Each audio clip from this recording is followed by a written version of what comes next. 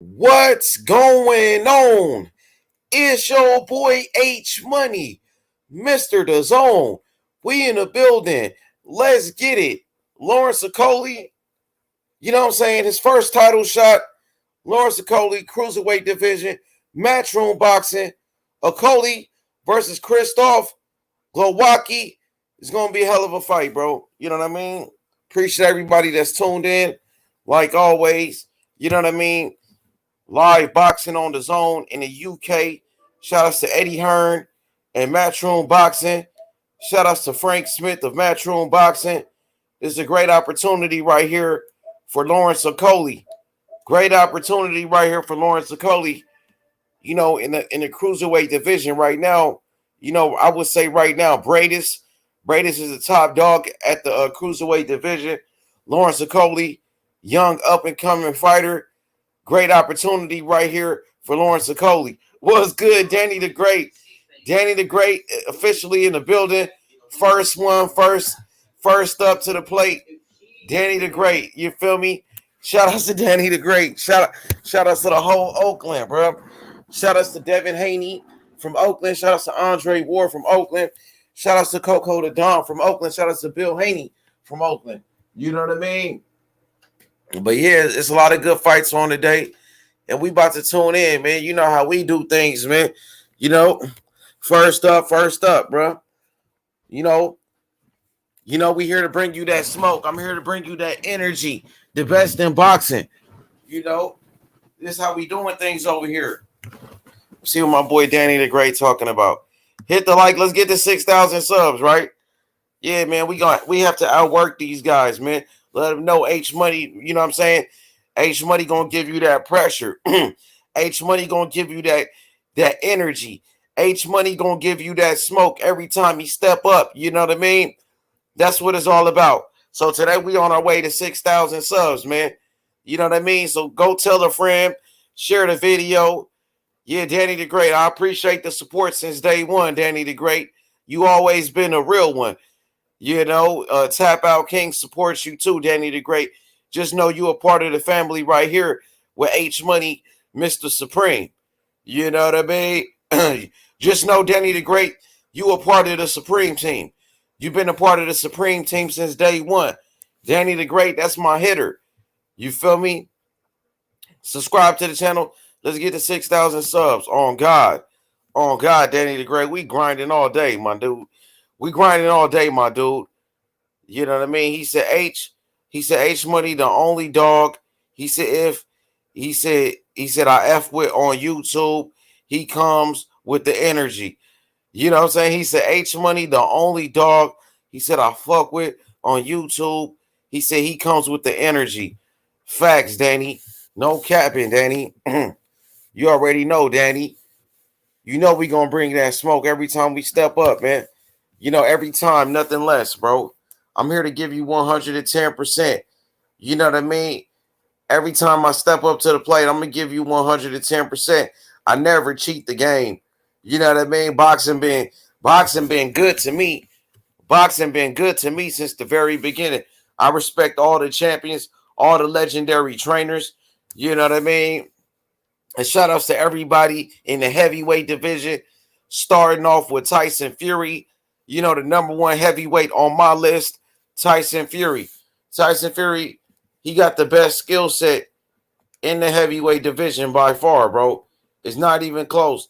Tyson Fury is the top dog in the heavyweight division at this moment, at this given time. Ain't nobody on the level of a Tyson Fury right now in this heavyweight division, bro. Danny the Great, I'm here to tell you, ain't nobody on Tyson Fury's level right now, bro. Tyson Fury on a different level from the rest of these guys in the heavyweight division by far, my boy. So, like I told people yesterday, I got Tyson Fury knocking out Anthony Joshua. Tyson Fury, his last performance against Deontay Wilder, it was on a different level. People could say what they want to say, but guess what? Tyson Fury went in there, he got the W, right? So you got to respect what Tyson Fury brings to the table as a fighter, as a champion.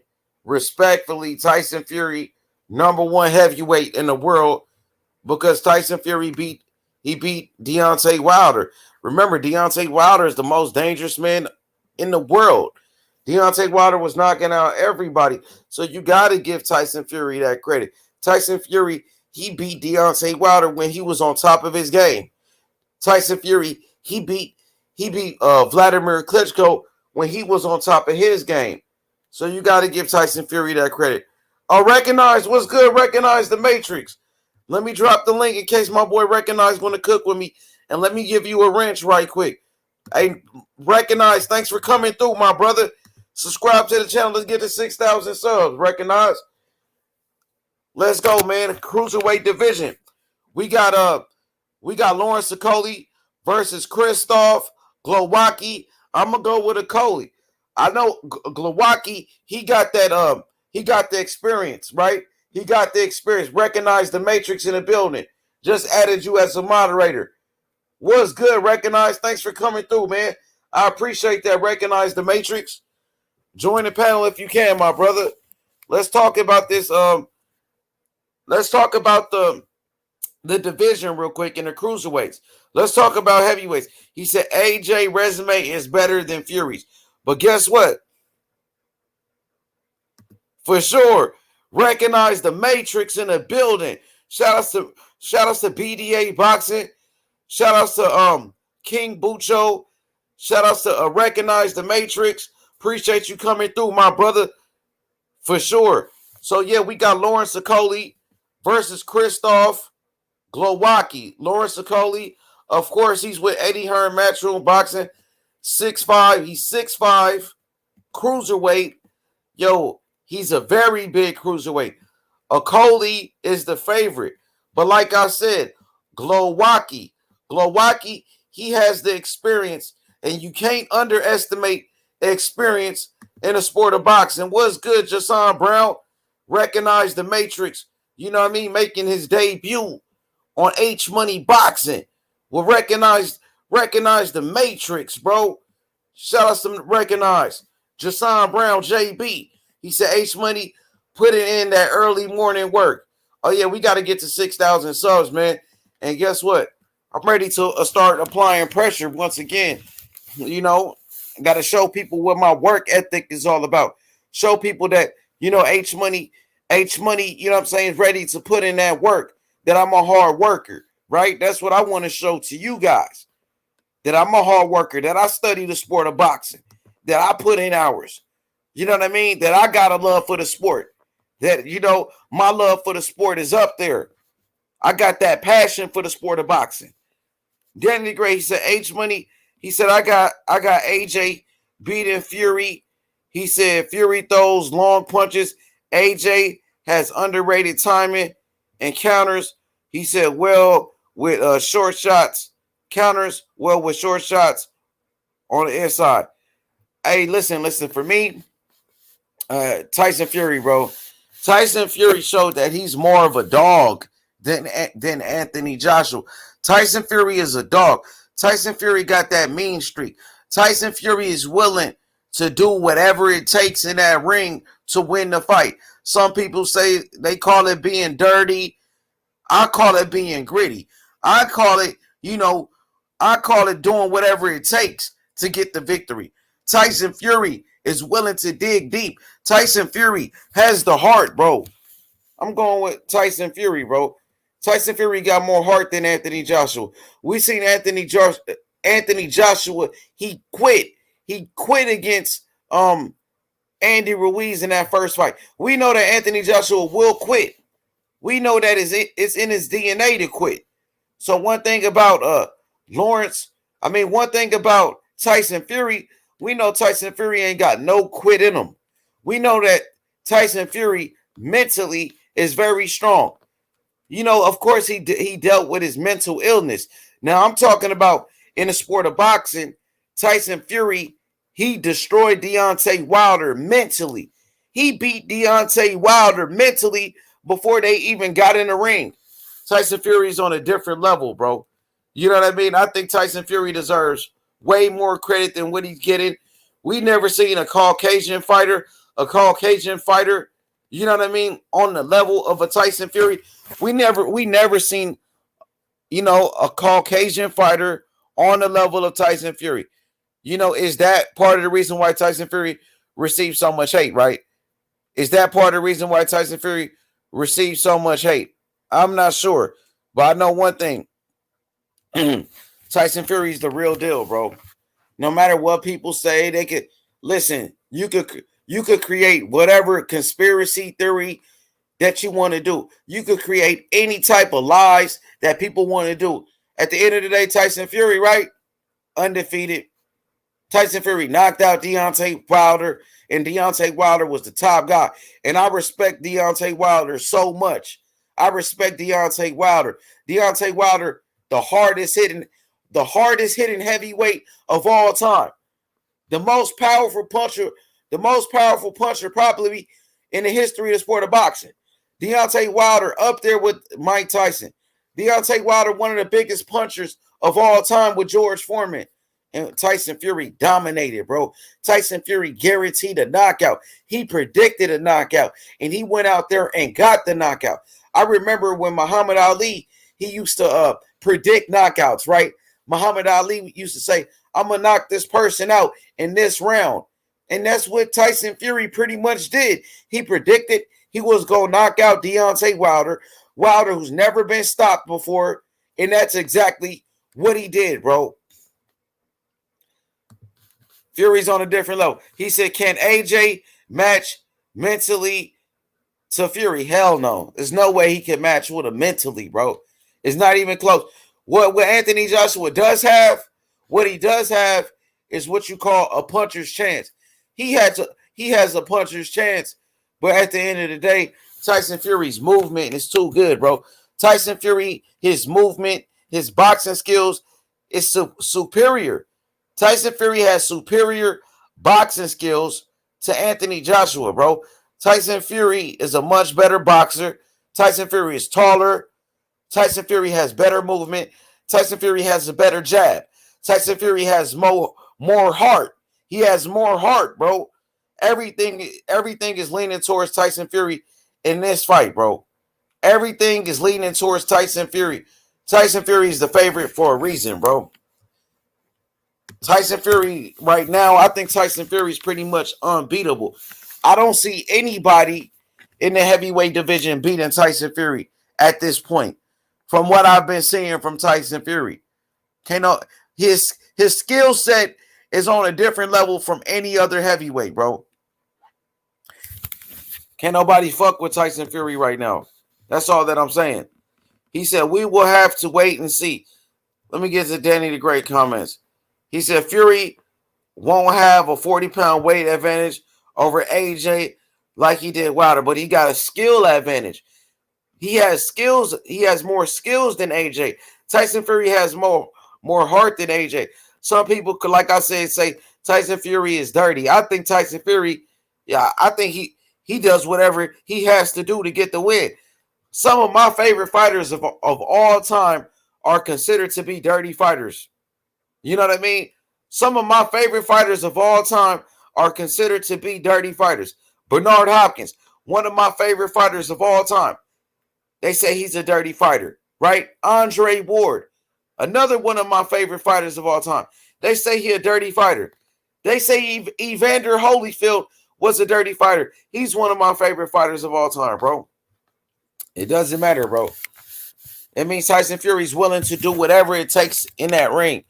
For real, bro. Tyson Fury beat Deontay Wilder. That's a better win. Tyson Fury has the best. He has a better win than Anthony Joshua. That Deontay Wilder victory is superior to any win on the resume of Anthony Joshua. And then Tyson Fury beat Klitschko when Klitschko was undefeated for 11 straight years. At that time, Klitschko was undefeated for 11 straight years. And Tyson Fury destroyed Klitschko. Tyson Fury won every round against Klitschko, bro. He won every freaking round against Klitschko, bro. Let's be real about that. Anthony Joshua, he got dropped. He got dropped by Klitschko.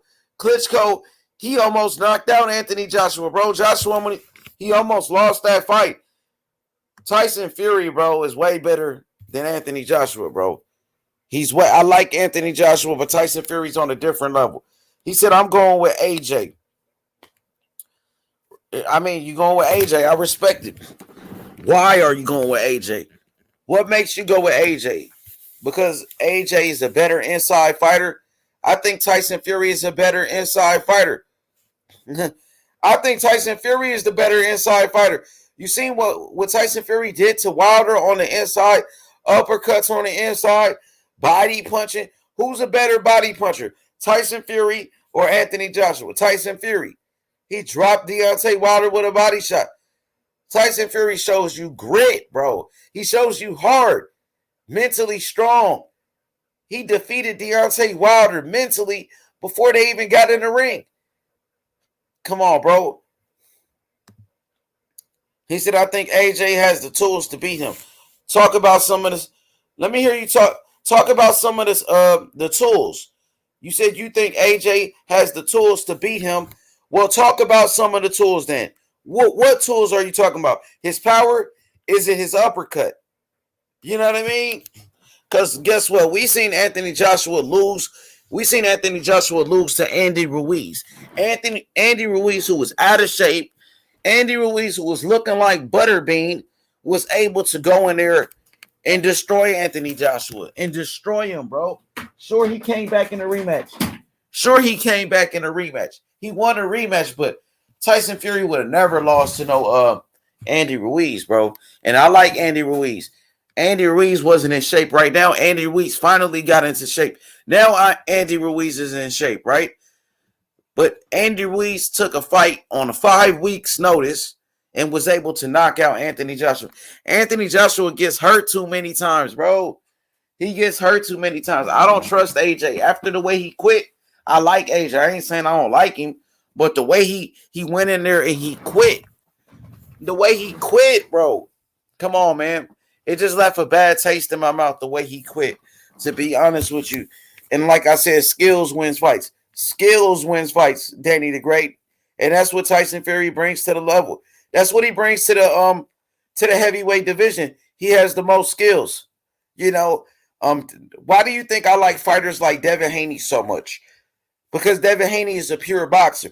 Devin Haney is a master boxer, similar to Tyson Fury, right? That's why I like Devin Haney. Devin Haney is a similar fighter to Tyson Fury. Because people say, oh, Devin Haney doesn't have power. And people say Tyson Fury doesn't have power. At the end of the day, Devin Haney got the skills. That's why if Devin Haney fight against Teofimo Lopez, I will pick Devin Haney. Because Devin Haney is a pure boxer. Devin Haney is a natural boxer. Tyson Fury is a natural boxer. Tyson Fury has the skills. Tyson Fury has the skills to pay the bills. That's all that I'm saying. He said, my favorite fighters are all masters boxers. So why you don't like Tyson Fury? If you like all master boxers, why you don't like Tyson Fury, who's the best boxer in the heavyweight division? You should like Tyson Fury if that's the case. He said Fury was Hopkins and Wilder was Tito Trinidad. He said Fury was Bernard Hopkins and Wilder was Felix Trinidad. And remember, Felix Trinidad was never the same after that fight, bro. Never the freaking same, bro. You know what I mean? Tyson Fury, exactly. Similar. Tyson Fury similar to Bernard Hopkins. Bernard Hopkins, a master boxer, right? A master boxer. Mentally strong Bernard Hopkins. Bernard Hopkins, who did whatever it takes in the ring to get the victory. Great. That's great right there. That's a great analogy by Recognize the Matrix. He said Fury was Bernard Hopkins and Wilder was Tito Trinidad. Facts. Trinidad got stopped. Trinidad got knocked out by Bernard Hopkins. Deontay Wilder got knocked out by Tyson Fury. And it's not talking bad about Deontay Wilder, but the better man won that night, bro. We love Deontay Wilder. We respect Deontay Wilder. But Tyson Fury won that fight. Fair and square. No matter what people say about different excuses, Waters being tampered with. They said Deontay Wilder, his water got spiked, or was it the costume, or was it Mark Breland throwing in the towel. No matter what it is, you can't take away the victory from Tyson Fury. But we got to stop making excuses for Deontay Wilder. Deontay Wilder got to take his loss like a man. Shout out to Mike from Boston. Join the panel, my brother. Mike from Boston. Salute to you. Everybody go check out Mike from Boston. He got a YouTube channel. Go subscribe to his channel. Mike from Boston, drop the link to your channel. Everybody go subscribe to Recognize the Matrix. Shout outs to BDA Boxing. You can find Recognize the Matrix. You can find him on BDA Boxing's channel. He's a part of the panel. You know what I mean? Much love and respect to him. He said, Danny the Great, salute, brother. Ringside MXBC. Tyson Fury is just a superior boxer, man. He's on a different level, bro. He's the best. He's the best heavyweight in the world. I think when Tyson Fury retires from the sport of boxing, he's going to be an all-time great. We've never seen a fighter like Tyson Fury in the history of boxing, where a Caucasian fighter, right? We never seen a white fighter like Tyson Fury dominate the heavyweight division the way Tyson Fury did, the way that he's doing. We never seen a heavyweight like Tyson Fury before, bro. It's the truth. It's the fucking truth, bro. Get over it, bro. People got to get over it. That the best heavyweight in the world is a white man. Get over it. Get over it, bro. That's what it is. The best heavyweight in the world is a white man. Get over it. It's about time that we embrace Tyson Fury for being such a great champion, bro. Tyson Fury is the only heavyweight in the world right now, you know what I mean, that had every belt. Lineal heavyweight champion, right? Ring Magazine, WBC, WBA, WBO, IBF, IBO. Tyson Fury had every belt in the fucking sport of boxing, bro. He's undefeated. Anthony Joshua is not undefeated. Tyson Fury is the only undefeated heavyweight right now. Wilder took a loss. AJ took a loss. Fury is still undefeated. Fury. Because nobody has figured out the Gypsy King. Has nobody figured out the Gypsy King yet? Nobody. He's a master boxer. And I think Tyson Fury right now, bro, is going down in history as a top 10 heavyweight. Tyson Fury will go down in history with fighters like Muhammad Ali. Tyson Fury will go down in history with fighters like Larry Holmes. Tyson Fury is cut from that same cloth as a Larry Holmes. I haven't seen a heavyweight be able to move the way that Tyson Fury moves ever since a fighter like Larry Holmes. You got to compare Tyson Fury to the Larry Holmes of the world. You got to compare Tyson Fury to the Muhammad Ali's, bro. With that type of movement from a heavyweight at 6'9", being so elusive, so quick, Tyson Fury is able to switch to southpaw like Marvin Hagler. Hagler was a switch hitter. Tyson Fury is a switch hitter like Terrence Crawford. This man is able to switch to orthodox southpaw. He could do everything. He can punch. He can box. He can move. Tyson Fury can bang. Tyson Fury's on a different level, bro. And I think it's about time people stop hating on Tyson Fury. Nah, I ain't got no cold, my boy. Tyson Fury on a fucking different level, my nigga. Can't nobody fuck with Tyson Fury, bro. Anthony Joshua, he gonna get punished, bro. And I like AJ. I know AJ got a lot of fans. I don't have anything against AJ. I know that Tyson Fury is the better boxer, bro. Check this out. He said you're only young, H. It's the truth, though, David Carr. It's the truth, my brother. Recognize the Matrix said Larry Holmes had the best. He said had the best heavyweight jab I've ever seen. I agree with that. Absolutely, bro. Absolutely, bro. Come on, Larry Holmes. He was 48-0, undefeated, 48 wins. Larry Holmes was the heavyweight champion for 7 years. Larry Holmes, bro, the most title defenses in the history of the heavyweight division. In the history of the heavyweight division. Dominated the heavyweight division.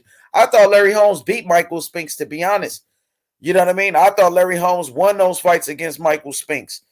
Larry Holmes, I got right now my top heavyweights of all time.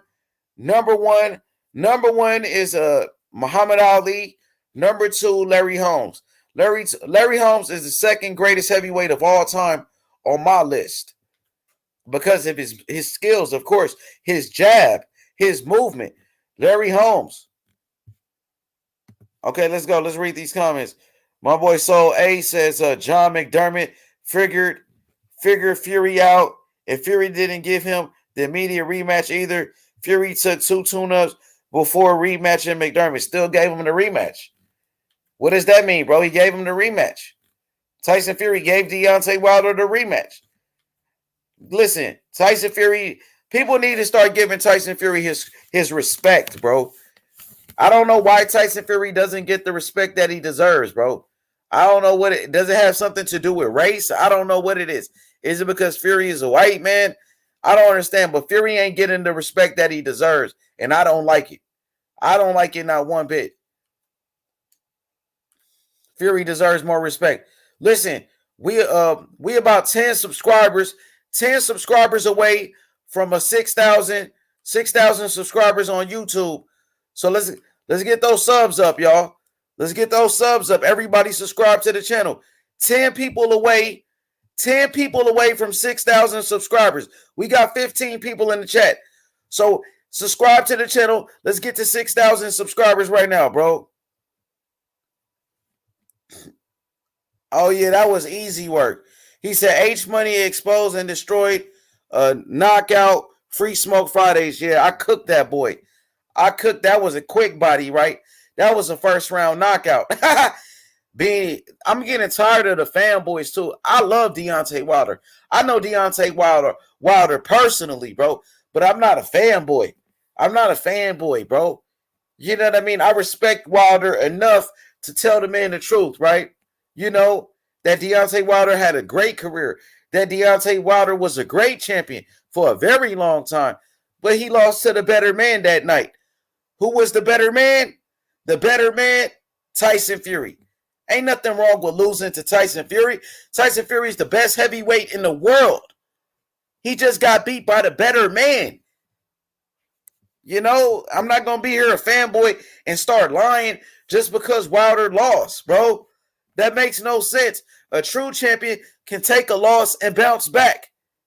Some of the shit that I heard, Mark Breland tampered the water. Mark Breland spiked the water. Then they was mad at Mark Breland for throwing in the towel. That's his job as the trainer. Because if anything would have happened to Deontay Wilder, if Deontay Wilder would have lost his life in the ring, if he would have died that night, Mark Breland would have had to live with that. Mark Breland would have had to talk about that. Mark Breland would have had to explain why he didn't throw in the towel. He would have been responsible for Deontay Wilder passing away and dying. And you know Deontay Wilder has a wife. Deontay Wilder got kids. I love Deontay Wilder. I'm happy Mark Breland threw in the towel and saved Deontay Wilder, right? But, you know, these fanboys, they mad at Mark Breland for saving Deontay Wilder. What type of sense does that make? If you really love Deontay Wilder, if you really respect Deontay Wilder, if you care about Deontay Wilder and his family, you should want Mark Breland to throw in a towel. Don't try to throw him under the bus because he saved Deontay Wilder. Fucking piece of shits, bro. These people don't care about Deontay Wilder. They don't care about him. They wanted to see Wilder get hurt. They wanted to see Wilder, they wanted to see Wilder end up in the hospital. They wanted to see Wilder pass away. If you don't want the traitor Mark Breland to throw in the towel and save him. That's why he's there. That's why Mark Breland is there, to save his fighter. Mark Breland been in the sport of boxing for over 30 years, bro. Mark Breland been in the sport of boxing for over 40 years, bro. And you never heard anything negative about Mark Breland until Wilder lost. You didn't hear anything these fanboys, these Deontay Wilder fanboys were saying until Deontay Wilder lost, bro. You had nothing bad to say about Mark Breland until Deontay Wilder lost. Take your loss like a fucking man and stop crying like a bitch. Rap Star Boxing Knowledge in the building. Keep cooking. Salute everybody. Shout outs to Rap Star Boxing Knowledge. And Rap Star, you was right, bro. Rap Star, you know your boxing, bro. You are a boxing historian, and you was right. Tyson Fury is the #1 heavyweight in the world. Tyson Fury is a superior boxer. Hey, Rap Star, I wanted to tell you this last night, right? I mean, that's why I like Devin Haney. Devin Haney has a similar skill set to Tyson Fury, right? Because people say, oh, Tyson Fury doesn't have power. Tyson Fury is pillow-fisted. People say the same thing about Devin Haney. Oh, Devin Haney doesn't have power. Devin Haney is a boring fighter. You hear people say the same thing about Tyson Fury. Tyson Fury is boring. No, Tyson Fury is not boring. Tyson Fury is he's a great boxer. Tyson Fury, he has tremendous skills. Tyson Fury is a master boxer. Tyson Fury is a technician. Tyson Fury is a smart fighter. That's why people like Mayweather respect Tyson Fury. That's why Mayweather, he won money on Tyson Fury against Klitschko. Because Mayweather knows what type of boxer Tyson Fury is. Tyson Fury has an American style. Tyson Fury has the shoulder roll defense. Tyson Fury knows how to box. Exactly. Skills pay the bills. You know, that's why I like Devin Haney, because Devin Haney he's a pure boxer. He's a pure boxer, similar to Tyson Fury. Similar styles. You know, they are different. Of course, Tyson Fury is a heavyweight. Of course, Tyson Fury is 6'9".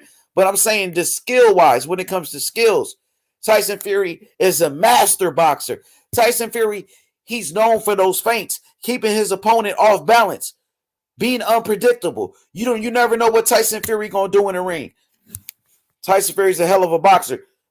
I love Tyson Fury, bro. What a great fighter. What a great champion Tyson Fury is, bro. And Tyson Fury, one thing about him, he's an inspiration for a lot of people. For people that dealt with mental health. Mental health. Tyson Fury showed you that you're not the only one going through this. You're not the only one going through this type of illness, right? And Tyson Fury bounced back against all odds. Shocked the world. Tyson Fury beat Deontay Wilder. Not only did he beat him, but he stopped him. He stopped him, bro. And nobody gave Tyson Fury an opportunity the same way nobody gave Muhammad Ali a chance in beating nobody gave Muhammad Ali a chance in beating George Foreman. Nobody gave Muhammad Ali a chance against George Foreman. Nobody gave Muhammad Ali a chance against Sonny Liston. Similar to Tyson Fury, Deontay Wilder. People thought Deontay Wilder was going to kill Tyson Fury. Nobody gave Tyson Fury a chance against Deontay Wilder. And Tyson Fury, he beat the baddest man on the planet. Tyson Fury, he knocked out the most dangerous man in the world in Deontay Wilder, bro. You know what I mean? Listen, bro. The man deserves his credit. Tyson Fury is a superior boxer. He's a phenomenal fighter. He's a great talent. We never seen a fighter like Tyson Fury at 6'9", being this fast, this elusive, this quick, this slick, this strong, this powerful. We never seen a heavyweight like Tyson Fury in the history of boxing. Shout out to my boy Ahmed. Ahmed, salute, my brother. Salam, my brother Ahmed. So let's get to some comments. He said, then why is Mayweather backing AJ for this fight? Does Mayweather know something we don't know? Why is Mayweather backing AJ for this fight? This is a big fight. Mayweather is friends with Anthony Joshua. Mayweather and Anthony Joshua, they have a friendship. So, of course, Mayweather is going to back his friend. That's his friend. So Mayweather is going to support Anthony Joshua because they got a relationship. They have a friendship. But at the end of the day, we know that Mayweather, he likes Tyson Fury as a fighter. Mayweather, he won money on Tyson Fury against Klitschko. Mayweather won money on Tyson Fury, bro. He won plenty of money on Fury. Mayweather picked Tyson Fury to beat Vladimir Klitschko. Mayweather, he picked Tyson Fury to beat Deontay Wilder. Mayweather is a fan of Tyson Fury. Anthony Joshua is his friend. That's why, bro. He said, ask any boxer or some trainers, they think Fury is a special talent. Yeah. I remember Terrence Crawford. Terrence Crawford, after the Deontay Wilder fight, after Tyson Fury knocked out Deontay Wilder, Terrence Crawford said that Tyson Fury is the best heavyweight in the world. Terrence Crawford, who I got Terrence Crawford #1 pound for pound. Terrence Crawford said that Tyson Fury is the #1 heavyweight in the world, bro. So yeah, there are other fighters in the sport of boxing. The rest of the great champions like Terrence Crawford, Floyd Mayweather, Devin Haney, everybody respects Tyson Fury. Everybody knows Tyson Fury is a special talent. Any boxer in the world, any trainer, they all know Tyson Fury is a great champion. The only people that don't like Tyson Fury are the haters, bro. You know what I mean? What's the name? I like Steve Cunningham. But Steve Cunningham is mad that Tyson Fury knocked him out. Tyson Fury is the only man to knock out Steve Cunningham. And the way that Tyson Fury knocked out Steve Cunningham, it was vicious, bro. Vicious. It was one of the most brutal knockouts I've ever seen, the way Tyson Fury knocked out Steve Cunningham, bro. It was brutal. It was savage. Tyson Fury is a savage in the ring, bro. He got that mean streak. Remember Tyson Fury licking the blood off of Deontay Wilder? The man loves to taste the blood. He's a warrior, bro. He's a gypsy king. The gypsy king, Tyson Fury. Fighting is in the blood of Tyson Fury. Tyson Fury comes from a family of fighters. His brother is a fighter. You know what I mean? His father was a fighter. His grandfather was a fighter. Listen, Tyson Fury comes from a family of fighters. On his mother's side, they were bare-knuckle fighters. On his mother's side, there were bare-knuckle fighters. On his father's side, Tyson Fury comes from a strong family. That gypsy background. You guys don't know that Tyson Fury actually dropped out of high school, I believe, at 14 years old. Tyson Fury dropped out of high school at 14 years old, because of boxing. Because he wanted to be a full-time boxer. Tyson Fury dropped out of high school as a teenager. As a teenager, he dropped out of school to become a full-time boxer. Who else did that, bro? You can't even name another fighter. Tyson Fury started boxing at 7 years old. He's a natural. He's been boxing his whole life. Tyson Fury was born as a fighter. Tyson Fury was born to be a fighter. Tyson Fury, he was named after Mike Tyson. He was named after a fighter, a legendary champion, Mike Tyson, bro. Exactly. He said Fury came out the womb throwing hands. Facts. You can't say that about Anthony Joshua. You can't say that about Deontay Wilder. Tyson Fury similar to Floyd Mayweather in a way where Floyd Mayweather was born to be a fighter. Floyd Mayweather's father was a fighter. His uncles were fighters. Just like Tyson Fury, his father was a fighter. His uncles was fighters, bro. Ben Israel joined the panel, bro. He said, the Gypsy Queen love crack. You wasn't saying that in the first fight. You wasn't saying Tyson Fury was a Gypsy Queen until he beat your favorite fighter, Deontay Wilder. Come on, man, Ben Israel. You can't be a fanboy, dog. Please stop being a fanboy. You didn't say he was a cheater until he beat your favorite fighter, Deontay Wilder. Why you wasn't saying he was a cheater at first? You waited for Tyson Fury to beat up Deontay Wilder. Then you start calling him a cheater, bro. And now you disrespecting him and calling him a crackhead and all of that, bro. Listen, ain't nobody perfect. You're not perfect, Ben Israel. You can't judge anybody, bro. I'm not here to judge anybody. Come on, bro. So many fighters. Mike Tyson was on cocaine. Mike Tyson was on drugs. But I don't hear you calling Mike Tyson a crackhead. Tyson Fury changed his life. Ain't nobody perfect, Ben. Come on, man. Don't be a sore loser, bro. Take your loss like a man, dog. You wasn't calling Tyson Fury a cheater until he whooped Deontay Wilder's ass, bro. You waited for Wilder to get beat. Now you want to call. Why you wasn't calling Tyson Fury a cheater in their first fight? You knew Tyson Fury tested positive before the first fight. You knew Tyson Fury got caught. He got caught before he got suspended before the first fight. But you waited for Wilder to lose to start calling him a cheater. And I feel like that's being a sore loser, bro. Take your loss like a man, dog. Take your loss like a man, my nigga. You didn't say anything about Tyson Fury being a cheater until Wilder took his ass whooping, dog. And I love Wilder, bro. But now that's being a fanboy, dog. Stop. Come on, bro. And I got a lot of love for Ben. Ben, you my dude, you my guy. I got love for you, bro. But you got to take your loss like a man, dog. I can't respect that, Ben. I can't respect it. Take your loss like a man. A true champion, bro. We represented America, bro. You know what I mean? Come on, man. We got to make an example. We got to set the tone. We got to raise the bar. You can't go out like that, Ben. Take your loss like a man, dog. Now you call it a man a crackhead. Come on, bro. So many great champions, so many great athletes dealt with their demons in and out the ring, bro. Come on, man. Pernell Whitaker, he was on drugs at one point. Aaron Pryor, he was on drugs. But you don't call Aaron Pryor a crackhead. You don't call Pernell Whitaker a crackhead, bro. Come on, man. We got to do better than that, bro.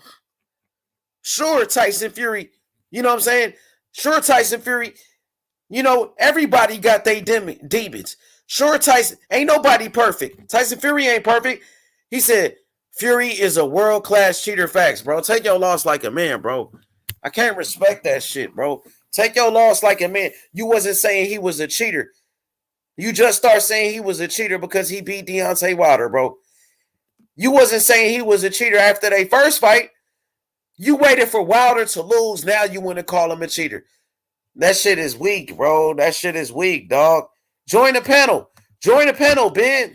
Tyson Fury, the best heavyweight in the world, bro. But you know what makes Tyson Fury the best heavyweight in the world, Ben? Is that he beat Deontay Wilder. Because Deontay Wilder was such a great champion. And Tyson Fury beat the most dangerous man in the world, Deontay Wilder, bro. Hit the like button, subscribe to the channel. That's what makes Tyson Fury number one. Because he beat Deontay Wilder. Salute. SSB. No, that's Sab. Sab won. What up, Sab? Harplo, what's good? Yeah, man, you come on, Ben. You got to take your loss like a man, bro. You know what I mean? If one of my favorite fighters took a loss, bro, I'm going to take it like a man. I'm not going to sit here and make excuses. That doesn't make you a Deontay Wilder fan, bro. Because you call Tyson Fury a cheater. That you think that's showing support to Deontay Wilder. That's where the game is fucked up. People think that's supporting Deontay Wilder just because you call Tyson Fury. Oh, that's showing Wilder love. That's showing Wilder respect. No, that's not, bro. What's showing love and respect for the sport of boxing, is taking your loss like a man. That's what it is. Telling the truth. Giving Deontay Wilder his credit as a champion. Deontay Wilder, he had a great career. Devastating puncher. The most dangerous man on the planet. I give him his credit, bro. But the better man won the fight. The better man won that night, and that was Tyson Fury, bro. Can't be a sore loser. Let's go. Let's go. Nah, ain't no F Tyson Fury, bro. Join the panel if you got something to say, Scott. Don't be in the chat being a keyboard warrior, bro. Take your loss like a fucking man, bro. You sound like a bitch right now, bro. You sound like a bitch, bro. Take your loss like a man, bro. Take your loss like a man, bro. You sound like a bitch. Tyson Fury, the best heavyweight in the world, bro. Because he beat the top guys. Tyson Fury, the only undefeated heavyweight champion, bro. Can't nobody beat Tyson Fury, bro. Yeah, that's all I'm saying, Aki. Salute to my boy Dory Jones. Tyson Fury is a great heavyweight, bro. He's the best heavyweight of this era. He beat the top guys. He beat Deontay Wilder. He beat Klitschko when Klitschko was on top of his game. You know what I mean? He's very young. Tyson Fury only 32 years old. Tyson Fury, he goes out there, he beats Anthony Joshua. That's going to make Tyson Fury the best heavyweight of this era. Going to make him the best heavyweight of this era, bro. What's good? MMA champ, what's good, my boy? Salute, Aki. What's good, Ak? What's popping? Nothing much, my guy. Let's talk about it. Tyson Fury, the best heavyweight in the world. Do you agree with me? You know, Tyson Fury knocked out Wilder fair and square. He did what he had to do. He changed up his game plan and he knocked out Wilder. Wilder, is known to be chinny, and also that Fury was 270 pounds. But people always like to jump to conclusions. Just use your common sense. A 270 pound guy and Wilder, who is chinny, like, come on, guys, it's not always cheating. Fury uh beat Wilder fair and square. He's going to fight AJ. It's going to be a great fight. Undisputed. You guys are saying you don't want undisputed? Do you see how dumb that sounds? So, what do you think about the Deontay Wilder fanboys saying Tyson Fury is a cheat?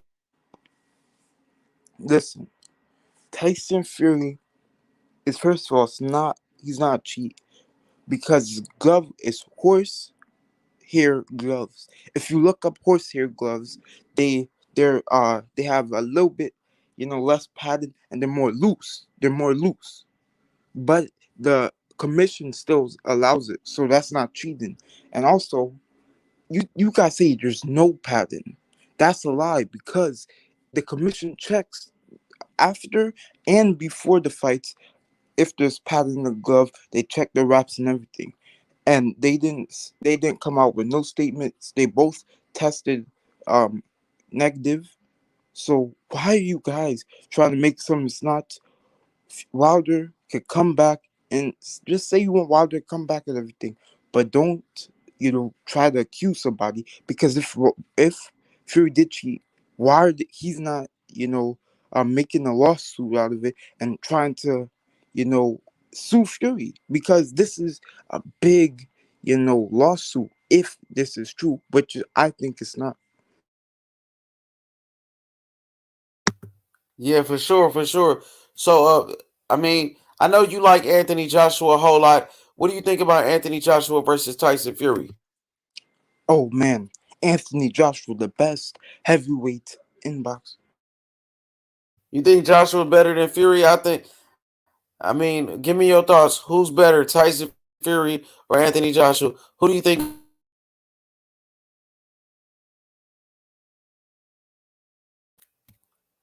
Who wins that fight? Anthony Joshua, Tyson Fury, MMA champ. I'm going with Tyson Fury.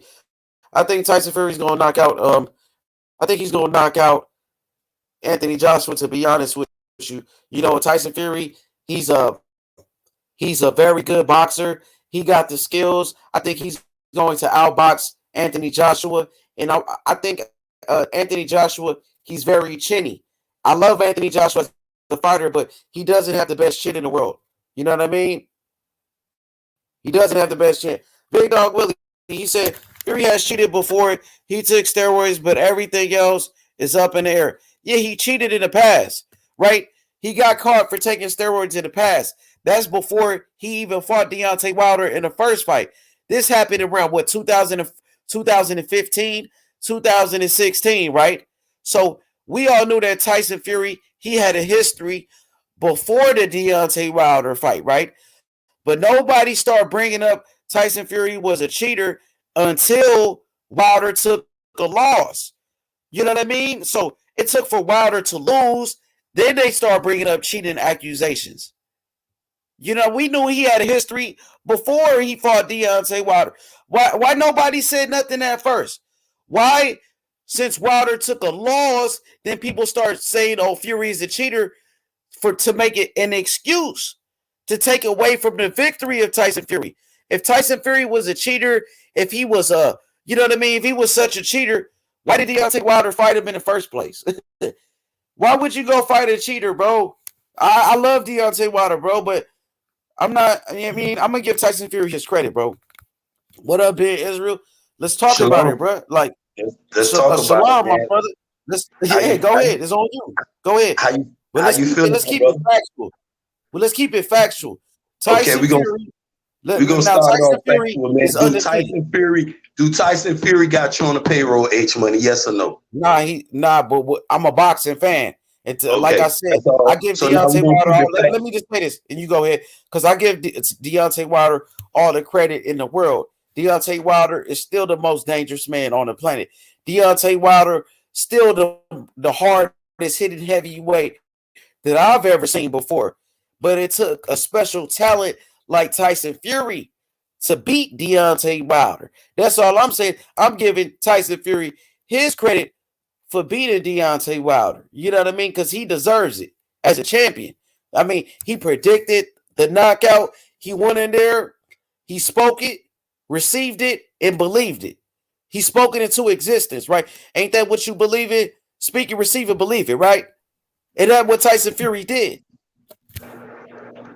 Go ahead, my brother. It's on you. That's not what he did, though. But we're gonna give it to him, though. But before that, Tyson Fury is a good talent, though. You take all the cheating off the table, and then you ask yourself, why do a person with this much talent got to resort to such tactics, though? Why do a person with this much boxing skills, H Money, got to resort to this type of behavior? Why? With all the skills set, with all the ring generalship, with all of the boxing, the irk and jerk, with all that he possessed in his arsenal, why he resort to cheating in the big stage of his career? Why he go to cheating? Why he can't test negative under these, you know what I'm saying, for these drug tests? Why he can't do it clean? That's what I'm speaking. I'm speaking for the real boxing fans who like the clean sport. Boxing is a dangerous sport by itself, H Money. Without any side effects, boxing is the most deadliest sport on the planet right now, outside of the streets. Boxing is that sport, and I love that sport. So if Deontay Wilder is not able to take a gun to the ring with him, Tyson Fury or any other athlete that get in that ring should not be allowed to cheat, bro. That's all I'm standing on. Bro, he didn't cheat him, bro. He cheated. Listen, he never cheated Deontay Wilder. He went in there. Wait. No, he didn't. Let me say it. So why you haven't proved it yet? So I'm saying, why you haven't proved it? Where's your evidence? Where's your evidence that he cheated? I'm waiting. And then And then Mark Breland got blamed for no reason for saving him and throwing in the towel. And you would say, oh, you wanted to see Deontay Wilder keep fighting. Mark Breland was wrong for saving Deontay Wilder. He was wrong for throwing in the towel for saving Deontay Wilder. But yet you said you care about Deontay Wilder. Wait, let me say this. You said that you care about Deontay Wilder. That you love Deontay Wilder, but you mad that Mark Breland saved him? If you're going to quote me, you got to quote me correct, H. Don't quote me correct. You had a problem with Mark Breland stopping the fight. No, you had a problem with Mark Breland stopping the fight, bro. Mark Breland did the right thing, bro. And Terrence Crawford and the other great champions that was live at the fight, they said he could have stopped the fight earlier. Wilder, his legs wasn't there. So no matter what excuse that you keep making every day, Ben, you wasn't saying this cheater shit in the beginning when they first fought each other. So it took for Wilder to take a loss. Now you start using the cheating in the past as an excuse for why the man lost.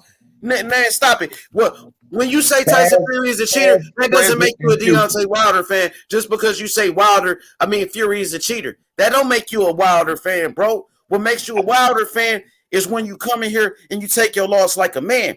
And you tip your hat off to Tyson Fury for being the better fighter. Just take it, huh? No, I'm saying, what you mean? He lost fair and square. How did he cheat? How did he cheat, bro? What did he do? See, this is where we at, though, H. This is where every boxing fan. Give the man his credit, bro. It's on whose side you believe. You know what I'm saying? Where you standing at with it. If you Where's your evidence, though? Where's your evidence for your claims? Where's your evidence, bro? Where's your evidence that Mark Breland spiked the water? I'm waiting. If you say you love Where's boxing, your evidence that Mark Breland spiked his water? Where's your evidence that Mark Breland sparked the water, my brother? You asked me for my evidence? Yeah. I'm waiting, my brother.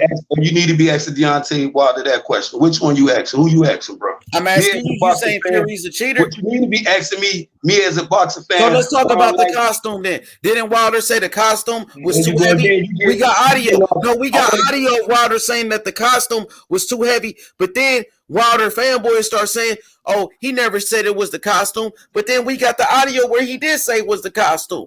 So which one is it, bro? Take it like a man, Ben. I respect you as a general. I respect you as a soldier. You know what I mean? And you got great boxing knowledge. But Ben, we got to be able to take our losses like a man, bro. That's all that I'm saying. And this is what you got to learn to do, H. This is why I let you get off. This is what you got, and this is what the other fans got to learn to do. And this what I'm keep. And this was confusing. This is why you confused, H. If this man would have beat Deontay Wilder fair and square, I would have been his biggest supporter, bro. But this man still got dirty shit all in his closet, bro. I'm not gonna address it. That's not my guy. You feel what I'm saying? Tyson Fury is not my guy. I don't like cheaters in the sport, bro. If you're gonna do this, you'll do it the right way, bro. There's a lot of athletes, man, getting cheated because of cheaters in their way, bro. A lot of athletes who work hard every day, get up, run, exercise, train, day in and day out. Stay away from their family. Don't even have sex the way they supposed to. These fighters are getting cheated from the Tyson Fury that's in the sport. You feel what I'm saying? You got it. And Tyson Fury is talented. H, you know how talented he is. Why do a person with this type of boxing level got to resort to cheating? Explain that. Bro, he did not cheat. He beat Deontay Wilder fair and square. They did drug testing. Wait, let me say this, bro. They did drug testing. They did drug testing. Tyson Fury test positive. Wait up, Ben. Ben, I got a question for you.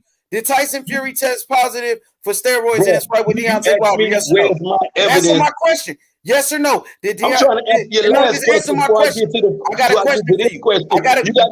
You're trying to duck my question. You're ducking my question. I'm asking. Let me answer. Did Tyson Fury? You ready for the debate now? You over talking. We can't talk at the same time, Ben. I'm asking you. Did Tyson Fury test positive for steroids in his fight with Deontay Wilder? Yes or no? I don't know what he tested positive for. Yes or no, bro? I don't know what he. You know he didn't test positive, bro. Stop bullshitting. Ask about them other. You're bullshitting right now, bro. Take your loss like a man, bro. Ask the question about the other fights, bro. He got beat, bro. Your boy got beat. Stop making excuses, bro. You know what I mean? Let me read this super chat. Taylor Bill said, H Money killing the live streams, man. You know what I mean? Hey, shout outs to Ben Israel. I got a lot of love for Ben Israel, but Ben is wrong right here. Ben, you got to take your loss like a man. If Earl Spence happens to lose a fight, I don't want to hear you start saying Earl Spence was drugged. And I don't want to hear you say Earl Spence was drugged. Biz people, they getting drug tests, bro. Dude ain't even playing. We checking your glove. We checking your glove, your trainer glove. You get drug tested, your trainer getting drug tested. Didn't Tyson Fury get drug tested? Didn't Tyson Fury get drug tested? He was drug tested, bro. And you still trying to make excuses. You're not making sense right now, bro. Protecting these people, bro. The power that BB out here protecting. Take your loss like a man, Ben. You gotta learn how to take your loss like a man, bro. That's all I gotta say. Which one? That's all I gotta say. Tyson, I mean, this doesn't make Deontay. This Deontay Wilder still a great champion, bro. He just got beat. No, he just got beat by the better men that night. Man, that's all that happened, bro. Who's to say he got beat though? He did get beat. What the fuck? You didn't watch the fight? He got stopped in the 7th round. I watched the fight. Then you don't want to accept defeat, bro. That's what you don't want to accept defeat, bro. Nah, I'm saying, no, listen. Deontay Wilder, after they first fight with Tyson, his first fight with Tyson Fury, Deontay Wilder, he kissed Tyson Fury. And he said he loved Fury. Fury is my brother. He wasn't saying Fury was a cheater after the fight. He kissed Tyson Fury and said, I love Tyson Fury. Fury is my brother. But now all of a sudden he lost. Now Fury is a cheater and all of that, bro. Come on, man. That's not good, bro. That's not a good look, man. Man, You know, you win some, you lose some. At the end of the day, you win some, you lose some, bro. Everybody ain't gonna be Floyd Mayweather. Everybody ain't gonna be undefeated like Tyson Fury. Everybody ain't gonna be undefeated like Andre Ward at the end of the day, right? Deontay Wilder's still a killer. Deontay Wilder's still a beast. He's still a Hall of Famer, Ben. He's still a Hall of Famer, my brother. Not. You finished, bro? Because I want to answer some more questions, bro. Go ahead. Ask me whatever. I'm ready to answer all questions. You asked me what evidence do I got, and I told you I don't need no evidence. It's all of what them other people's accusing Tyson Fury of. Tyson Fury, listen, including his sparring partner, the people Klitschko, you know, that shit, the list go on and on. Man, I'll pull out a whole notebook on that motherfucker, bro. But why be? What that got to do with Deontay Wilder getting beat? Listen, this don't got nothing. You knew that before Wilder fought him, though. All that shit happened before Wilder fought him, and you still fought him. If he was a cheater, it's me putting Tyson Fury in the category of a cheater, and you keep trying to throw him in there with Deontay Wilder. They did fight. The fight is over with. The judges ruled. Mark Breeny throw it in the tower. It's on. It's past us. But the allegation behind the fight, H Money, that's what I'm addressing. I ain't talking about. It's over. That fight is over with. It's done with. They don't rule in that. Mark Breeden threw in the towel. I wasn't in agreement with throwing in the towel. I'm agreeing on what you say. If I'm your trainer and you telling me, Israel, man, look, man, when I go in here, if Cuckoo Bam Bam be beating my ass, don't throw in the towel. And I'm looking at you and you getting the brakes beat off you. You come back to the corner and I'm telling you, man, what's up? You all right? You know what I'm saying? I'm not feeling this shit here. But you telling me I got it. Past experience fights you've been in, you don't shit. To me, he was in the same fight with motherfucking the Cuban sensation. But it wasn't these allegations behind.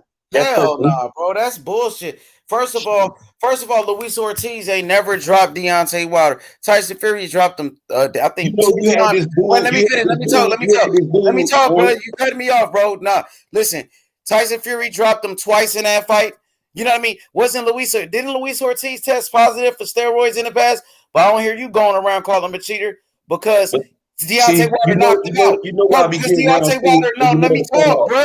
Let me talk. Deontay Wilder was able to knock out Luis Ortiz. That's why you didn't call him a cheater. You know what I mean? So he got caught taking steroids, but you never said anything about that shit, bro. At the end of the day, the man lost, and now you're looking for excuses at the end of the day. You got to take your loss like a man. I don't respect that, bro. You got to take your loss. I respect you, but I don't respect the fact that you're making excuses right now, bro. That's all that I'm saying, bro. Excuses or facts, bro? Bro, what facts are you? Where's your evidence at? Ask all the mother people. That Tyson Fury cheated Deontay Wilder. I'm getting in the ring. Deontay Wilder wasn't able to bring no evidence. Let me say this. I'm gonna let you know it's gonna be on an even playing field because I know him. I'm not playing. If Deontay, listen, where's the evidence that it's been over a year? And now you upset that Mark Brilliant stopped the fight? When Mark Brilliant, that's his job as a trainer. If Wilder said, no, wait, let me talk, bro. Let me talk. If Wilder was saying, oh, don't throw in the towel, let me die in the ring, so you think he gonna let him do that? Fuck no, bro. This man knows Deontay Wilder's kids. He knows his family. He knows his wife. You don't think he's gonna save Deontay Wilder from himself? So you wanted Wilder to go in the ring and die then? You wanted Wilder to go out there and die if that's what he wanted to do? If Wilder said, I want to die in the ring, so you want to see him die in the ring? That's what you're telling me. Since that's what he said he want to do. So you want him to do it? So who you going to get mad at? The person that said it or the person that's repeating it? I'm getting mad at the fans for supporting some bullshit, saying, oh, let him die in the ring. Or I'm getting mad at the fans, Deontay Wilder fanboys, for saying Mark Brilliant was wrong for stopping the fight. Mark Brilliant was wrong for saving Deontay Wilder's life. Those people are entitled to, see, you entitled to your opinion, H. Nah, you know what some bullshit is that? You know what the bullshit is, though, man? Let me say this, and I'm going to be quiet. I'm about to go on mute. Let me say this, I'm going on mute, and it's all on you. You know what the bullshit is? That you waited for Deontay Wilder to lose to Tyson Fury to call him a cheater, because you wasn't saying that cheater shit in their first fight. You wasn't saying that cheater shit before the second fight. And you knew that Nicholas Asbury, his sparring partner, was saying shit about gloves. You knew that Tyson Fury tested positive for steroids in the past. But why you didn't say shit at first? You waited for Wilder to lose, then you start coming with these excuses, bro. And that's weak, and the world knows it, bro. Go ahead, it's on you. You sure? It's all you. It's all you, man. Because how you know, and this is why those people entitled to their opinion, H. Whether Deontay Wilder, and this is what I was getting at early before you cut me off. You know I was heading at with it. If you my guy, you my guy, H. You know I fuck with you. You to the 100. You know what I'm saying? And if you tell me, bro, we in Memphis. You tell me, man, we finna roll up here on the south side. We finna just whatever. We finna just do. We jumping out. We hitting whatever. And then I get around the corner and I get a change of heart. You feel what I'm saying? Who to blame right here, me or you? I was down with it from the beginning now. But as soon as I get to this red light, I got a problem. You know what I'm saying? Deontay Wilder asked for that.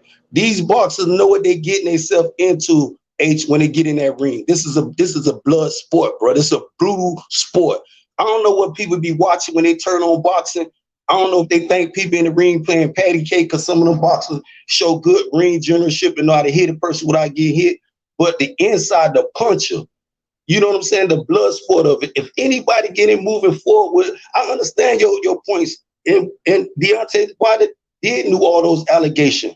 But this what made Deontay Wilder separate, though, giving the people, a person, anybody, a second chance. Hell, he'll give me a motherfucking job. You feel me? He that type of person, though, bro. Do we take advantage of people like this? Of course not. Do evil people take advantage of this? Of course they do. They capitalize on these situations. This is why he wiggled himself out the rematch instead of just honoring that. That's what I was talking about. All these things here, H. You feel what I'm saying? You just can't, oh, he got his ass whooped. Take it like a man. Let's move on.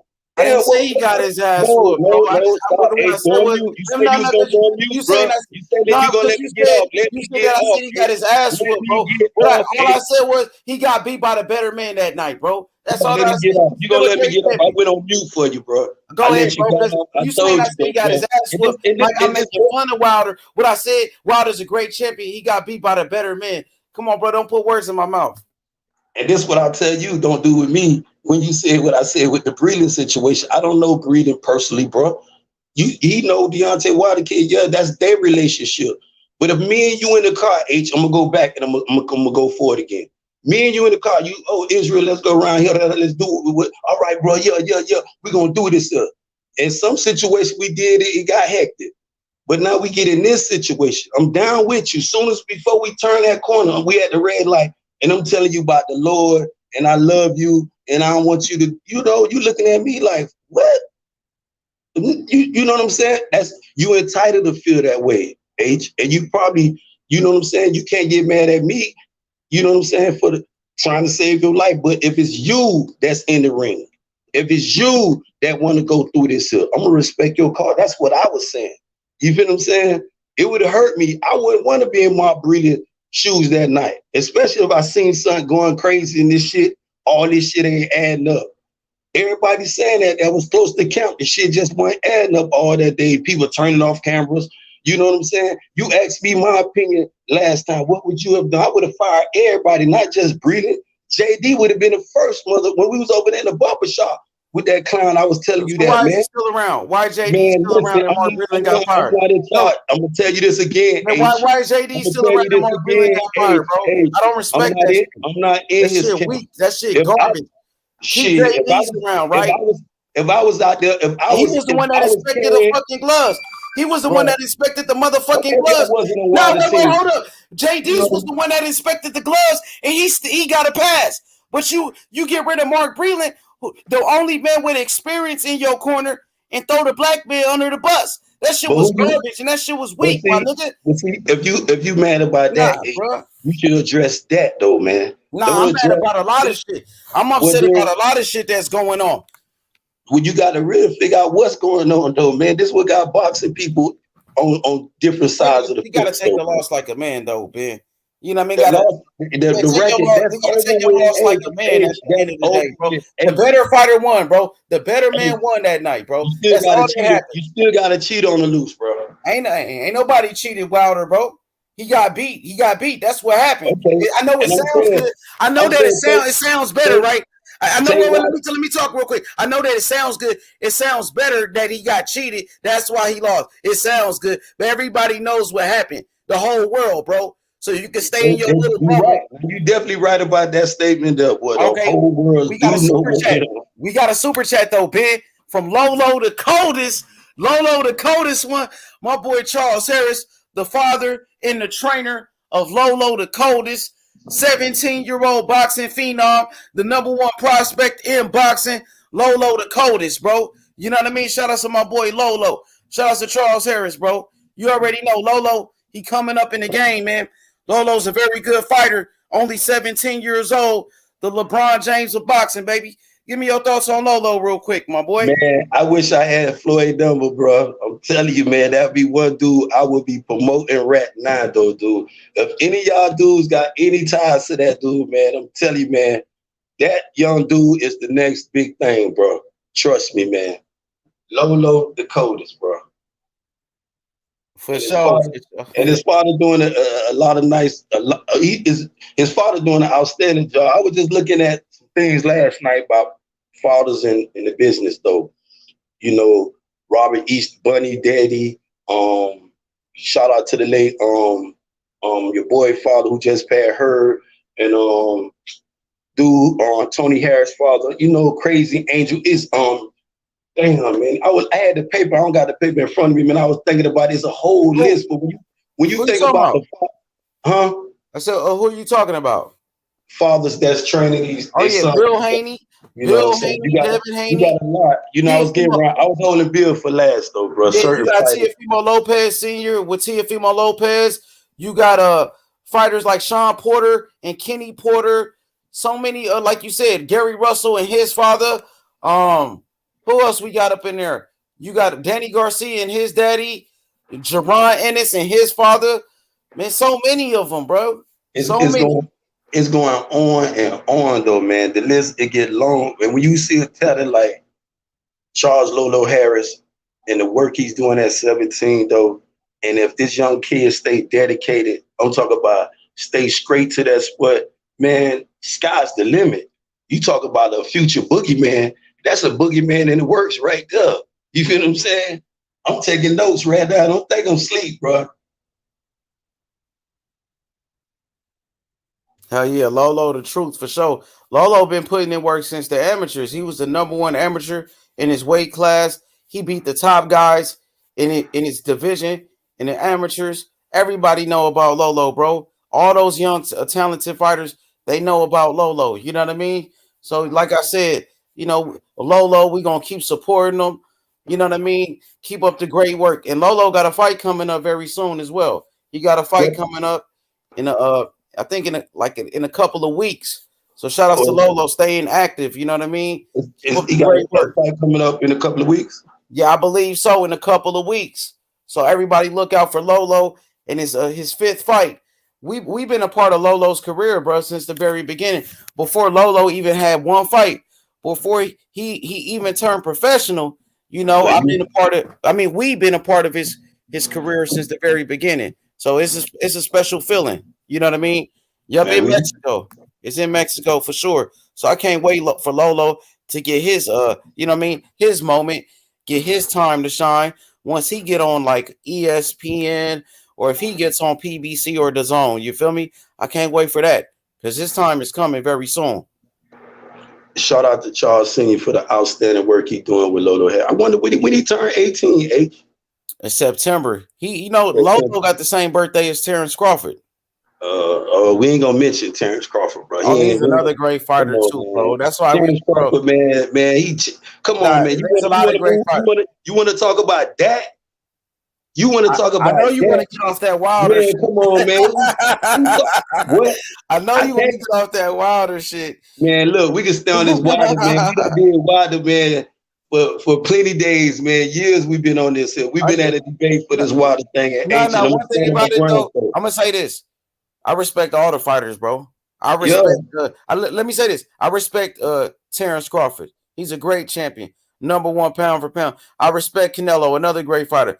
I respect Earl Spence Jr., a hell of a fighter, unified champion. #1 pound for pound. top 5 pound for pound Earl Spence. He's top 5, right? One of the If best he's in the number world. one in the top 2, then He's one of the best in the world. You know, I'm gonna be honest. You know, he's a hell of a fighter. active, He has a great jab, great body puncher, great undefeated. chin, Yeah, great chin too. You know what I mean? So I respect all the fighters, to be hard honest. work, dedication, never failed drug test, never missed weight. You know what I'm saying? Love the sport. You know what I'm saying? Beautiful. And these the type of fighters I love supporting though, H. You feel what I'm saying? That's why I stand behind Earl Spence to the 100. You know, like you said earlier, we all have off the field problems though. You feel what I'm saying? Some of us got things we go through in our personal life. Nobody ain't perfect. You made a good sense though. But that doesn't justify you getting in the ring under these type of behaviors, under these conditions, under these type of elements or enhanced performance to give yourself a upper hand on your opponent. No, boxing is a deadly sport, bro, by itself. Some of these dude hands would kill a person, man. I'm talking about they got enough speed and power, man, fuck somebody up for life. And you know, we see the brain damage, man, for generations. We see it in front of us, man. Some of the people we love going through this here right now today. So why let a person get in the ring cheating though, man? This is why I told you if I fight, I'll fight Tyson Fury tomorrow and won't feel nothing about him because I know I'm gonna win. Because I know he ain't gonna beat me cheating. I know that much. He might beat me boxing. Because this is what I tell you about Tyson Fury with the great boxing ability he has. Why do he resort to why all these allegations surrounding this man, H? Bro, you feel what I'm saying? You didn't say nothing. Let me talk about, bro. Because now you didn't say anything about no allegations. You didn't say anything about no allegations until your favorite fighter got beat. Then you start bringing up these allegations, bro. Take your loss like a man, bro. I thought we was about to talk about Terrence Crawford. Soon as we do that, bro, that's some bullshit. Now what it is? No. You know what it is? Take your loss like a man. Fury schooled your boy, bro. Gave him a boxing lesson, and that's what happened, bro. In both fights, the first fight, he gave him a boxing lesson. The first fight, he gave him, Fury got robbed in that first fight. Fury got robbed in the first fight, bro. You know what I mean? And then the second fight, he went in there and he stopped him, bro. So shout out to Jack Reese, no. What I'm not gonna do is disrespect Deontay Wilder. What I'm not gonna do is disrespect Tyson Fury. I'm gonna give both fighters respect. What I'm not gonna do is disrespect Earl Spence. And I'm not going to disrespect Terrence Crawford. I'm going to respect all fighters, right? So like I said earlier, you didn't say anything about Tyson Fury being a cheater until Wilder got beat. The world wait. Deontay Wilder didn't say anything about... No, wait. Let me finish. Deontay Wilder didn't say anything about Tyson Fury being a cheater until he got beat, bro. So stop it, man. Hey, be a man, Ben. Be a fucking man, bro. Stop. Come on with the games, bro. Stop being... You a real dude. You a real G. Stop making excuses for this man, bro. Take your loss like a man, dog. For real. I took losses before, bro. I took losses in the streets, man. I took it like a man, my nigga. I didn't make no excuses, my nigga. That's in life. That's in life. Man, wait, listen. This is a part of life, bro. Wins and losses. Wins and losses, bro. That's what it's about. I took losses in the streets, bro. Still here. I didn't make excuses, bro. Not just take it like a man, bro. That's it. Move on. Wilder is rich. He ain't. Well, I don't see Wilder doing interviews no more saying Fury's a cheater. He just did an interview with Sam Watson's son. Wilder didn't say anything about cheating, dog. He accepted defeat. You should do the same, my brother. That's all I'm saying as a man. For real, man. You an honorable dude. You an honorable brother, and I respect you. But you got to take your loss like a man.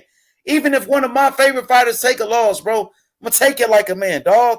I'm not going to look for, excuse. I ain't going to look to blame anybody like Mark Breland. We ain't going to do that, my nigga. There you go again, grabbing all these other names and tying them into the truth, bro. That's what Wilder fans were saying. That's what Wilder team was saying. That's what Wilder. It's not a truth, H. Bro, take your loss like a man, dog. Listen, what you got going on, H. Look what we got going on. I understand your point, but you got to understand the other side of the team too. If these people over here saying something, address that shit, get that shit over with. The loss over with, I told you, is in the books. That fight, that second fight is behind. but I'm gonna still address all cheaters, bro. Me being Israel, it can be anybody. It can be Kuti Kente. If this dude get in the ring and he'll cheater, I'm gonna call him out on it. It can be anybody. I'm 1000% support of Earl Spence. I'm telling you this, why that stuff like this, it doesn't pay really to be there if you really emotionally tied the wrong way to a person. You feel what I'm saying? And this is why I tell you, if me and you was in a car and then you done been, just like the loss you say in the streets, we gonna get to that time into it. If we going down, you done made a pact. We finna go do whatever. But I get at the red light and start talking this Lord's to you. Most people, when it's time to do that, put in work, they ain't trying to hear the Lord right now. You feel what I'm saying? They don't want that. Some people say, all right, man, go and get out the car. I'm finna still mash on, bro. You feel what I'm saying? It's a choice people have to make in life. And this is what's going on. It's a choice Wilder made. Wilder knew what he was getting this stuff into. He knew what type of all the controversy was surrounded by Tyson Fury.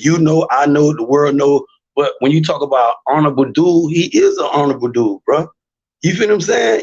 This what I'm looking at like, damn. I told you that medium terror, I would not have gave. I'd have left that crackhead where. I told you that, and I say it again, bro. Bro, you can't call a man a crackhead because I'm saying. Let me say this, man. Please, let me say this respectfully, bro. You can't go around calling this man a crackhead. Everybody got a history. Everybody got a past, bro. You know what I mean? Wait. No. Let me say this. We're not going around calling Mike. No, let me say this, please, sir. We're not going around calling Mike Tyson a crackhead. I'm not going to sit here and call Aaron Pryor, Pernell Whitaker crackheads, bro. Let me finish, bro. Let me finish my point, Ben, please. Everybody makes mistakes. Me, myself, bro, made mistakes in the past. But I'm not here to say, oh, you a crackhead. We ain't going to sit here and call David Benavidez a crackhead. Nah, bro, that's being childish. Come on, man. You better than that, bro. Stop it. Listen, you're going to ask my opinion. It's not about being childish. It is what it is. When you be sitting up here, coming up with EJ, when he hanging out at the bar and all that, and I'll be telling you, okay, but a person got to clean up. If we make mistake, if you fall off a horse, you got to get your ass back up, bro. If you get your ass up and run back to the club or run back, you doing the same, you going in that same circle. That's suicide, boy. That's retarded. That's straight dumb. And I'm here to tell you it's dumb. I ain't gonna sit here and play with EJ, bro. You know what he's doing? Man, clean up his act to the 100. Anybody, whoever had anything, lead by an example, bro.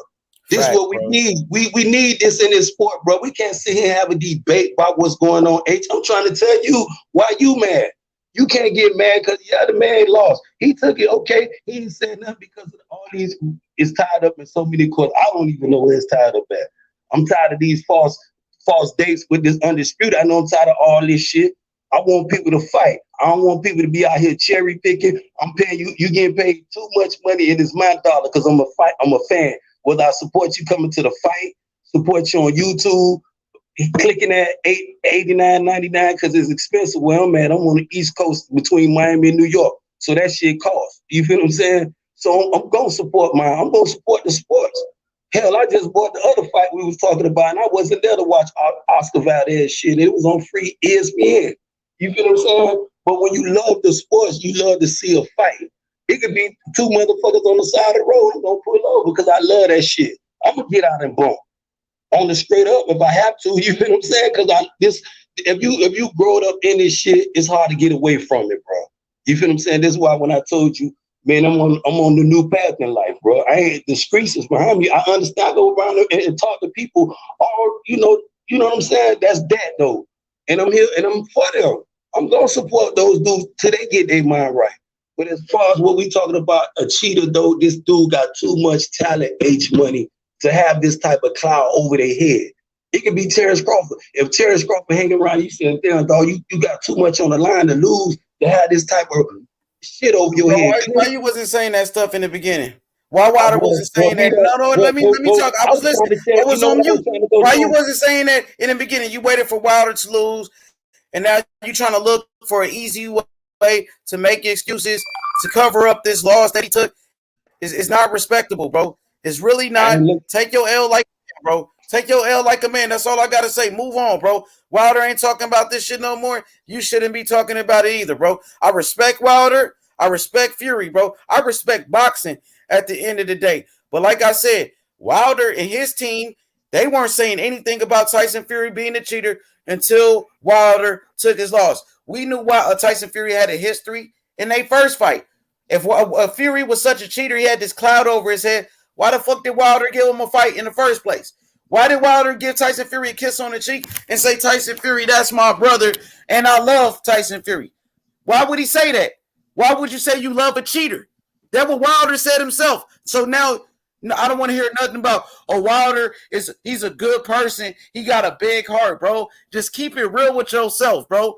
The man got beat by a better man that night.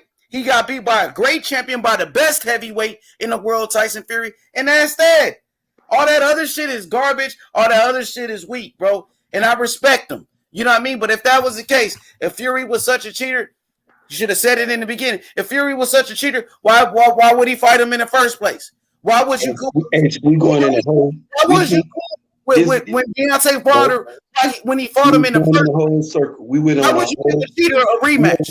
No, I'm asking you. Why would he give a cheater a rematch? We had and take less money to fight a cheater. We had a whole 10-hour live about that, bro. You know why? And you told me, bro. We had so this yeah, man. Just take your loss like a man, bro. Stop making excuses. Stop making excuses, Ben Israel. Stop making excuses, bro. Give Tyson Fury his credit. He's the number one heavyweight in the world because he beat the top guy, Deontay Wilder. He beat the most dangerous man in the planet. The hardest hitting heavyweight of all time. The modern day George Foreman, Deontay Wilder. Undefeated knockout artist, Deontay Wilder. Tyson Fury is a special talent because he was able to outbox Deontay Wilder. And he beat the top guy. That's how much I respect Deontay Wilder, bro. That's why I give Tyson Fury his respect because he beat the top guy, my brother. That's all that it is, man. You know, accepting defeat. Tipping your hat off to your competitor, bro. Giving Tyson Fury his credit as a champion right now. Could you respect Tyson Fury? Could you do that for the fans? Give Tyson Fury the respect that he deserves right now, bro. You being a real boxing fan now for the fans. You want me to answer that question? Man, motherfuck Tyson Fury cheat ass, bullshit, bro. Nah, bro. You gonna ask me a real boxing fan about a cheater and talk about giving bro? That's not being a boxing fan. That's being a boxing fan with good sense, bro. That's with anybody. It could be whatever dude fight Lolo Harris or Devin. Oh man, I'm in the ring almost, bro. I'm going to jail if I'm at that fight. What they got to do with Devin Haney and Lolo? I'm telling you, bro. Listen, Devin Haney got a professional team around. He got Bill Haney's father. He got the best team in boxing, bro. It could be anybody, bro. I'm so passionate about this shit, bro. It don't make sense, though, bro. They ain't got nothing to do with it, bro. The man just got beat by a better man, bro. You can look at a dude who knows the little loopholes, the way out of it. 10 hours, we don't stay there. Lolo ain't got nothing to do with this, bro. Devin Haney ain't got nothing to do with this, bro. I'm with my homeboys about this same stuff we talking about, H. I ain't going down the roads no more. I'm gonna make a dude, and we gonna still be all right. We just gonna have different opinions. You feel what I'm saying? I'm not opening them gates no more because it's about facts, bro. If your dude, Terrence Crawford, don't got no umbrella over his head but Bob Arum, bro. That's it. Accomplished fighter. Only thing I got a problem with Terrence Crawford, and I told you, he turned into a cherry pick, bro. That's you crazy. When I told you I'm done with coming at Terrence Crawford, go around and see. Only thing I'm saying, I said, man, if anybody start this cherry picking right now with all this Undisputed around the corner for man, boxing get going to beautiful if these dudes stop being, and people be saying, stop calling these dudes cowards. They fighters. I'm going to call them a coward because I'm paying you to get your ass in the ring. And I'm tired of this shit. For real, H, any boxing fan should be saying, if you got to, I'm not, and this is what I'm saying. It's people should start cooking with each other and turn on these fighters, and tell them to get their ass in the ring and start fighting. Pull your panties down, bro. You a man, Clarissa Shield got on thongs, bro. And she out here bumping. Undisputed. Come on, bro. Look what she doing. Y'all dudes scared, man. Come on. She supposed to be opening up cars. Some of these big marquee cars, though, dude. You feel what I'm saying? You got a woman of all time doing. Come on, man. And Floyd, y'all not paying attention. Y'all ain't gonna have this open up for Javante. Come on, man. You know, for real, man. We got, as a boxing fan, we got to cover all. Man, I'm passionate about this. I don't care what a motherfucker say. I go to anybody live, cook them on anything by facts. I ain't gonna sit up here and argue about the teddy bear, bro. I'm not gonna do that. You know what I'm saying? I ain't finna get on these channels and get on this racial thing, because I catch any one of them fanboys at any one of them events and I see them on one of these live with that racial jump. I'm going to jail, bro. I'm letting it be known. I got people around me licensed with it, and I can't carry no. You know what I'm saying? I'm telling you, and I don't like to get caught up like this with doing what I'm doing, H. When we get on these little platforms and they go take it from boxing to these racist element, bro. I'm not that type of dude, bro, because I'm pro-black, bro, and I respect everybody for being who they are and what they stand for. But don't come at me because I'm gonna support mine, whoever it may be around me, bro. Don't do that, because I'm not weak and I ain't finna have no weak person around me. You feel what I'm saying? I'm gonna stand up for that weak guy. You feel what I'm saying? I'm learning that from Deontay Wilder, giving a person a second chance in life. We all need a second chance, bro. He wasn't wrong by giving Tyson Fury that second chance. You know what I'm saying? But Tyson Fury was wrong for not giving him that second chance. If you beat him like that, beat his ass again. Shut all this stuff up. You still going back to the Tyson Fury shit? And now I gotta respond, because now we see. Let me talk real quick, my brother. Let me say this, my brother. I'm gonna go back on mute, because first of all, Tyson Fury. You know, we seen Tyson Fury versus Deontay Wilder 2 times already. I want to see the Undisputed fight now. Just the same way I want to see Devin Haney versus Teofimo Lopez for Undisputed. I want to see Undisputed in the heavyweight division. Now, Wilder and Fury fought 2 times already. Now, let me finish. We seen that fight happen twice. Now, I want to see Tyson Fury versus Anthony Joshua. Now, Deontay Wilder had a 3rd fight, but his team let his contract expire. So, let me finish talking, bro. Let me finish talking, bro. Let me finish talking, man. It was Deontay Wilder's team fault that this 3rd fight ain't gonna happen. They are professionals. Al Heyman, Shelly Finkel been in the sport of boxing for over 30 years. Now, you never heard of Al Heyman or Shelly Finkel letting a contract expire. So Deontay Wilder and his team, they are the only ones to blame, bro. You know what I mean? So yeah, Wilder gonna take this step aside money, and you should be excited to watch this Undisputed fight. You already seen Fury versus Wilder twice, bro. You want to see it for a 3rd time, or do you want to see the biggest fight in boxing, the Undisputed Heavyweight Championship, bro? Time to move on, buddy. Time to move on, buddy. That's what you got to do now, bro. You know what I'm saying? Stop crying over spilled milk. You know what I mean? We moving on to this Undisputed fight. You know what I mean? So, like I said, Wilder had a contract for the 3rd fight. His team let the contract expire. They just got to blame themselves now, bro. You know what I mean? This is why you got a team. This is why you paying Shelly Finkel. He getting a percentage. He's the manager. And Shelly Finkel, that was Wilder and his team responsibility, bro. Stop crying over spilled milk, bro. Stop crying about it. Stop crying about it, bro. Stop it. Listen, H, listen at what you saying. You said it was his team. Listen, you saying you speaking the truth, but then you got Deontay Wilder team over here saying everything different from what you saying, H. Who? What team? Who on his team? Who? Talk. Give me some names. I ain't gonna give you their name, but it's controversial. Don't duck the smoke now. Nah, don't duck the smoke. We're gonna set it on the table right here. But yeah, so it's true. You know better than that, though. No, hey, the people say they like my energy right now. They say they like my energy. They like what.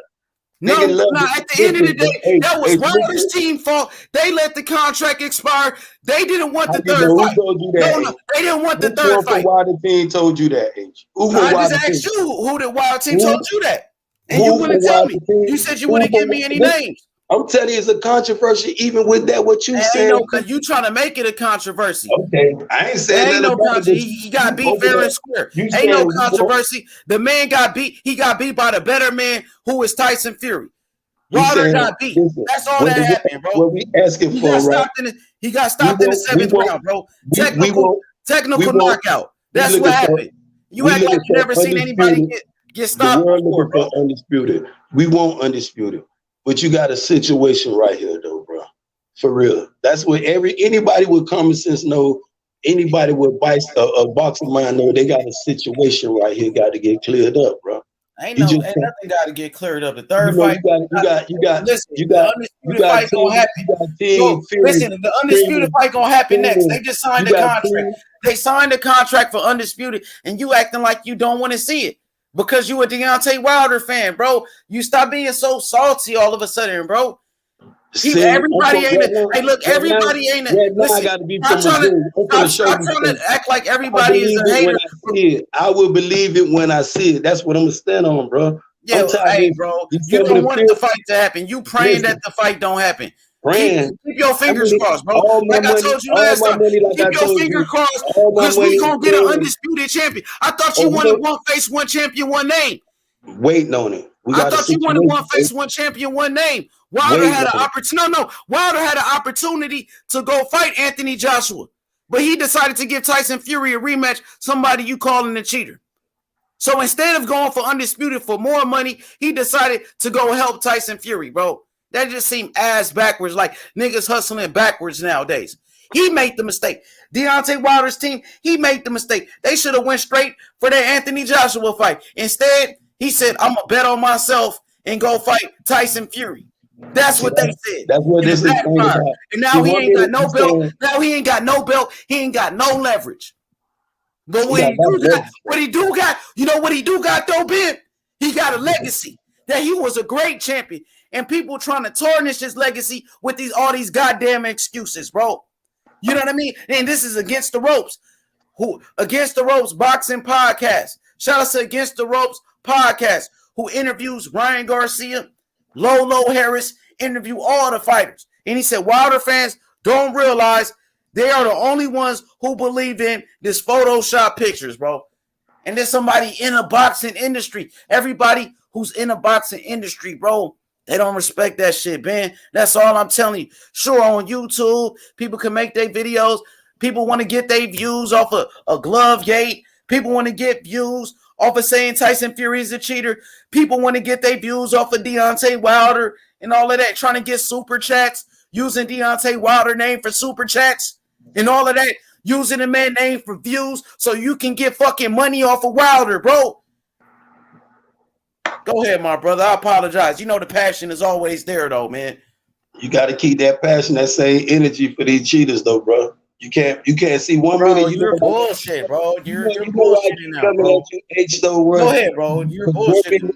One minute you confused over here about damn why this here and why this here.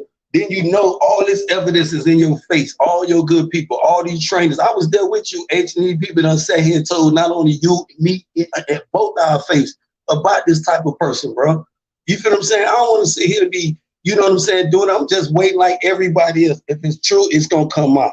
But it's taking too long. I'm ready to move forward. But I'm not in Wilder camp. I'm feeling both sides for it.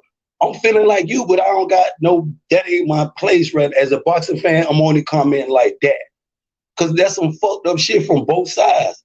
You feel what I'm saying? This is what you saying in your words right here. When you saying even right now, damn, he the one give him a second chance. I wouldn't, but then when a person say they wouldn't did it, I would have thought, oh, you wrong.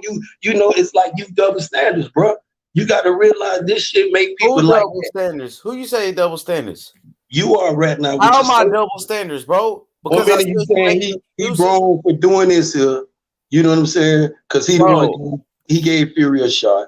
But you the one saying Fury's a cheater. Ain't Wilder saying Fury is a cheater? Let me just say this. Ain't y'all the one saying Fury is a cheater? Let me just say this. I'm gonna be quiet. Your whole argument is Fury is a cheater. You knew Fury had a history in the beginning, but you still gave Fury a rematch. You gave him an opportunity. Why would you do that if he's such a cheater, bro? You know what I mean? Obviously, Wilder feel like he made a mistake now. No, you know what it is? Let me talk, bro. Let me talk, man. Obviously, Wilder, his team, they feel like they made a mistake because Fury ended up beating them. They thought Fury was washed up. They thought Fury was out of the sport of boxing. They thought Fury was a cherry pick. And that's what you call a cherry pick gone bad, bro. A cherry pick gone wrong. They thought Fury was washed up, so they thought that was an easy win Fury actually came, showed up. Fury reinvented himself, rededicated himself to the sport of boxing, and gave Wilder a boxing lesson. And that's what happened, bro. You know what I mean? So get over it. Stop making excuses. I hope one day that you stop making excuses, bro, and take your loss like a man, Ben. I hope that you do. Serious. Go ahead, Ben. You sure? Go ahead, bro. Stop making excuses, bro. You know you go to hit me on mute and all this shit though when I get in that ass though. Go ahead. It's on you. You know what I'm saying though? But you know, I ain't gonna hold up with the Tyson Fury and Deontay Wilder. I hope this stuff hurry up because, like you said, every boxing fan want Undisputed. But you know, when you, it's not a cherry pick on red. I'm looking at it from Deontay Wilder point of view. You know what I'm saying? I feel like Deontay Wilder can beat Fury. Fury feel he could beat Deontay Wilder. Let's look at it from Fury point of view. If you got two people feel you can beat each other, if Deontay Wilder feel like he got beat in the first fight, he wouldn't have gave him to say he know he can beat this man straight up. That's what I'm saying from Deontay Wilder. I'm gonna come to Fury now. If you feel you can beat this man done call you a cheat, and all this gonna make me really put my foot in your ass. You feel? I'm Fury now. If this dude calling me, man, Ben Israel a cheat, man, that's all he. I'm finna really put my foot in his ass, man. Sign that shit, man. Fuck that shit, Bob. Fuck what you talking about. Sign that shit. I'm ready to fight him in Alabama, right in front of him. You know, this is what I'm gonna be saying. If I'm Fury and I know I can beat this guy, bro, I ain't finna be holding up boxing. This is what we got right now. Then you got one people over here saying, man, look, man, it wasn't me. Bob Aaron said they wanted more time because they wanted an audience. Then you got Fury talk about, nah, he was out the closet. We moving forward. We finna sign the fight on December the 5th. You know, everybody looking at Champ like, damn, Champ, you lying to the people now? You know what I'm saying? Then ain't no fight in December. Now here go another thing. They signing in, and you know, Deontay Wilder still on mute. You feel what I'm saying? Because what's going on is in court. This is what I'm being told is in court. Everything I don't know. You say what court is it? I don't know. You feel what I'm saying? We still waiting to hear from them. You know what I'm saying? I'm still waiting to hear. I want that day as a boxing fan. But from the business side, I can see what's being held up. It's common sense. You know, they got a question for you. He got a question. Against the Ropes podcast. Go check out his channel, Ben Israel. Everybody go check out his channel. He got a very good channel. You know, they be out there with Lolo and stuff. So he said, ask him how did he score the first fight? How did you score the first fight? I scored I feel like Deontay won though, but they called it a draw. I feel like, you know what I'm saying, Deontay, honorable fighter that he is, he gave him a second shot. And if Tyson Fury, that type of fighter, which we know he's not an upstanding type of person, we know he's not that type of guy. Yeah, I think he is, bro. I think that's cap. I think he is a stand-up guy. I feel like Tyson Fury. No, I feel like he is a stand-up guy, bro. Don't assassinate that man's character, bro. He is a good man. Tyson Fury is a great champion, bro. Anthony Joshua, besides Deontay Wilder in heavyweight, is a stand-up type of guy, a man of their word, bro. Them dudes there, they wanted to fight. Them two, it was a lot of business holding them two dudes up. AJ is a dude, you know, to me, I hope they really protect. And when that fight go down and he fight Fury, I hope Ern's paying attention, bro. Because it's going to only get more messier, bro. You know what I'm saying? A person don't change their path, bro. It's hard for a dude who slide to really hang up them little slide ways. If he stop, he might see something look sweet and might just, you know, because it's in his nature, it's in his DNA. That's his blood. That's all he know. You feel what I'm saying? You got to pay attention to these type of dudes, though, bro. I'm from that path. I know what I'm dealing with. I know who, you know what I'm saying? I'm learning Deontay Wilder. I see he a great fighter. Dude came up talking about he chinny. I was getting ready to cook his ass. Chinny. What fight you saw? You know, besides this second fight that was so chinny about the first fight, what Deontay was chinny at in that first fight? Come on, man. I was like, chinny. What? I mean, Wilder did. Fury hurt him in the 12th round. Fury did hurt him in there. Come on, man. You know, let me give you my opinion. Let me give you my opinion real quick.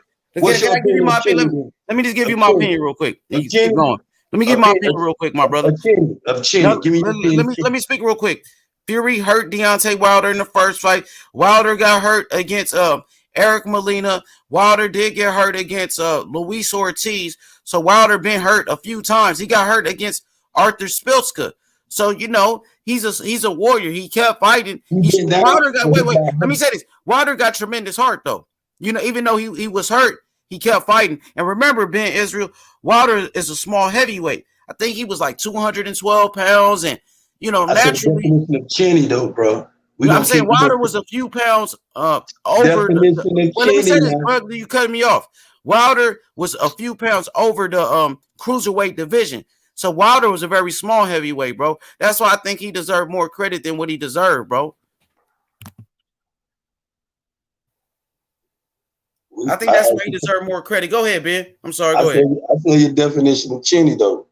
You know what I'm saying? You gave me a lot. He's been hurt a couple of times, though, Ben. That's Wilder did get hurt a lot of times, bro. The time he's been hurt. How many times he been down?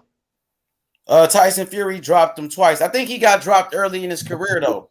Ain't nothing wrong with getting dropped or anything. I'm saying, the greatest fighter's been down. When you fight, you're gonna get hit. It's how you recover. It's how you recover will make you a great fighter, though, bro. That doesn't put you in the category of chinny, H. What make you chinny when the dude hit that shit and you always like. To me, I'm gonna show you a Hall of Fame fighter was very chinny. Was Felix Trinidad? You feel what I'm saying? Very, very chinny. You feel what I'm saying? Bend down, would get up and whoop the shit. You feel what I'm saying? But that's chinny all day. But when you talk about Deontay Wilder, bro, you feel what I'm saying? Tyson Fury became chinny till he started having these off the field problems, though, bro. I agree with you. I agree with you, man. Became chinny, right. Though, bro. Those right. It started taking away from your character as an athlete. When you a boxer, we got to be supporting these dudes. This is why I say we got to protect. When we had that the same thing, H. This is why I say, man, I ain't gonna open these doors with you. Now go ahead, say what you got to say. When we had them debates, and me and a dude from Miami had the same thing about when we felt out about the Deontay Wilder situation, and I'm telling you, it's only about what Deontay Wilder is saying. I'm only repeating what he said. You feel what I'm saying? Don't make it right though. Just because he said it, don't make it right. He ain't God, bro. Okay, listen. He's a man just like me and you. Wilder's a man just like me and you. Okay, now hold on for a minute. This is what I'm telling you about when you say these people said the contract expired. When you got another person over here, you got two people. It's all about who you believe, what you gonna believe. But if you're gonna say, man, fuck this shit, I'm gonna just stand out the middle of this shit and just watch. One thing I'm gonna look at, this motherfucker over here got a cloud over his head. I ain't gonna put that past Tyson Fury. All the bullshit, I ain't gonna put nothing past that motherfucker because the cloud over his head. Then you look at Deontay Wilder. When would he been a man that just be out here lying on people? You feel what I'm saying? What make him? He had to take a loss, bro. People take their loss differently. He took a loss, and then you seen the man's character, bro. That's what I'm telling you. Only thing the loss with me is a rematch. If you beat me like this, give it back. We seen him fight twice already. I thought Fury won the first fight. To be honest, I don't even need to see the fight again, bro. I know how the fight is gonna play out at this point, bro. We seen the fight. Let me say this. We seen the fight twice already. I think I know how the fight is gonna play out. Fury outboxed him in the first fight. In the second fight, Fury knocked him out, bro. So I don't want to see the fight again. I already seen it. I know what's gonna happen. Fury's gonna win. Wilder can't beat Fury. Styles makes fights. He can't beat that man. See, I'm gonna move the goalpost right now, and I'm gonna get up. See, it's just like I believe, and I know for a fact, EJ can beat Bud. You feel what I'm saying? And I'll stand on that. And just like I tell you, that the minute he switch, EJ gonna switch and whoop. Man, I ain't gonna even tell it, bro. But that's what I'm waiting on. I'm waiting on that fight. I'm waiting on Bud, and his days is numbered right now. Now, Bud is a great fighter. EJ is a great fighter. Both of them. That's a great fight. And it's time to fight, bro. I want to see it. Just like I want to see Tyson Fury and Joshua. I want to see the best fight the best. I want to see it. Fight. I agree with you. It's time to fight, bro. I agree with that. Yo, Ben. So Ben, with that being said, what you think about Maurice Hooker versus Jose Ramirez tonight? Oh man, that's a big test for Maurice Hooker, man. If he can get that hurdle, boy. I kind of like him, but I feel as though he don't got enough to keep that dude off his ass, though. I don't know it's gonna be a good fight. I hope he pull it off, though. It's like I hope Terrence Crawford fights Sean Porter. You feel what I'm saying? I'm hoping for a lot of stuff. I'm a boxing fan, bro. You know what I'm saying? you might be hoping for him to whoop Hooker ass. You know what I'm saying? That don't make you wrong. This is what make the sport so good. You know what I'm saying? People going to the fight, you support for your guy, he also rooting for his guy. That was sells. You know what I'm saying? Facts. I like that. Hey, so what do you think about Mac? He training Maurice Hooker. You know, Maurice Hooker, he's a part of Team Terrence Crawford. Yeah, he been messing with that dude, man. You know. Okay, we got a question for you. Against the Rope says Ortiz versus Hooker under or over 7 rounds. What you think?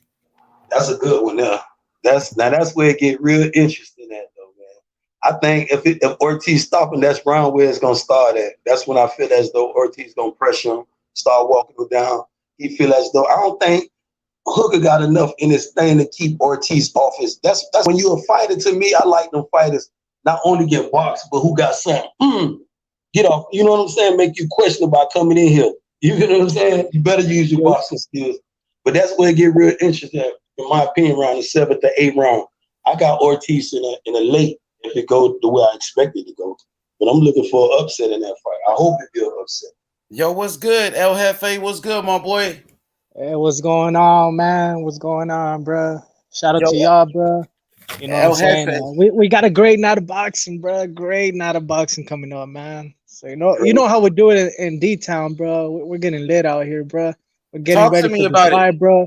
Two Oak Cliff, bro. 2 Oak Cliff players going at it, bro.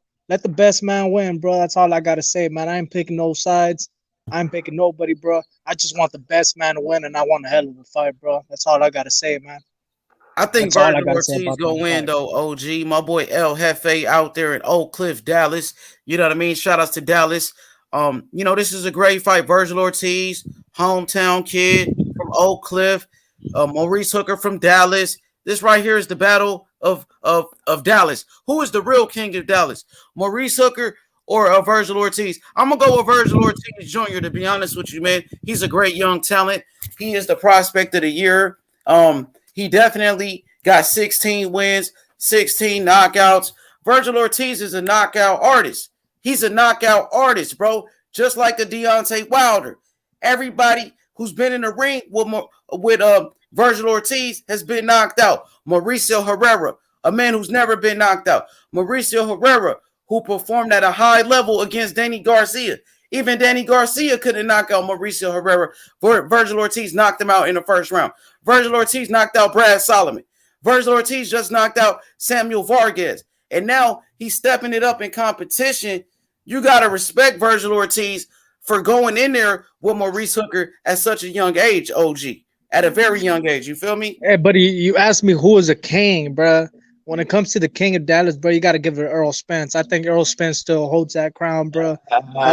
You know what I'm saying? I think the next man up is the winner between these two, bro. Because I think the winner between Hooker and Virgil Ortiz, I think they deserve a title shot, man. And why not? Why not a fight with Earl Spence and then see who truly is a king of Dallas, bro? You know what I'm saying? We got a lot of love, bro, to all the fighters out here in Dallas, bro. But there could only be one king, bro. And that's no disrespect to nobody, bro. There could only be one king in the city of Dallas, Texas, bro. Is Earl Spence from Dallas or is he from somewhere else? I heard he was actually from another city. He was born in New York, but he was raised in Dallas. Though. I heard he wasn't from. I heard he ain't from Dallas. He's from DeSoto. DeSoto, yeah, he's not from Dallas. He's from DeSoto, bro. Like outskirts, but it's a DFW, bro. So you know what it is. Everybody claims Dallas, bro. At this point. But he ain't. But it sounds like he ain't really from Dallas. Like you from. You gonna start this? It's the truth, bro. The man just H money. It's like I know you're from LA, right? You're originally from LA. It's like if somebody's, let's say they're from like let's say they're from Riverside, bro. Can they claim LA, bro? That's not. From but LA. They could claim LA, bro, since it's like the whole metroplex. That's what I'm trying to say. Yeah, he's not from Dallas, bro. That's what it is. You know, he's claiming Dallas. He claims Dallas, but he's not. Like we not finna sit here assassinate my dude character It's like the this. truth, bro. The We man ain't gonna just, do he's this from here. over there. He Bud just around here explained it. cherry picking. If you want to do this, we can talk about Bud around here cherry picking the But, bro, low pack. hey, Who the fuck listen, bro. saw The that man fight? is from Come Dallas. on, He's man. from We ain't Dallas, gonna bro. do He this, just man. explained that Stop he this. ain't from over We ain't there. gonna do this here, man. Lead the bird. Okay, we you gonna hold that up. We gonna do that for 30 minutes about the Well, little. go ahead. But he's not from Dallas. Go ahead. Man, stop the buffoonery, man. Okay, I'll let y'all cook. I'm on mute. Go ahead, y'all cook. Stop with the buffoonery, man. Listen. Errol Spence is gonna get knocked out by Crawford, man. And we already know. Me and you done had this debate 100 times, MAA. Come on, man. We and you not gonna go through this here, bro. We Bro, don't have. it's Me and you facts. done It's had this facts. before It's you facts. became MAA, bro. We had this debate. Wait. Ben Israel, you're ducking the smoke from MMA champ, bro. When you told me you was a Terrence Crawford fan, I told you wasn't, bro. And I told you we gonna beat the shit out of Terrence Crawford, bro. We had this debate long time ago, and you gonna sit up here and come on here and talk about Bud gonna beat EJ ass. Bud, tell Bud to fight Sean Porter. Show the fans he ready to fight somebody accountable. Sean Porter does not want to fight Bud, bro. If Sean Porter really wanted to fight Bud, he would have activated the mandatory clause, bro, where it forces Bud Crawford to fight Sean Porter. But he doesn't do that. Hold on, bro. Hold on, bro. He doesn't do that because he's scared. He's trying to cash out against Terrence Crawford, bro. I don't believe all this Porter smoke. Porter's not really about that smoke, bro. He's just looking for a check at this point. That's what they're a fighter though, bro. You can't get mad at fighters for wanting to check though. But what I thought Porter was gonna do was what Teofimo did. You feel what I'm saying? Shit, he's showing fighters this time to really invest in yourself. You feel what I'm saying? So if he really wanted that smoke, I'm not gonna say Sean don't want that smoke. I think Sean want that smoke more than anybody who want to fight Bud Crawford. Why don't Sean Porter fight the winner of Maurice Hooker, Virgil Ortiz, and then let's really see who's a mandatory for Terrence Crawford, bro. That's what I want to see, bro. El is speaking facts. Look in the private chat. I don't want nobody to stop once EJ get through. I don't want nobody to stop Bud Crawford. I want y'all to drag Bud Crawford. If you a fan of Bud Crawford, tell him to go fight EJ. Let's not cook nobody no more. If your guys say he can beat this guy, it's time for us to tell these guys, go fight. I know EJ gonna beat his ass. I feel confident by any one of them dudes at welterweight, man's down, bro. Bro, but I ain't gonna lie, bro. I'm a big fan of EJ. I'm a big fan of Errol Spence, bro, and everything he brings to the table, bro. But the energy ain't there when it comes to Terrence Crawford, bro. I'm not saying he's ducking. I'm not saying he's ducking or nothing, bro. But the energy's not there, bro. Like he's from D-Town, bro. Why is he showing fear to this fucking faggot from Omaha? That's what I'm talking about, bro. He ain't showing no fear, and I know what you mean. Not saying Bud no faggot. I know what you mean by that. It's just the passion, It's no disrespect. It's Bud. Bud got Bob Aaron problem. This is what I was telling H Money. This was really, I feel like, holding everything up. Bud scared. To me, he's selling that WBO belt, right? You talk about somebody who want to cash out right now, but he going about it the wrong way. Because if I'm a Bud supporter and I feel like he can beat EJ, I'm gonna say, man, Bud, go whoop his ass, man. Bud, go get that belt. Then on the rematch, you tell that motherfucker you want 80-20 if he want that get back. You feel what I'm saying? If he got confident like this, these fighters not sure of themselves no more. This the part that I call. I'm not game on fighters like that, man, who not sure of themselves. You shouldn't be in this ring, bro. You should be out there skate dancing or basketball playing or something. But boxing, you shouldn't be doing. Any boxer should be ready to fight anybody tomorrow. You a fighter. You're supposed to be like them fighters back in the days, man. Them dudes was fighting like every week, bro. Them dudes was fighting every week, man. I'm talking about records like 80 something to 10, 110, and that shit was crazy though, man. Bud do not want no smoke from EJ, bro. Bud don't want the smoke. I don't know, bro. I can't really point the finger, bro. At this point, it's both of them. Both of them are not doing shit about this fight. Both of them are. Man, that's the only thing holding up the whole thing. It's what he wants. Yeah, but I don't like talking about money, bro. Like that's not my money. At the end of the day, bro, that's not my money, bro. Whatever they can negotiate, that's what it is, bro. Like I have nothing to say about how much each should earn, bro.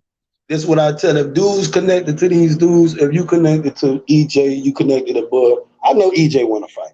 I ain't gonna say nothing about that though. I know he ready to bump tomorrow, the next day. You feel what I'm saying? But when you got this guy making up over here, throwing flags up, oh, he don't want to fight me. This guy don't want to fight me. But everybody's saying you want to fight. But you go start talking about a Jose Cito Lopez, bro. Who the fuck said anything about a Jose Cito Lopez? What a shit. Did you saw that cover your head? Yeah, I did see that, bro. That's a trash Come fight. on. I You agree saw with that? You saw that one. Yep, I saw it. Man, I don't think nobody Trash, seen bro. that. H1, you saw Jose Cito coming, man. Man, I don't think boxing fans seen no Jose Cito Lopez, bro. What do Jose Cito Lopez bring to the table, Hefe? Hey, bro, Jose Cito brings nothing to the table, but at this point, Bud has nobody else to fight, bro. Nobody wants to fight this man. He called Sean out Ugas, bro. He been calling out Sean Porter, bro. But Bomac said on an interview yesterday that they did on him, bro. He said if Sean Porter wants to fight, activate the mandatory, bro, and he's yet to do that, bro.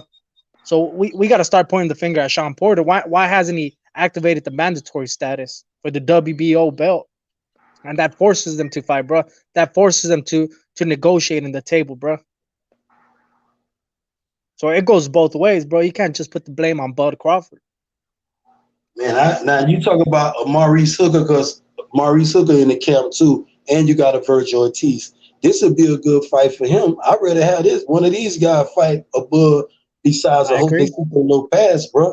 One of I those guys agree. are beautiful, and the fight fans appreciate that for a Bud fight. You feel what I'm saying? And they should respect that. I And agree with that, bro. Maurice Hooker is already in camp over there. You know what I'm saying? I think Virgil Ortiz might just be too much for him around the 8th or the 9th round. I don't think Maurice Hooker has enough in his arsenal to keep a Virgil Ortiz off him. You feel what I'm saying? That's my opinion. Yeah, I think on my prediction, I said a 9th round knockout, Virgil, but it could go to the decision too, bro. So we'll see, man. But if Virgil does look good, bro, I wouldn't mind seeing Virgil and Terrence Crawford. That's a good fight too. And if Yeah, he beats Virgil Ortiz, if Terrence Crawford beats Virgil Ortiz, you got to give Terrence Crawford his props because he just beat a young lad. And if Virgil Ortiz beats Bud, you can't say Bud is a he ain't bum. ready. You know what I'm saying? You got to give each other props. Whoever Yeah. wins, bro. But this would be a more acceptable fight than a Jose Cito Lopez. Yep, I agree. Yep. Oh, man, you got Jose. You keep hitting us with the Miracons, the Kell Brook, these guys. Come on, you can find these young dudes, somebody else better. I mean, deserving a title shot, bro. You gonna go not take nothing away, because I feel as though Jose Cito Lopez is a game fighter. He had Keith Thurman in his crosshairs. I feel as though he blew a golden opportunity when he had Keith Thurman in his crosshairs and let him go. You know, but for Hey, a but Bud, Keith Thurman is not credible, bro. Keith Thurman, he's washed up, bro. He's been acting like a bitch lately. Like this dude's always injured. Now he's crying about Manny Pacquiao had loaded gloves, bro. Like Keith Thurman, to me, Keith Thurman's nothing, bro. Until he wins a good comeback fight, he wins against a credible opponent. Keith Thurman is done, bro. He brings nothing to the table. he need to just fight anybody. That's a dude just need to get active. He just need to fight. He can fight the tomato can. Dude to be all right with that. He just talking from the sideline, ain't fought in about 20 years. Now just imagine if he still been holding on to that WBA belt, bro. This Ah, jump would have been crazy. It would have been crazy, bro. You know he wasn't talking about fighting EJ nowhere in the world. And then the super champ don't really, you can fight anybody. They'll take that as, come on, man. That dude, Nah, man. Keith Thurman bitched up. Ever since Errol Spence came into the scene, he bitched up, bro. And he just cashed out against Manny Pacquiao. And that's a resume of Keith Thurman, bro. Like everybody's gonna know him for that, bro. It's crazy.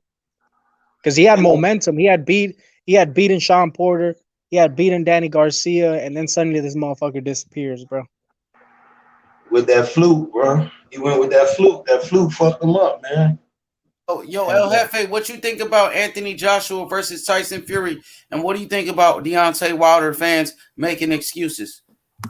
Oh There you man, go. like this whole Tyson Fury AJ, bro.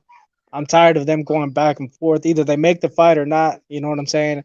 I don't really keep up with the news about Eddie Hearn said this or Bob Arum said that, bro.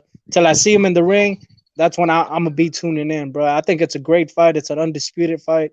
It's a truly 50-50 fight, bro. Now about these Deontay Wilder fanboys, bro. These dudes need to chill out, bro. These dudes need to get laid. These dudes need to smoke some weed or something, bro. Because these dudes be fucking going crazy out here, bro. Making video after video, making false allegations about Tyson Fury and the whole fight with AJ and fucking Fury, bro. Like it's just hate, man. It's hate, and it's bad to be a hater out here, bro. It's bad for your system. It's bad for your health, bro. That's what I got to say about that, man.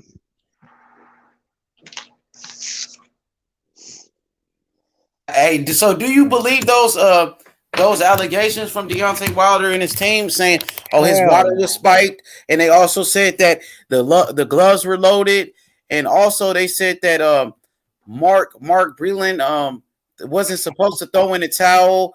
I mean, what you people saying Tyson Fury is a cheater? Do you think that's a whole bunch of bullshit? It's a whole bunch of bullshit, bro. And at this point, it's fucking comedy to me, man. These dudes be making excuse after excuse, and it just makes Water look bad, bro. Cause Water be like fucking showing pictures on his Instagram of him fucking with these dudes, bro. Always giving them interviews and shit, bro. So they're just Water dick suckers, man. And Water's the one that has to pay the consequence for this, bro. Cause that's the reason he has a lot of haters out here, bro. Cause of these dudes, bro. You know what I'm saying?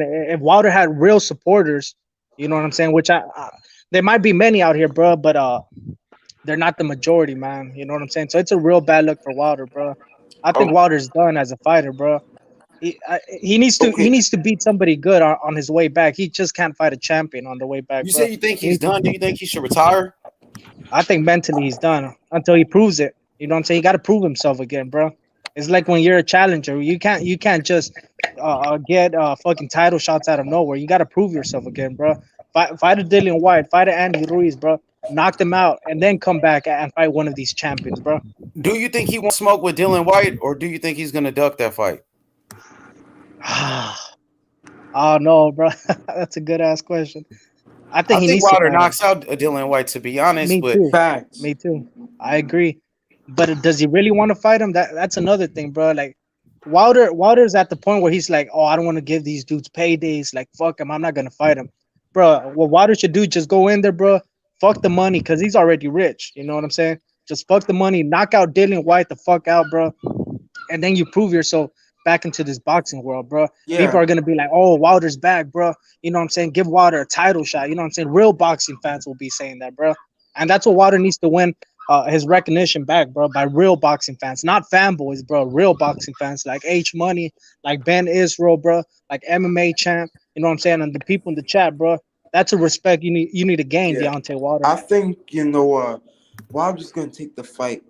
Even after seeing White on the canvas like that get knocked out from one uppercut, and we know Wilder has the most power in the heavyweight division, no matter what you say. So I think Wilder's gonna knock him out late, maybe, or maybe actually not late, mid. I'll say that mid.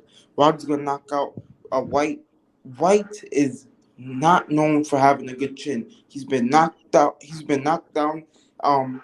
In fights he's even won, he's been dropped by opponents who are not that good, and he's got knocked out. Povetkin, who was old, and AJ. I'll give him that it was a fair match. But he still got knocked out. His chin is like trash. So I think Wilder's Hey, gonna beat him, man. hey, let me ask you a question, Hefe. Now you seen AJ fought when he fought Andy Ruiz, right? The first fight. Yep, I saw it. You seen how Andy Ruiz was whooping his ass, right? Now your opinion. If Andy Ruiz would have whooped Anthony Joshua ass and say, "Nah, I'm not finna fight um Anthony Joshua. I ain't gonna give him no rematch. I'm finna go over here and fight Deontay Wilder." How would you look at Andy Ruiz? I think it's a bad look because I think he had a contract where he had to give AJ the rematch. So it would have been a bad look for Ruiz. You know what I'm saying? And that's where the promoters and the managers and all their work comes in because A lot of these fighters put like rematch clauses or whatever, bro. So it would have been a bad look, but at the same time, Andy Ruiz versus Deontay Wilder would have been for undisputed. So if you really think about it, bro, it could go either way. You know what I'm saying? Because it would have been a good fight either way, whether he fought AJ the second time or whether he would have fought Deontay Wilder for undisputed. I think us as fans, we shouldn't really give a fuck if it's two good Nah, fights. You know what I'm saying? nah. I want you to hold that too. Now, in that fight, if you want to talk about somebody who ever showed quitting, I never thought I'd see, but AJ showed me straight quitting in him that fight, though, bro. He showed me he, as a fighter, that's something I don't never want to see in my guy, that you'll quit in the ring. You feel what I'm saying? I'd rather for you to quit on a stool than being there and acting like you don't want to, you not responding to the ref and you holding on, you scared to come out, the ref telling you to come here. You speak English. I mean, you speak correct. You speak proper English on top of that. So you understand the ref 100%.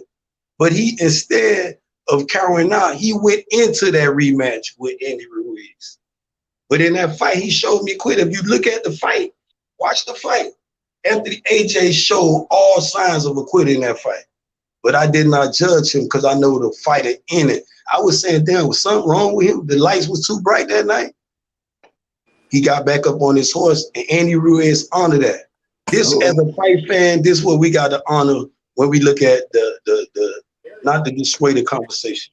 When you look at the Deontay Wilder and the Tyson Fury situation, this is where you have all these problems with these people having a different opinion about that shit. You feel what I'm saying? Because if Tyson Fury felt honorable and he feel like he can kick Deontay Wilder ass again, kick his ass. Get this shit over with. You feel what I'm saying? Stop holding up. Stop having people on these channels with this bullshit talking about who's scared and who not scared. Y'all show us who's scared and who not scared. But this just only my opinion, though. You know what I'm saying? But yeah, I respect your opinion, but we know Fury ain't scared. Fury fought him twice already. Fury beat him already. Fury stopped him. Let me finish. I'll let you talk. Let me finish. Fury knocked him out already, so we know Tyson Fury ain't afraid. Tyson Fury came out of retirement to fight Deontay Wilder, bro. You know what I mean? See, the first fight. No, let me finish, bro, because you saying honor the trilogy and all of that. First of all, it was Wilder's team that let the contract expire. So Wilder, you ain't got to blame Tyson Fury. Blame your team that allowed your contract to expire. So do you blame Tyson Fury for going for undisputed for $100 million against Tyson Fury? No. Against Anthony Joshua, no. Tyson Fury is doing what you're supposed to do, and that's go fight for undisputed. One face, one champion, one name. And that's what Deontay Wilder should have did. But instead, like you said, he went to go help Tyson Fury, give him an opportunity. He ain't got nobody to blame but himself, bro. So, yeah, at this point, I would like to see the trilogy. Let me say this. I would like to see the trilogy, but the trilogy can happen later. You know what I mean? I want to see the undisputed fight. Somebody said, ask a question, though. When is the undisputed data set from? The undisputed fight has been signed. It's been reported by ESPN. Let me finish. It's been reported by Sky Sports. Everybody is talking about it. They just made a video yesterday talking about how the fight was made. So, it's time to move on, man. Wilder fanboys, they're furious. Wilder fanboys, they on suicide watch right now, bro. Don't jump off the cliff because Tyson Fury and Anthony Joshua is about to fight for undisputed. Don't cry, man. Stop crying. Dry your eyes. Stop crying, Ben Israel. Dry your eyes. Don't worry. Ben Israel, don't worry. Be happy. I think they got too much to live for, bro. They live in their bed. Stop crying, Ben Israel. Stop crying, bro. It's time for undisputed. Move on, my brother. We already know the LDBC members have been going to a secret nightclub twerking for Wilder, man. So stop, man. We ain't gonna stop here. We ain't gonna do that, bro. We ain't gonna go there, man. I ain't gonna. Hey, was you at the last twerk fest, Ben Israel? Come on, man. Come on, man. We ain't finna do that, man. I was just asking. Do you twerk too? No, I'm playing. I'm joking. Yeah, bro. Deontay Wilder, man, like he just needs to get a win back, bro. Before, like I said, before he calls out any champion, just get a win, bro. Get a win against Ruiz. Get a win against Dillian White. Get a win against any top 5 or top 10 contender, bro. Let the undisputed fight happen, bro. You know what I'm saying? Let these dudes get it on, man. Let's see these Brits fight. You know what I'm saying? So that's how I feel about it, bro. I think Wilder should just take his time, bro. Stop with all this bitching shit, bro, and giving your fans or your fanboys false fucking hope, bro, about So like you, loaded gloves and being drugged, bro. Like, come on, bro. Let's be like some grown man in this bitch, bro. Let's get these fights on, bro. so you saying you feel as though Wilder's in the way of the undisputed? He's not in the way of anything right now. Well, You know, yeah, I don't know. I don't really know, bro. I'm asking him, bro. Like I'm not in the core. I'm not in the mediation, so I don't even know what the fuck's going on, well, bro. bro, that's a whole lot of bullshit as well, El Jefe. The But mediation, you don't think something arbitration. is going on Let though? me let me say, hey, El Bro, Jefe, that I'll leave that. mediation. H, let him talk. H, let him No, I talk. just want to say one point. That litigation, arbitration, and fucking whatever, Whatever all that it bull. is, That's a whole bunch of bullshit. That's all some bullshit, bro. let him give his That's what I'm opinion. saying, bro. That's what I'm saying. You, I'll leave all that shit to H Money because H Money beyond that shit.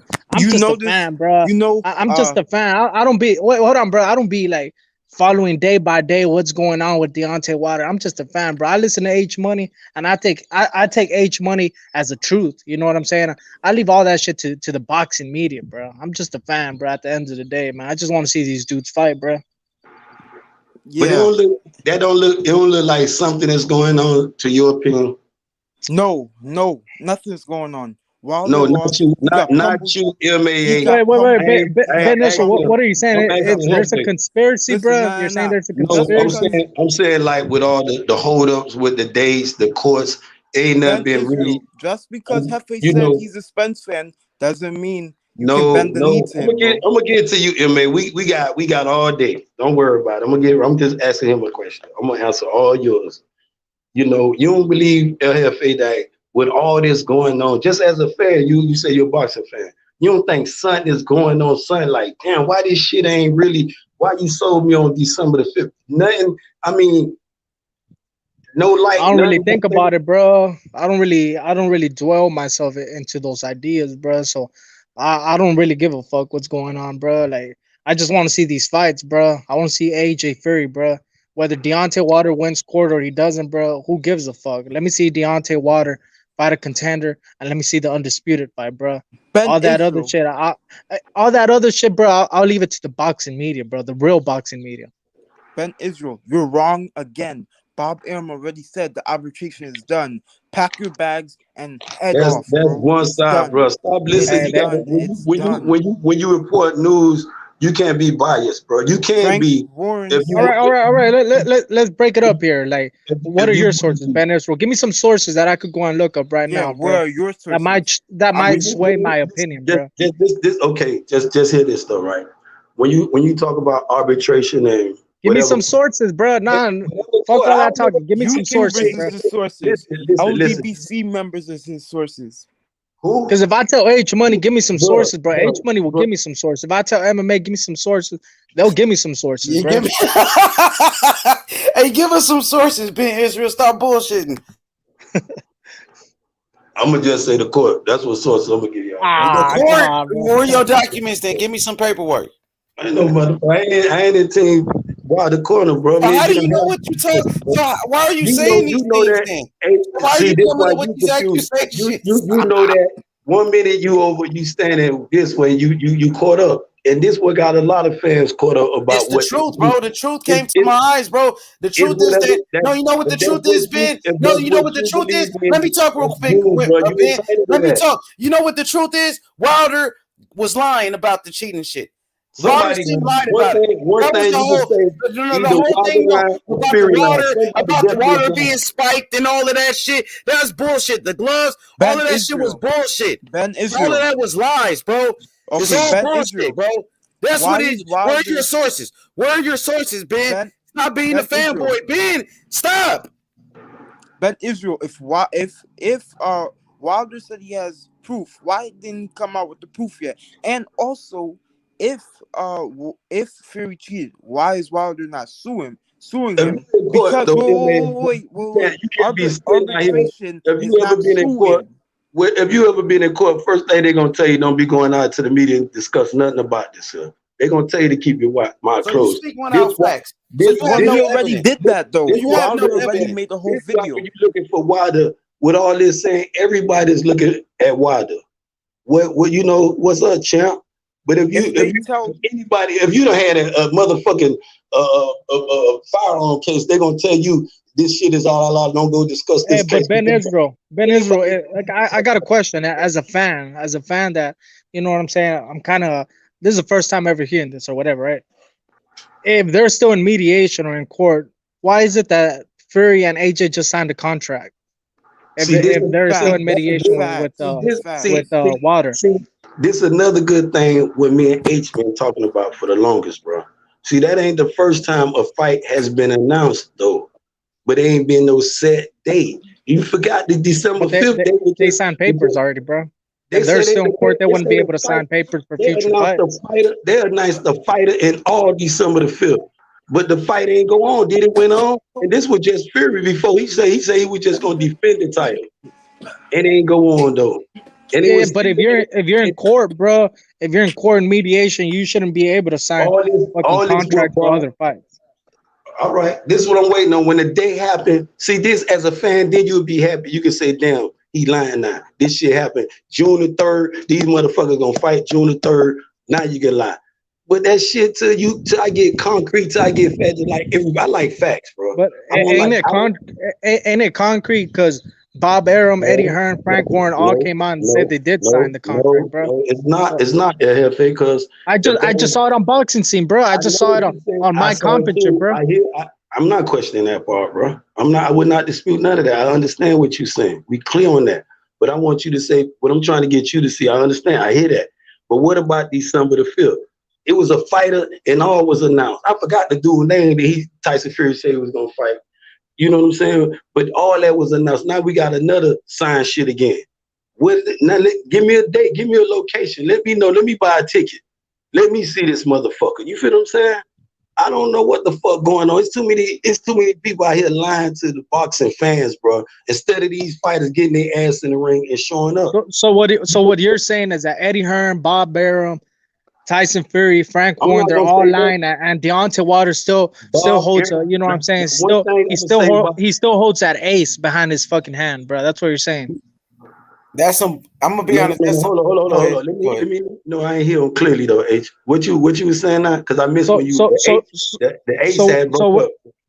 So what you're saying is that Frank Warren, Bob Arum, ESPN, Tyson Fury, Frank Warren, BT Sports, they're all lying about this fight with AJ and Fury being signed. They're all lying, and Deontay Wilder holds the truth. And even though Deontay Wilder hasn't even give us no fucking evidence or no sources that they're still in mediation or in court. That's what you're saying.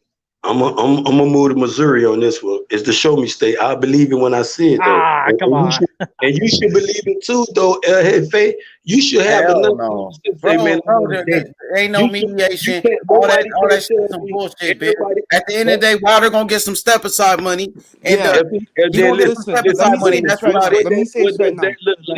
Ben Israel. If you're ready to pay somebody some step, why are you willing to pay him step aside? Why is he willing to take the step aside money then? Who said he's gonna take step aside money? Who said all this? That's the report. That's the report that's coming out right now. I want to hear from Wilder. Ain't you? You should be one. I want to hear from the source. We heard from Wilder already.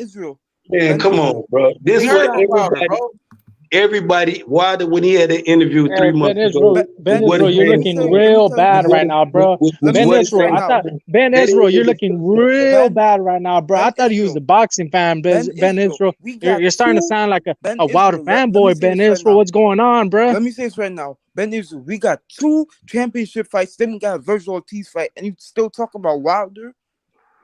Come on, man. Come on. She says, I agree with Ben Israel. Come on. Oh, come on. Sweetie. Ben Israel's not dropping those sources, bro.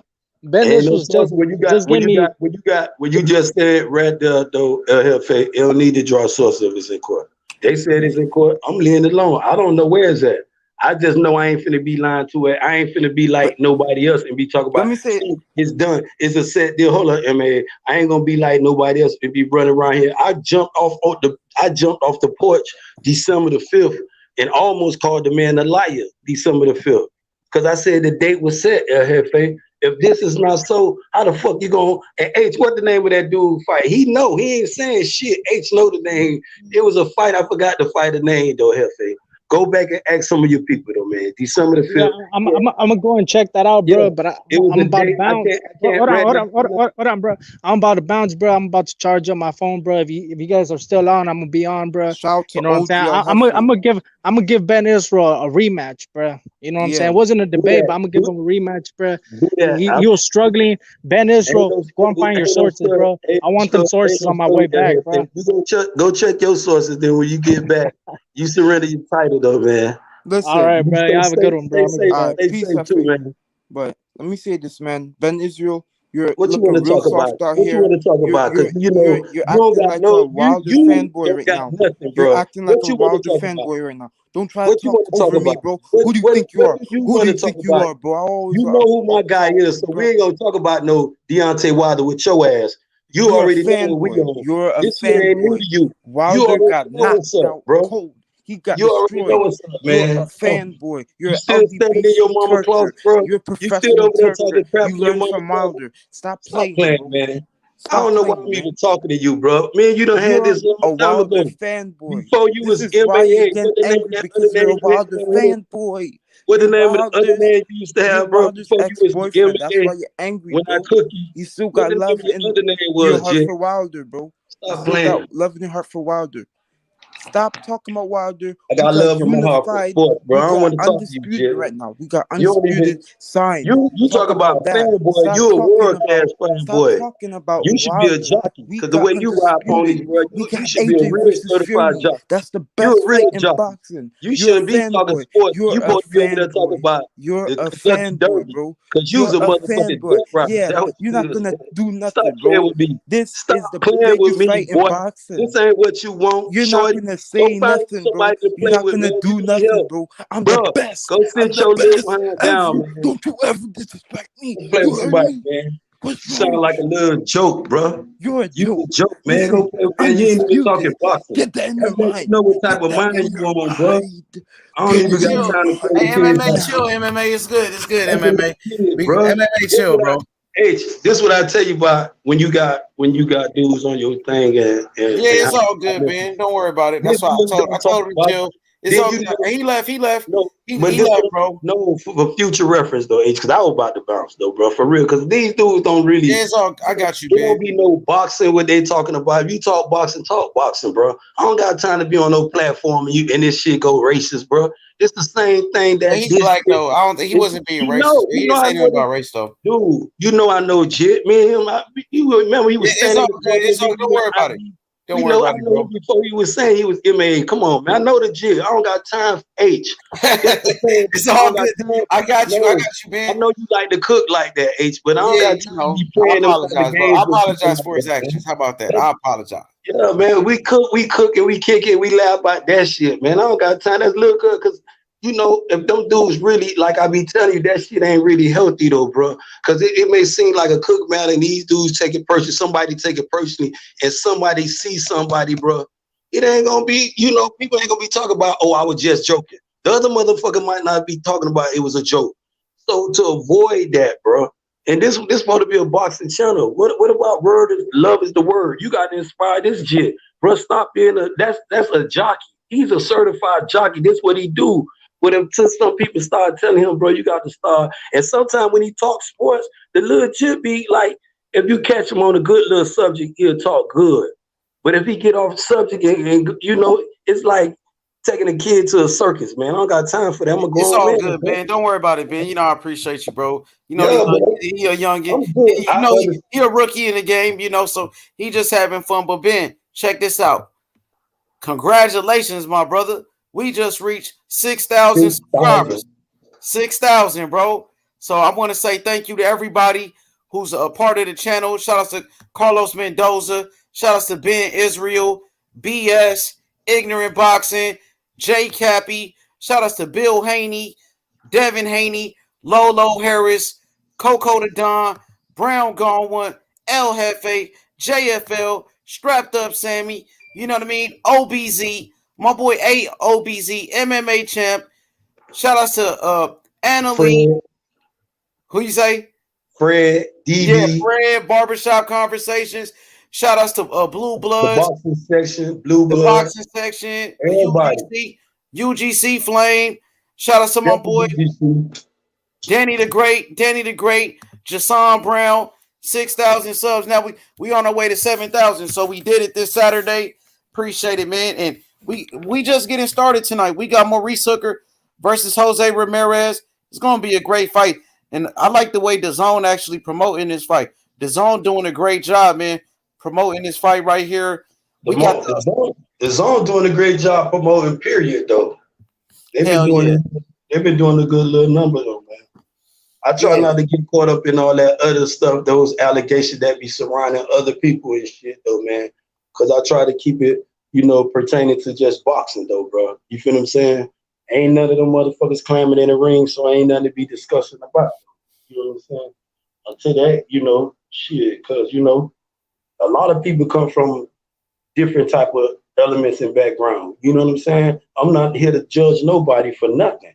But if you getting in the ring, though, that's a different element now. You feel what I'm saying? Now, because I got my fighter climbing in the ring. I got my investment.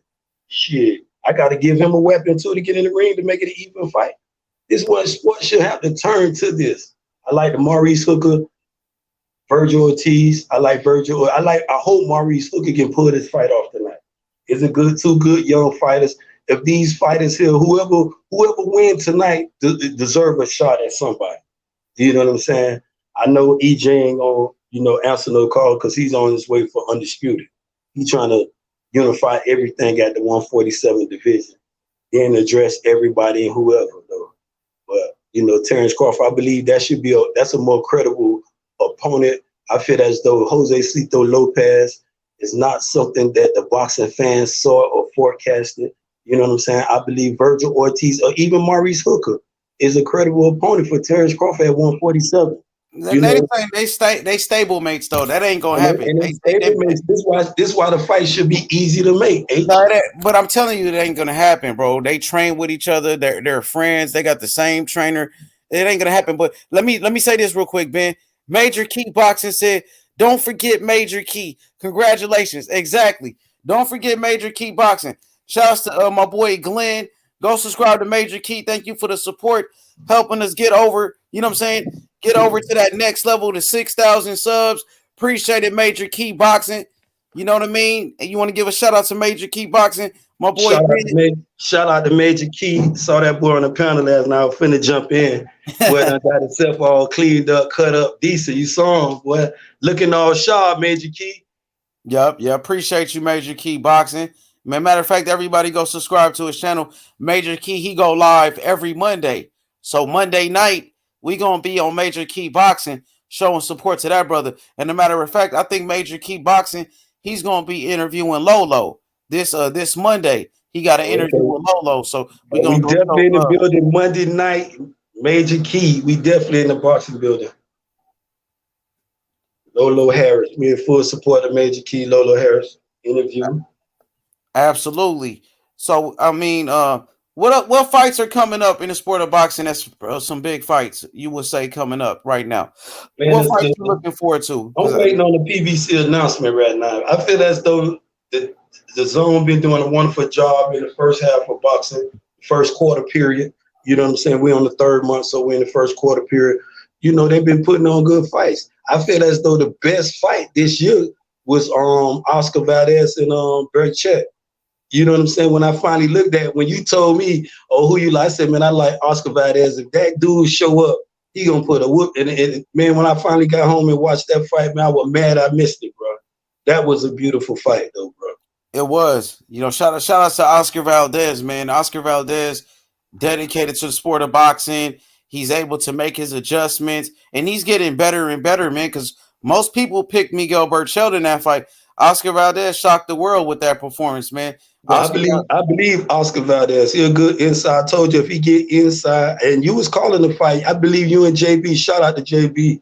You know what I'm saying? Because he talked about, man, being you tripping. You gonna take all. I said, man, if that dude let that boy get on the inside, and Oscar Valdez show up, he in trouble, man. For sure. Is in trouble. But Bachet was a threat for a long time at that 130 division, though, man. Let's talk about next week's fight, Ben. We got Dillian White versus Alexander Povetkin. The The rematch. Speak on it real quick. Break it down for us. Well, the first match was shocking, though, man. I mean, you got to give all the credits to, Povetkin, because getting off the canvas twice and the way he hit, Dillian White with that uppercut, my goodness. I thought Dillian White was gonna get up, but when you looked at him and his eyes rolled back, I said, nah, I know this dude ain't, and it's over. And when you say the heart of a champion, because to me, that doesn't define a person. I would have felt better if he would have got up and continued to fight. You feel what I'm saying? Because I believe he definitely was winning on the scorecard. You know what I'm saying? Yeah, but Dillian White dropped him twice. Dillian White was winning every round, but he made a mistake. He was being flat-footed. Ben, what type of Dillian gonna show up in the rematch? I talked to his trainer.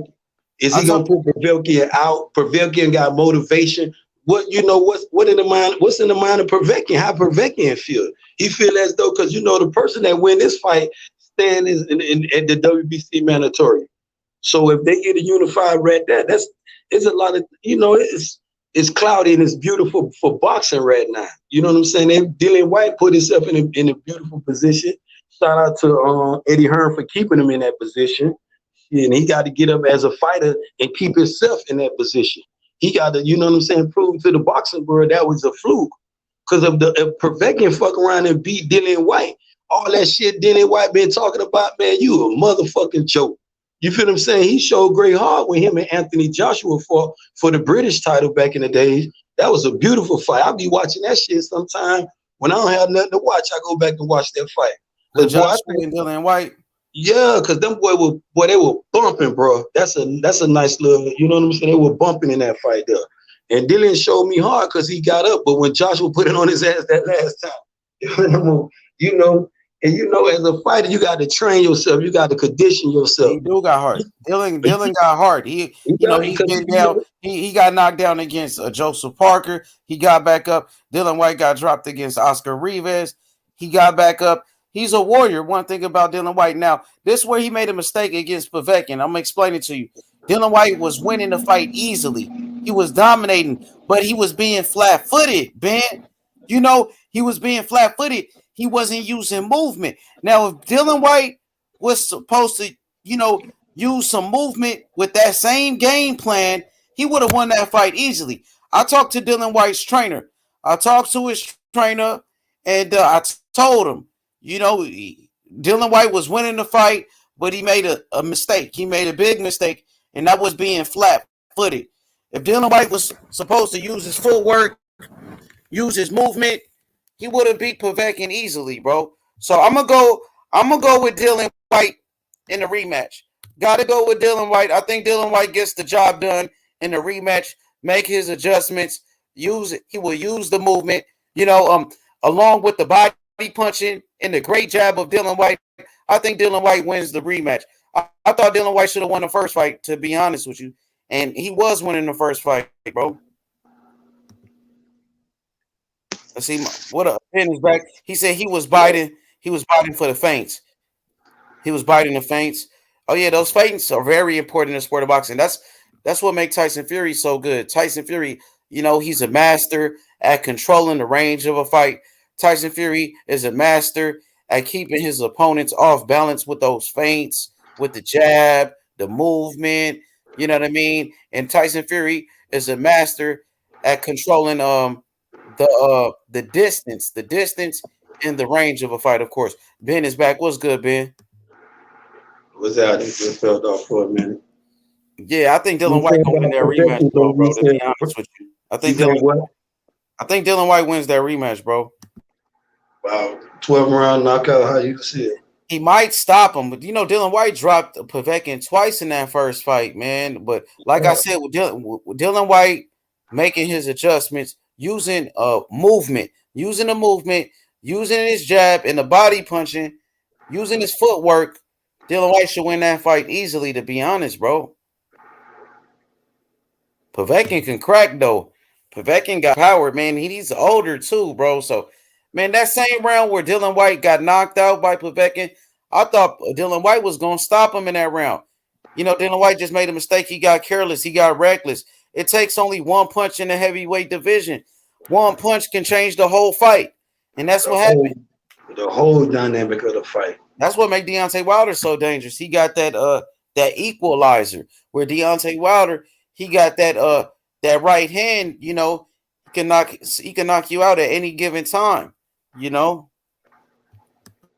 That's scary for boxing, period, though. When you possess that type of power, that's it's frightening for a person to go in there. And some people will be questioning his boxing IQ. Deontay can't box, he can't do this. You know, he damn sure can knock your ass out, though. You can talk your ass off. And millions of people be paying to see that one punch. And the way he knocked Brazil out, I think that's probably one of his classic, though. Yeah, ignorant boxing said if White loses, should he retire? Nah, Dylan White is young. I think Dylan White is only 30 years old, bro. He shouldn't retire. He's been knocked out before. He been knocked out before. He came back from being knocked out. So yeah, I think Dylan White is one of those type of guys that could come back. He doesn't make any excuses. Dylan White, he'll fight anybody. You know what I mean? So I respect Dylan White. You know, he's a warrior. Shout out to ignorant boxing. I wouldn't say he'll be over, but then when you say Chinny, he definitely can go in that class too if he don't stand up here and answer Prevail call. Yeah, he is Chinny. You know? Dylan White been down plenty of times, but most of the time, you know, he gets back up. But he been knocked out twice. You know, and when you talk about Chinny, it fixes category. You know, if you're a big puncher, some boxers, that's how they read other boxers though. They feel as though, you know, I know he'll punch you, but he done been out this. I'll put his ass out. You know what I'm saying? That motivate people to stand in there, and this is what becomes threatening if a person know how to box. You know, you take Devin Haney, a guy who's very rangy, you know how to get in and out, and very explosive and young, still growing in power. That's frightening for people, man. This is why them dudes avoid him. This is why he the nightmare at 135. And none of them dudes, nobody is not interested in throwing their favorite fighter in there with him because they know the results. You know what I'm saying? They get mad. Man, he ain't fighting. What he doing? He whooping your ass. You just can't hit him. He hitting your ass. You know, adjust. And that's a part of boxing. You know, but they don't have no answer to that, you know. Going in the corner, trainer ain't telling them nothing. You know what I'm saying? Telling them a whole bunch of dumb shit. They go out there, and there you have it. You know, Teofimo need to pull this skirt down and fight. That next fight, if Teofimo don't call out a number, I'm telling you, I'm cooking this. I'm done with playing with these, man. I ain't having it. You know, no more. He know nothing. He ain't ranging. You cherry picking and he's scared. He's a coward. It went from the makeover from the takeover to the makeover. You know what I'm saying? He worked for Maybelline. He playing.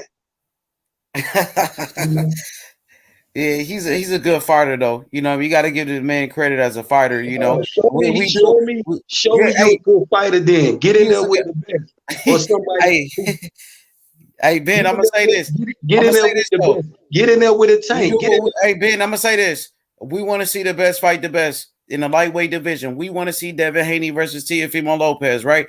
Hopefully Teofimo Lopez gives the fans what they want. You know what I mean? He gave the fans the Lomachenko fight. You know, he gave them the fight that we wanted at that time. Hopefully Teofimo Lopez, he steps up to the plate and he makes that Devin Haney fight. I want to see Teofimo Lopez act like a true champion. You know, give Devin Haney the fight. Give Lomachenko an opportunity. We want to see the best fight the best. That's the reason why I want to see Tyson Fury versus Anthony Joshua. For the same reason I want to see Devin Haney versus Teofimo Lopez, bro. But keep cooking. Let me get something to eat from the refrigerator. Take over the panel. You got it. That part, though. And it's time for Floyd to give Tank the nod. Tell Tank to stop running, too. I feel as though if they fight tomorrow, Tank got enough power. Tank power is almost unpredicted. That shit it could take him to 154, but he's so short in stature. He's about 5'5" at the most, probably 5'6", giving it to him, you know. But as far as a puncher, Tank can do it, but Devin has what it takes in his archer to neutralize that type of explosiveness. You know what I'm saying? Leo was doing it, But Leo got careless. You know what I'm saying? Got all happy. Can't get happy. It's 12 rounds of fighting. You know what I'm saying? It was only 6, and you let Tank in there. And guess what? Boom. But with Devin, it's something different though. The nightmare. You know, Floyd need to go ahead and start playing. It's time to let Tank hand go. You know what I'm saying? After this fight here, you know, and I think that's a questionable fight. You know what I'm saying? I know he can be Barrios. You feel what I'm saying? I feel as though Tank got what it takes to knock that clown out. But then I feel as though he needs to step back down to 135 and answer these calls. The Devin Haney smoke for one. You know what I'm saying? Stop playing. Ryan a diva. Ryan don't want to fight nobody but the lollipop man. You know what I'm saying? Make some more YouTube video, which is okay. But then when he stop talking and start fighting, you know, we gonna see if it's all, you know what I'm saying, YouTube smoke or what. You know what I'm saying? He don't want none of them top A1 fighters neither. You know, he trying to find a old nice cherry pick himself. But we gonna give it up for Ryan. You know, Lion Ryan, as Bill like to say, you know. But the most exciting fighter right now, of course, we know is EJ, Earl Spence Jr., on his way to unifying that 147 division. And boy, it's time to fight, boy. Boy, no more excuse, boy. Ugas, boy, no more excuse. Time to fight. Give the fans what they want. Give the fans what they want. Make it a good, clean fight and protect yourself at all times. Let's do it. Shout out to the chat. Shout out to H Money. Done stepped in with 6,000 subscribers. We got a nice fight tonight. Virgil Ortiz, Maurice Hooker. I believe Maurice Hooker can upset Virgil Ortiz and hand him his first loss if he stand on the outside and box. But if he sit and step his ass on the inside for 12 fights, boy, I believe it's gonna be an ugly look for him around the ninth round. I think Virgil Ortiz gonna weigh him down. Explosive young fighter, heavy-handed, you know, very nice. He out the D. Shout out to Virgil Ortiz. I believe that's a marquee fight for Terrence. You know, even if Maurice Hooker beat him, which I don't think he could do. I'm hoping he do, but I don't see it though. Ortiz is nice though. I believe Ortiz and Boots is a nice fight though. But I don't think they're gonna let them two young studs collide right now. They're gonna let that fight marinate though, man. Who you favor in that fight if they do meet up? Virgil Ortiz or Boots? Man, that's like almost like a boxer and a puncher, man. But then Boots can punch too. But Virgil Ortiz putting everybody to, you know, he's stopping them and putting them to sleep. You know what I mean? So that's a nice fight, man. Two little lines. I don't see them promoters putting them two together right now. You got to let, like you said, I see them letting that one marinate. And Spence dropped the belt, let them start conquering that 147 division. Beat up on the old Lions. Catch Keith Thurman out there on the call out. Lock his old soft body behind out. And my boy Dury Jones, shout out to the brother. He said, I can see Maurice Hooker right hand ending the fight. Maurice Hooker do got a big right hand, bro. You know, Maurice Hooker, he landed that right hand against Jose Ramirez. Matter of fact, he hurt Jose Ramirez a couple of times in that fight. But Ramirez had a great chin. So today, you know what we going to do? We going to see what type of chin Virgil Ortiz got today, Ben Israel. You know what I mean? What type of chin both of them got today. No, Maurice Hooker, we seen what type of chin he got. We see what type of chin Maurice Hooker got because he got knocked out by Jose Ramirez. He's been dropped plenty of times. He's actually kind of chinny too. Shout out to my boy Sills in the chat. Sills, what's good?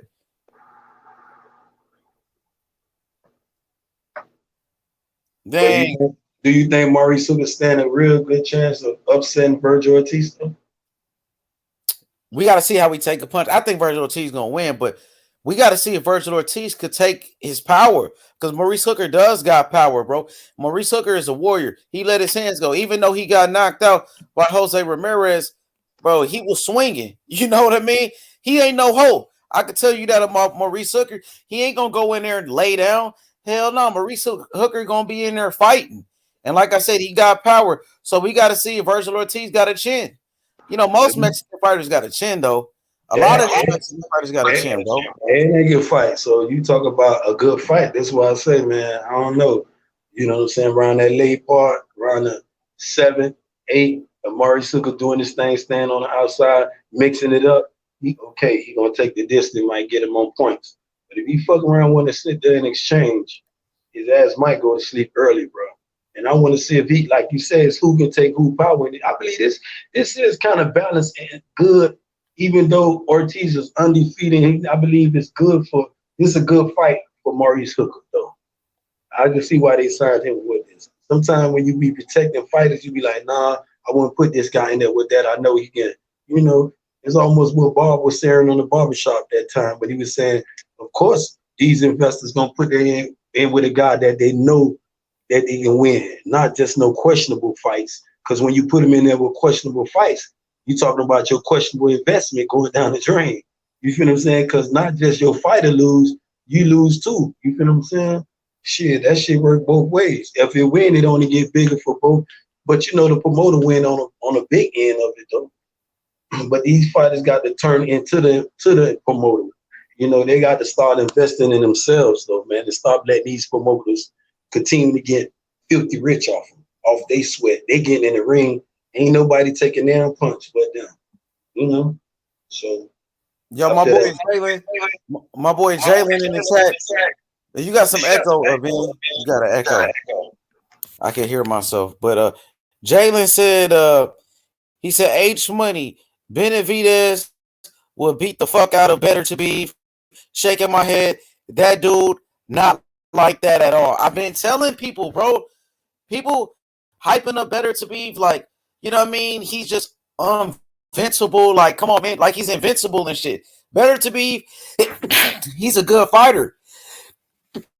He got a lot of power. You know what I mean? But they're overrating him. Like, he really hasn't really beaten anybody. Like, he beat Gobsnick, but Gobsnick, you know, Gobsnick was known for beating Adonis Stevenson, right? Adonis Stevenson already got destroyed by Badu Jack. Adonis Stevenson was past his prime.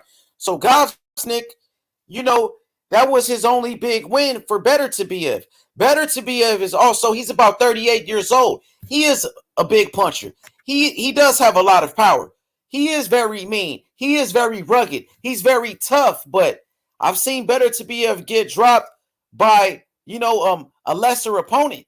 You know, so he's not invincible. I think Dimitri Bivol is the best light heavyweight in the world. Bivol is the best light heavyweight. Better to Be is good, but he is overrated, I think, bro. That's what I think. He does have power. He's a knockout artist, but I think Bivol got the skills to pay the bills. Bivol is better. Go ahead, Ben. I'm sorry. So you think he can capture the 175 division?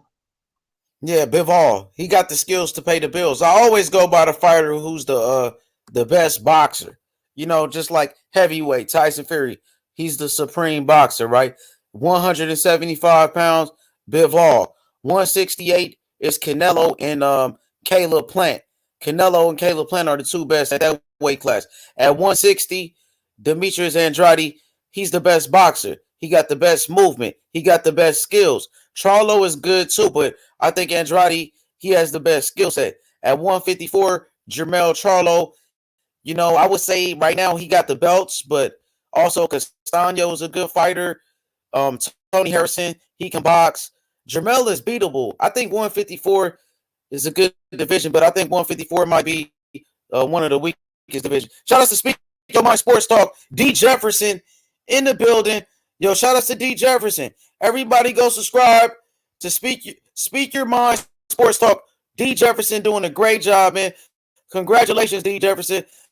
I seen you got the membership on your channel. You've been doing a great job.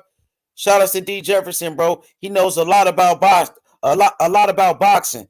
So go subscribe to his channel. One of the best channels on YouTube, man. Support the brother D. Jefferson. He's doing a great job on his channel, bro. Much love to D. Jefferson. Go check him out, Ben Israel. Check out Speak Your Mind Sports Talk, bro. If you can. Ben, check him out, bro. Jason Brown, go check out Ben. Go check out Speak Your Mind Sports Talk. Dang, this is my audio fucking up. I'll be right back, yo. Go ahead, take over the panel, my brother. JB, where you at, man? Jump on in, man. Get out that chat and go and come on this panel. Talk about your boy Bud Crawford with this Jose Cito Lopez, man. Who you saw that, JB? Come on, man. You seen Jose Cito Lopez in the future? Bud Crawford, Jose Cito Lopez. Come on, man. God, that's some man. Nah. Bob, I don't even think Bob asked for that fight. That was Bomac. Bomac won Jose Cito Lopez. You want to try to keep that knockout streak alive. Now that's a word. Now that's some cherry picking up. Big G done mess around, get Jose Cito Lopez in shape like he did for old your boy on Keith Thurman. How Bud run around the ring.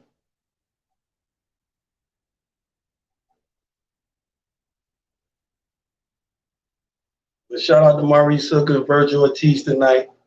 A good night of boxing. Dillian White next week with some explaining to do. See if he can come back on that vicious uppercut Povetkin put on him.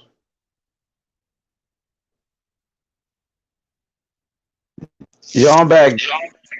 Got Israel was D Jefferson right here. So what up, D Jefferson? What's up, What's good with you, man? Man, appreciate the super chat, D Jefferson. He said, appreciate you, H Money. Smash the like button. Thank you, my brother, for your donation. How you feeling, D? I'm feeling good, dog. I'm feeling good. Shalom, my brother. No doubt. What y'all? What my man say? Come up here and talk about my boy Crawford. Man, come on, man. D Jefferson, man. Jose Cito Lopez. Hold on. You got it twisted. My dude, Errol Spence, my nigga. I ain't never been on Crawford. Okay. We gonna leave that alone then. We done. I'm Spence all day. I'm on mute, my G. Hell yeah. Crawford, man, people gonna be shocked when they see what Spence do to him. I'm telling you, bro. Nobody at 147 bought that press for the Crawford like Spence gonna bring it to him. Nobody. Man, explain to these people and tell them why you feel like that. Well, look. See, here's the thing. If you guys pay attention to lesser fighters, see, we know styles make fights. So when you say one fighter and you try to compare that, that's pretty much the triangle theory. But when you take all of his competition, every bit of his competition at 147, lesser competition than Errol Spence, bro, they all found success on Crawford.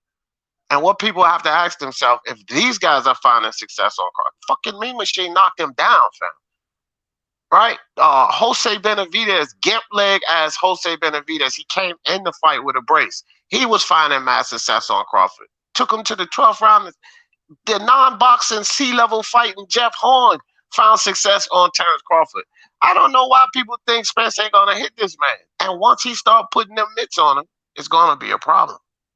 It's going to be a problem. D, what was the end result with Mean Machine? What's the name? Jeff Horn and Benavidez. They all got knocked out. He stopped them. But remember the key words, H, lesser fighters. I wouldn't say lesser fighters like that. I know they not Sean Porter or whatnot, but we all know that Terrence Crawford, he's taking everybody they put in front of him, right? He's in a similar position to Devin Haney, where the other champions in the division don't want to fight him. Like Earl Spence is on record saying he's gonna take the easy route. So he's gonna go. No. We ain't gonna do that. Hold on. I mean, lesser fighters than Earl Spence, though. I said lesser fighters than Spence, not his opponents. They lesser fighters than Spence beat the hell out of all of those guys. But I think I think Crawford beat the hell out those same guys that Spence been beating too, though. That's why this make this a good fight. And all of these people talk about Crawford knocking. Look, Crawford not even gonna stop Porter if they fight. They talking about him stopping Spence. These two guys is look, Porter, Spence, and Danny Garcia. These are the guys with the chins in this division. Crawford ain't punched nobody with chins like them. And if you think about Jeff Horn, Kell Brook, the only one he knocked out, like knocked slam out for the count was Jose Benavidez. The rest of these guys, the ref waved it off, fam.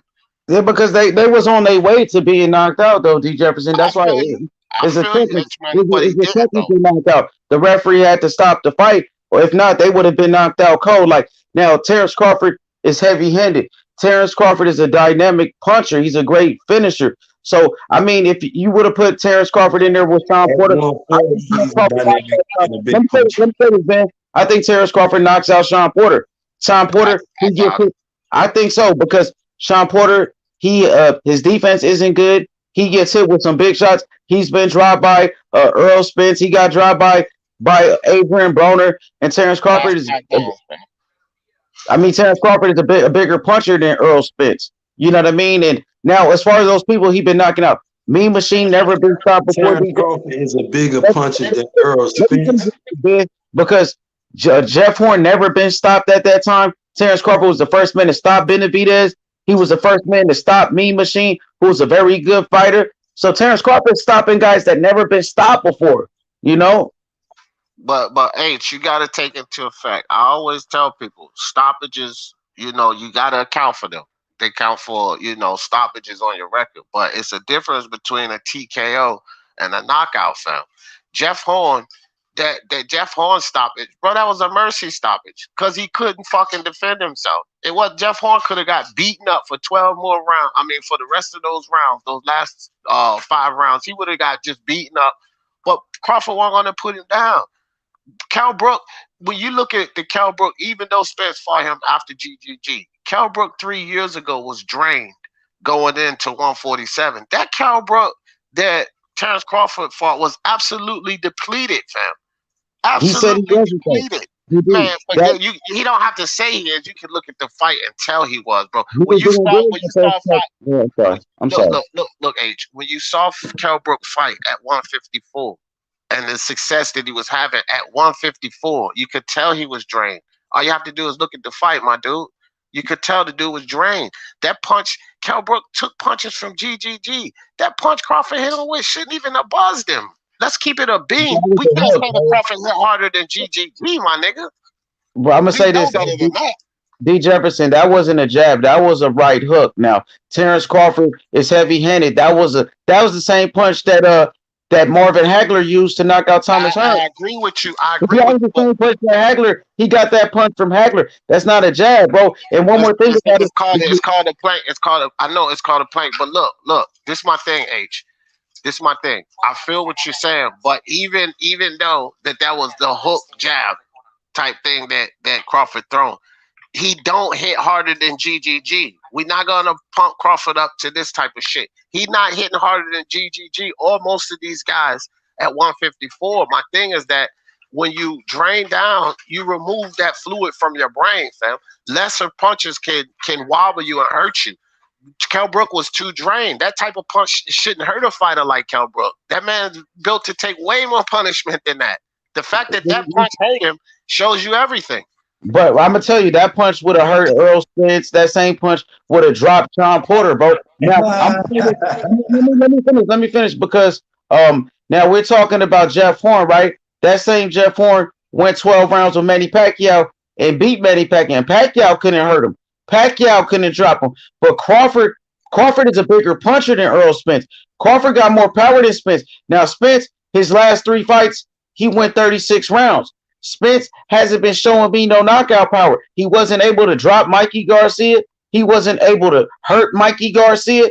He couldn't finish Sean Porter. He said he was going to knock out Mikey Garcia, and he couldn't do it. He said he was going to knock out Sean Porter. He couldn't do it. And Spence is not the same fighter that he once was. Like, Spence is the one killing himself to make 147. Now, we talking about Kell Brook struggling to make the weight. Spence has been blowing up in between fights for 200 pounds. He's a dead man at 147, bro. He's not the same fighter that he once was. He's not the same, bro. Nah, you can No, stop all. You can stop. You can go stop ahead, all those go ahead, go ahead. shit though, man. He left Blu-ray. He left his strength and conditioning coach Blu-ray. He hasn't been getting those knockouts ever since he left Blu-ray, bro. All right, now let me be. Unless you want to jump into there, let me respond to all of that because, dog, it's like, all right. Here's the thing. Sean Porter, we gotta this thing with Sean Porter. People gotta understand something. Flash knockdowns mean nothing, man. Flash knockdowns could even be due to balance. Well, when Sean Porter jumped up from his glove barely touched the canvas with Errol Spence. That's number one. The thing with the Adrian Broner knockdown, same type of shit. When Sean Porter got up from those knockdowns, the dude wasn't wobbled. He was good. And he told both of them, come on, let's get it. Those is flash knockdowns. Outside of that, this dude has shown a tremendous chin. The Keith Thurman that Sean Porter fought, that Keith one-time Thurman, that dude had pop, and Porter ate hellacious punches from Keith Thurman, right? This whole thing with Crawford's power and Spence's power, Crawford has better power up top. That I do agree with. To the body, Spence has better body punishment, better body power.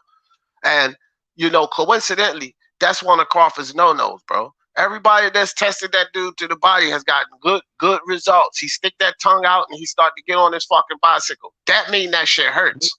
I don't think so. I don't think so. Come on, bro. Come on, hit him to the body. He's never been went down. I mean, bro, even I didn't say he went down. I said they gave him problems. When Ndongo hit him to the body, and then Ndongo's not even the best boxer. When he put that body work on Crawford got on his bicycle. When fucking Victor Postol put that body work on him in the second round, Crawford stayed on his bicycle and was fucking hugging the whole goddamn fight, my nigga. Come on, this is little old Victor Postol. This one no damn Errol Spence. He dropped Victor Postal 4 times in that fight. He beat the shit out of Victor Postal. Let me make this point, D. Jefferson.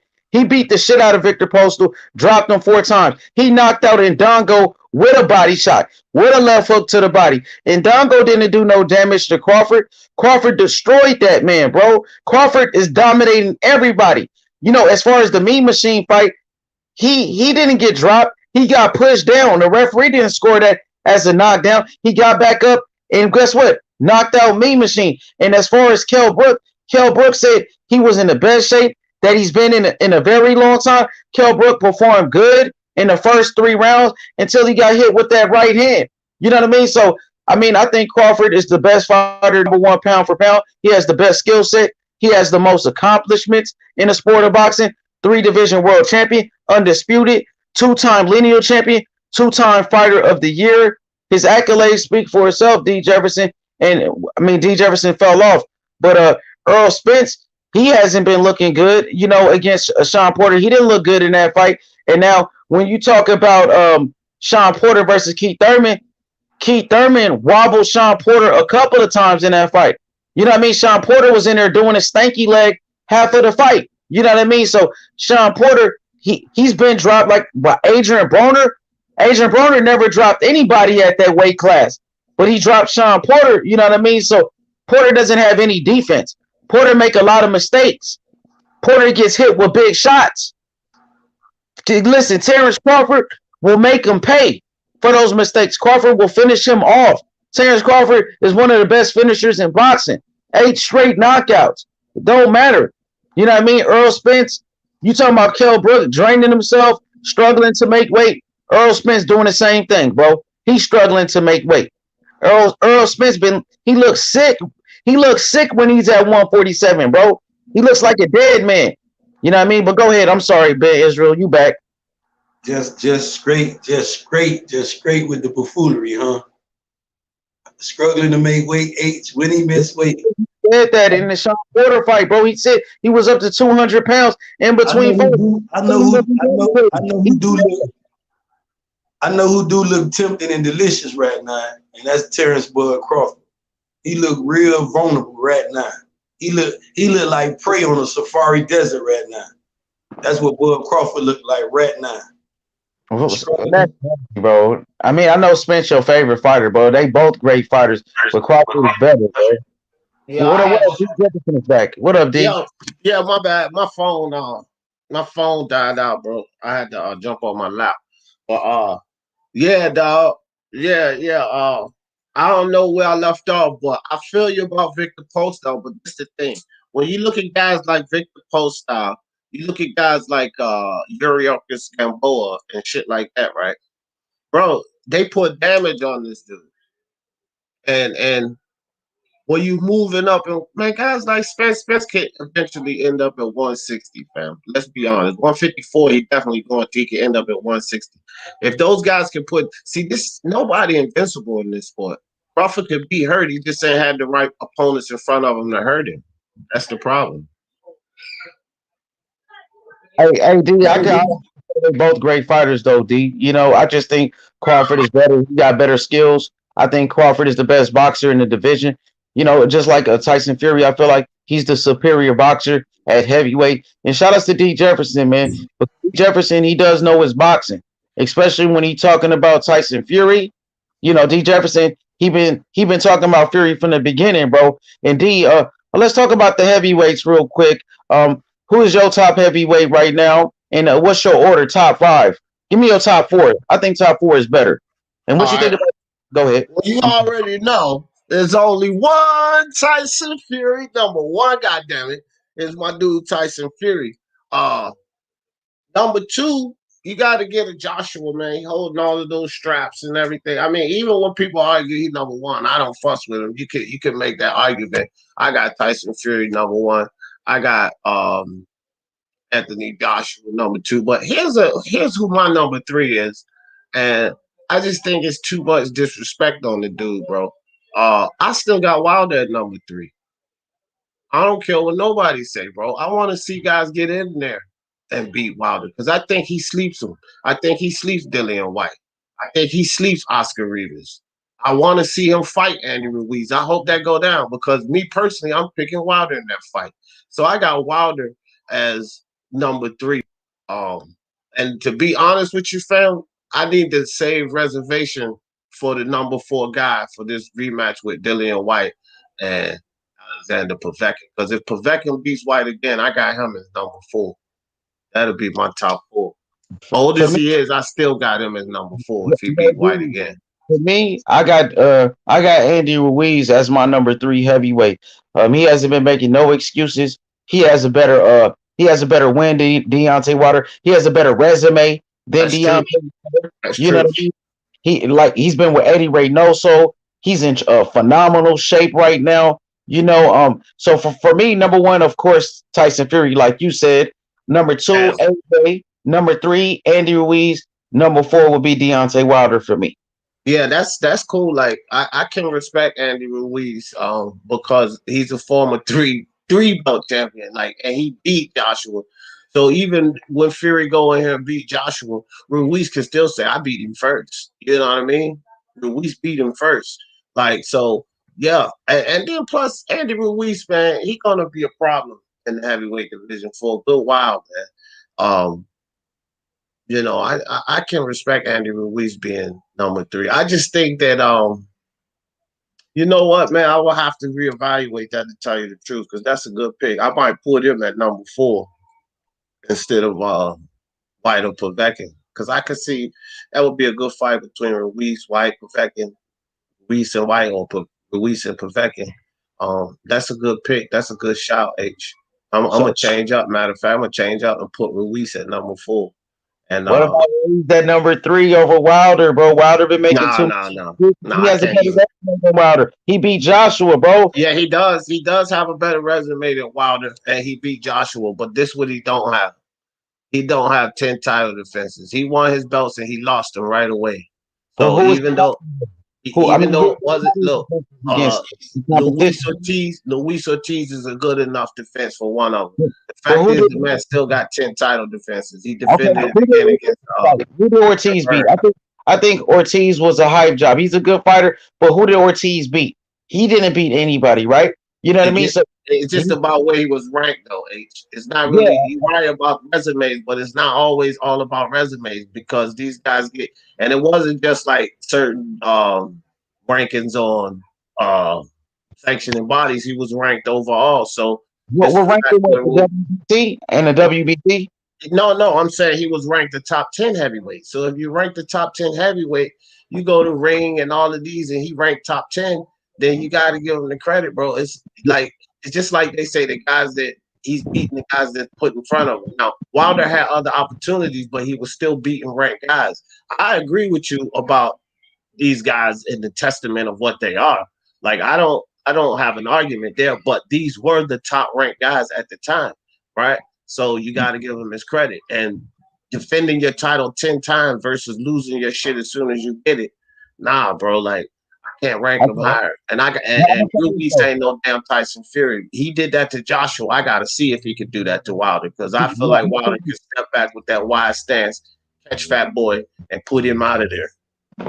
Yo, D, but see, Tyson Fury, he doesn't even have a title defense. My bad, H. Archer better BF put him down. He's over. I don't know. They counting him now. I think he's gonna get up. This dude giving Archer a fight though, fam. He giving Archer a fight. I think Arthur is being overrated too. I think Arthur's being overrated too, bro. To be honest with you, That's fucked up, fam. they stopped it. Yo, the referee, he counted, right? The referee counted. The dude got to his feet and he was good. He turned around. The corner was holding the towel up like it's enough. The corner took him out of the fight. The dude was ready to keep rumbling. He was giving Arthur a fight too, dog. Hey, shout out to the dude, Adam Deonis, man. Deonis was giving fucking Better BF a rump. He cut Better BF and some more shit. But this was a good fight, bro. Deonis showed his ass. He was supposed to lose. Man, that was a nice shot. Better BF, goddamn, right across the chin, dog. He gave him a little rabbit punch on the way down, too. But D, what I was saying was now we talk about Tyson Fury. He doesn't have any title defenses, but what he does have, he has the best wins in the division, right? You know, Andy Ruiz, he doesn't have a title defense, but he has a better win than Deontay Wilder. Now, those 10 title defenses, who was Wilder fighting against? Gerald Washington's, you talking about Dominic Brazil's, he's fighting against Arthur Spiltzka. Come on, bro. You know what I mean? Come on, bro. Anything can happen in this division, H. Anything can happen in this division. We've seen it too many times before, like the upset with Andy Ruiz over Joshua. So 10 title defenses, still 10 title defenses. Like I said, I agree with you on the level of competition, but it's 10 title defenses versus none, my nigga. None, not even low-level competition. Hey, hold on. Let me finish right quick. It's 10 versus no title defenses. Not only that, we can't bring Fury to the equation because, yeah, he don't have no title defenses, but the dude has 2-time Lenny, 2-time Ring Magazine, 2-time Fighter of the Year. He's won every belt there is to win at the heavyweight division. So Ruiz don't even stand in the stratosphere of Fury. But when it comes to Wilder, bro, listen, Andy Ruiz had 3 months of fame, 4 months of fame. Wilder helped bring the heavyweight division back in America. And that's a fact, bro. There's most people that don't like Wilder. That dude helped bring this division back. Like, we talking about resume though, D. Not you know what he did. I mean, like all over though. Like even still, listen, knocking again. This is the heavyweight division, and I've slighted Wilder for the level of competition as well. But knocking out in high 90 percentile every man that stood in front of you, that's the type of shit that makes people say, okay. Listen, does Andy Ruiz, this is my thing with Wilder and why I say he's clear number 3 for me. And this is really where I'm going to settle it, is that Andy Ruiz doesn't have anything to make him an automatic 50-50 eliminator. And Wilder does versus any opponent. That right hand makes him damn near 50-50 against anybody. We can't say that about Ruiz. We talk about Ruiz versus Fury. No go. Fury beats him. We talk about Ruiz versus... But he needs more than that right hand when you're going against the top opposition, bro. When you're going against the elite fighters in the weight class, it could work against Gerald Washington and Arthur Spiltzka and those bums. But when you step up against some people like Tyson Fury, the Anthony Joshua's, the Andy Ruiz's, bro. You got to do more than throw a right hand. You can't be a one-trick pony. Now let's get back to these 10 title defenses. Now you went against, like I said, you went against Arthur Spiltzka, Gerald Washington, Eric Molinas. You went against people like you know what I mean? Who else he went against? Luis Ortiz. So your come on, bum man. So let me ask you this. One more point. Out of 41 fights, your best win is Luis Ortiz and Bermain Stavern. And now for my guy Andy Ruiz, he beat Anthony Joshua, who's a top 2 heavyweight, bro. Wilder is he got to do more, bro. 42 fights, and all you got to show me is Luis Ortiz, who ain't beat nobody. Okay. How many champions did Wilder beat? Hey, listen, H. He beat one vacant champion. I hear what you're saying, but you acting as if, okay, Andy Ruiz has the Joshua win, right? And then he lost it all back. That is the bane of his entire career, fam. He has a Joshua win, and then he lost the belts back. That shit does not make you, to me, like it can't put you over the top. We haven't seen him. We see him go in there and we seen him beat Joshua. We did see him do that, but then we seen him in the rematch look damn near lethargic. Right? So I mean, what are we gonna do with that? Like Wilder show over and over again. Even with my guy Tyson Fury, what did he do to Fury in the first fight? He put that motherfucker down. Fury got up barely in the nick of time, even with my dude Fury. And got back up and whooped Wilder's ass for the rest of that round, right? Damn right he did. Hey, so D, but that one win for Andy Ruiz over Anthony Joshua is better than anything Wilder did in his whole career. That one win, I don't agree with that. It does. I don't agree with that. I don't agree with that because listen. This is why I say I cannot agree with that. That one win over Joshua would have been more if he would have came back and done it again. The fact that he didn't come back and do it again, the question is even in Andy Ruiz's mind, which is why he want that fight again so bad. Was it a fluke? Was it because of Joshua was less of himself? Was it any of these things?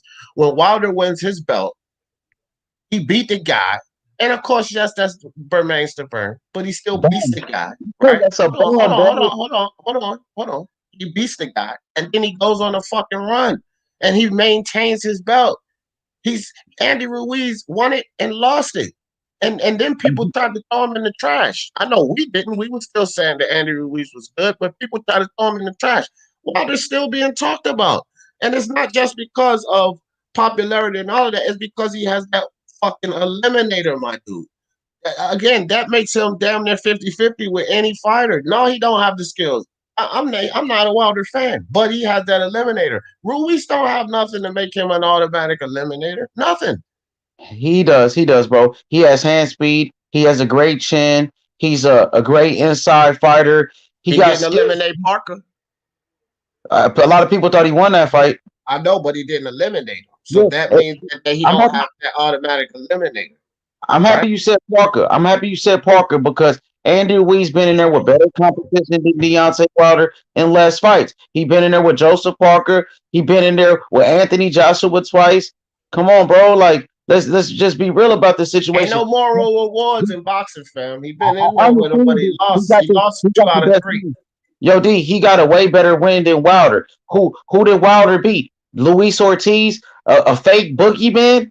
Luis Ortiz didn't beat nobody, bro. You cannot put one win over an entire career, and that's essentially what you're doing. You're putting one win over an entire career, fam. Who did he beat, D? That's all I'm saying. Again, Luis Ortiz, that's not it for me. Okay. What I'm saying to you is this: you're putting one win over an entire career. Basically, Andy Ruiz had. Listen. H Money, this is all I'm saying, fam. I cannot put 3 or 4 months of success over an entire career. And essentially that's all you're doing. Because he's been in there with Parker, but he lost. It's on the books. He lost. This is what I'm saying. Like basically 4 or 5 months, 3 or 4 months of success, that don't count Wilder's career to me. I mean, yeah, that's 3 or 4 months of success over Joshua. He lost it back. That is Andy Ruiz's career at this point. That's not enough for me to say that Wilder been he's fighting over Wilder. Wilder been fighting bums his whole career. The one time he stepped up and he fought a top guy, he got stopped, bro. He been fighting for all bums, bro. And I'm just being real. So has Ruiz. Let's be honest. If you want to be honest with it, hold on. If you want to be honest about it, he lost to Tony. He lost to Joseph Parker, and then he had, like I said, the 4 months of success with Joshua and lost it back. So he lost 2 out of 3 of valid opponents, and then he fought all low-level fighters. Okay, That's the same story. Okay, D, but guess what?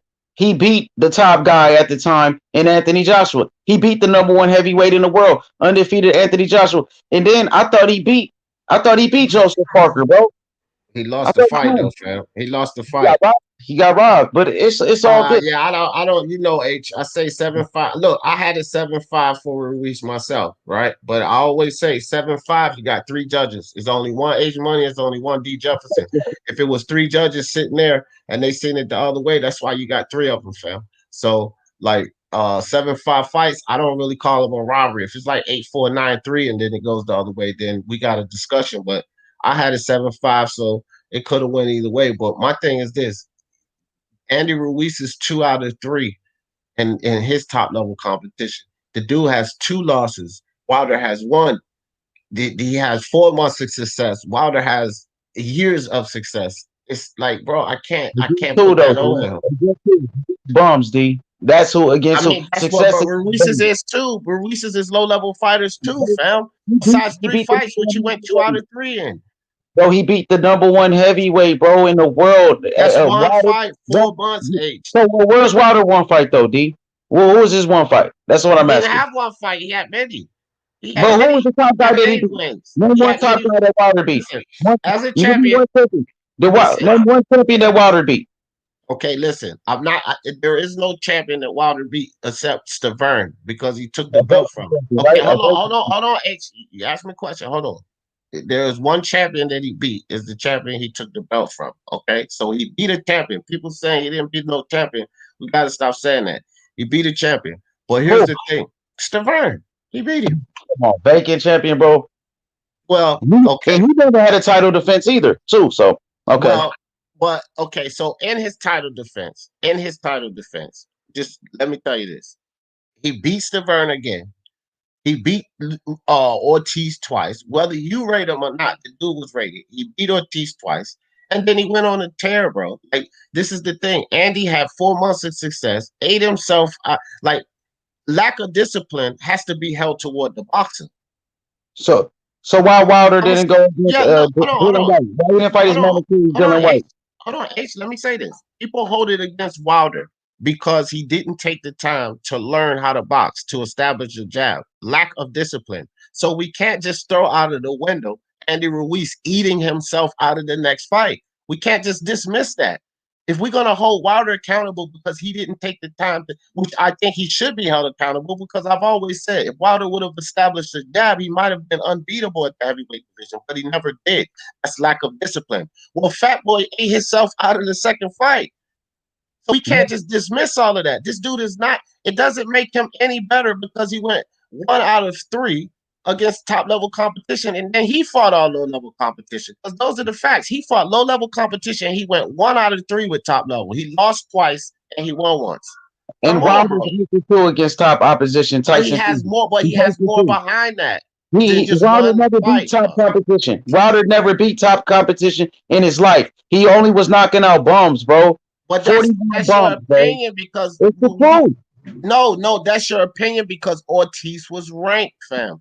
I'm not saying. Listen, again, Ortiz didn't a ranked opponent, fam. He was a ranked opponent. All I'm saying, D. Jefferson, is Ortiz ain't beat nobody, bro. He beat nobody. Stavern ain't beat nobody, bro. And those are his 2 best wins. And I like Wilder. I respect Wilder. But now, when we talk about these 10 title defenses, who was it against? Why he never fought Dylan White, who was the mandatory? Why did he avoid Dylan White and say, I'm not going to fight him?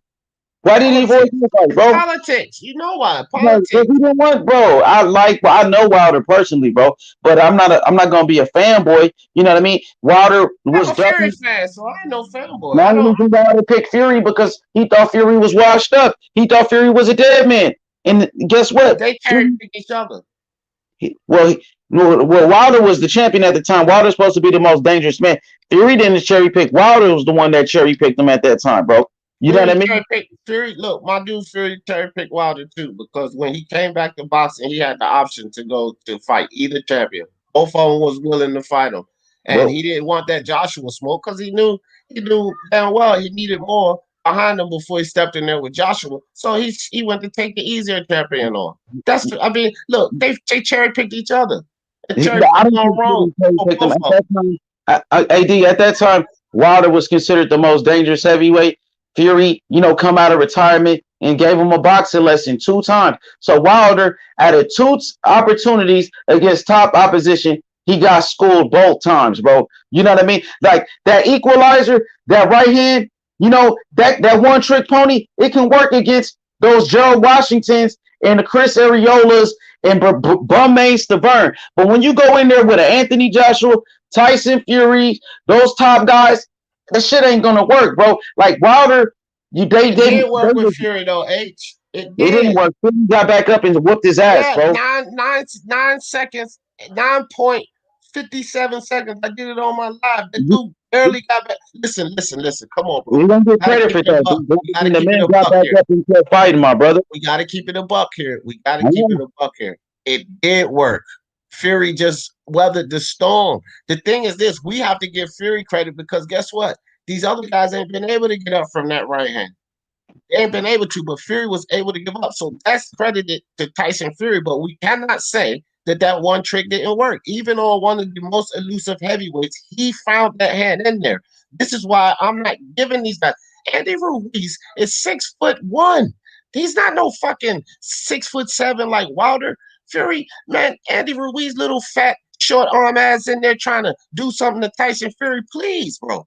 And this is what I'm saying. Like, because Tyson Fury, I don't agree with this whole blueprint because all of these other motherfuckers are not 6'9". They don't have an 80+ inch fucking reach over Deontay Wilder. Like these guys, these other guys, Ruiz and Dillian White, they're not fucking Tyson Fury. Fury is only one Tyson Fury. So I got this dude planning that good right hand on Ruiz's chin. And if Joshua can knock him down, so could Deontay Wilder. When Joshua beat fucking Dominic Brazil, he beat that motherfucker like a drum for 7 rounds before he got him out. Wilder punched him once, lights out. Bro, when he hits Ruiz, that boy is going to be thinking about Snickers, seeing stars, fam.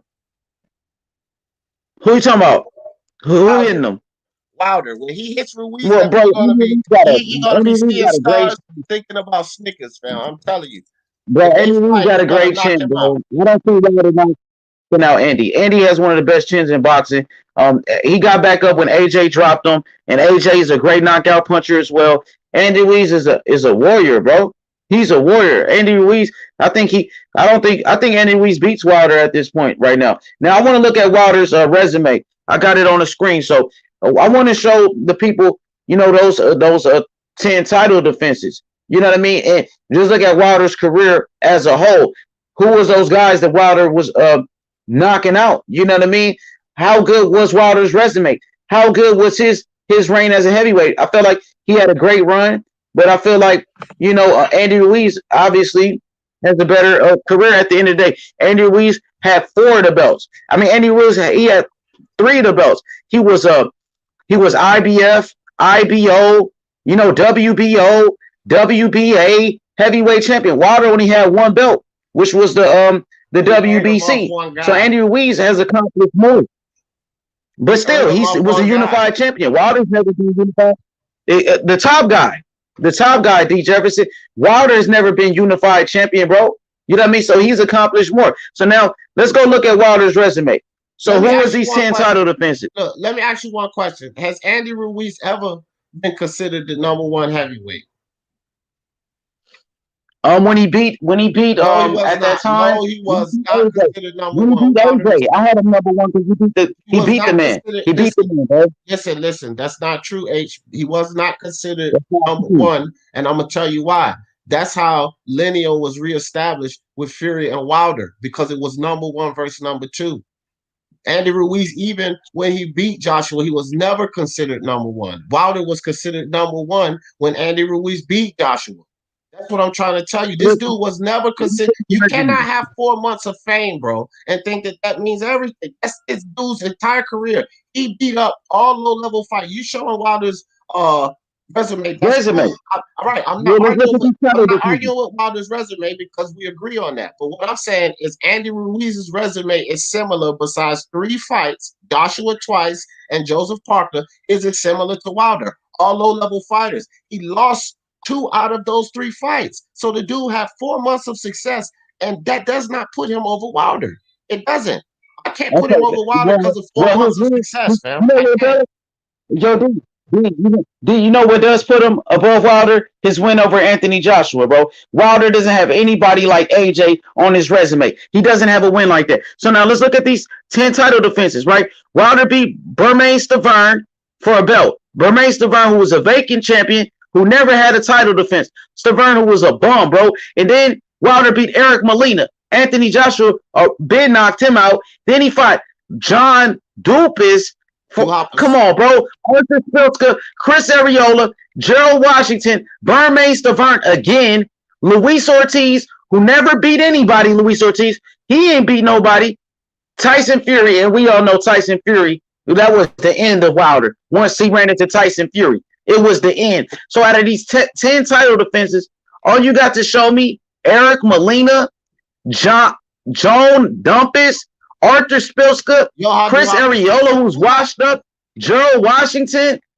Who got a better This garbage, bro. Who got a garbage. Look, that's not. That's who got a better chin than you, H? Dominic Brazil or Andy Ruiz? Who got a better chin to you? Andy Ruiz. Bullshit. And I'm gonna tell you why. Andy Ruiz never knocked out. I'm gonna tell you why. Okay, hold on, H. Let me tell you why. Let me tell you why he doesn't have a better chin than Dominic Brazil. When Anthony Joshua caught Andy Ruiz flush, the first time he caught him flush, he put him on the fucking canvas. He beat the living shit out of Dominic Brazil for 7 rounds before he was able to stop this guy. Andy Ruiz ain't never tasted a punch like Wilder's. The closest he ever tasted was Anthony Joshua. It was no flash knockdown. He sat there on the ground, got his faculties back under him, and then got back up and put work on Joshua. However, Joshua hit Dominic Brazil with everything but the fucking kitchen sink.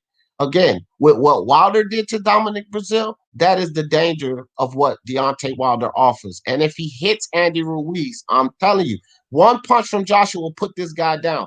Fucking 50, 60 punches from Joshua put Brazil down. That dude don't have a better chin than Dominic Brazil. Fucking Arnold Valine, they cut Fury and got him into trouble. Was beating the living shit out of Dominic Brazil and couldn't put him away. I'm telling you, the reason Dominic Brazil has been knocked out because he cannot box. Andy Ruiz can box, so he offers danger. Dominic Brazil can't fucking box.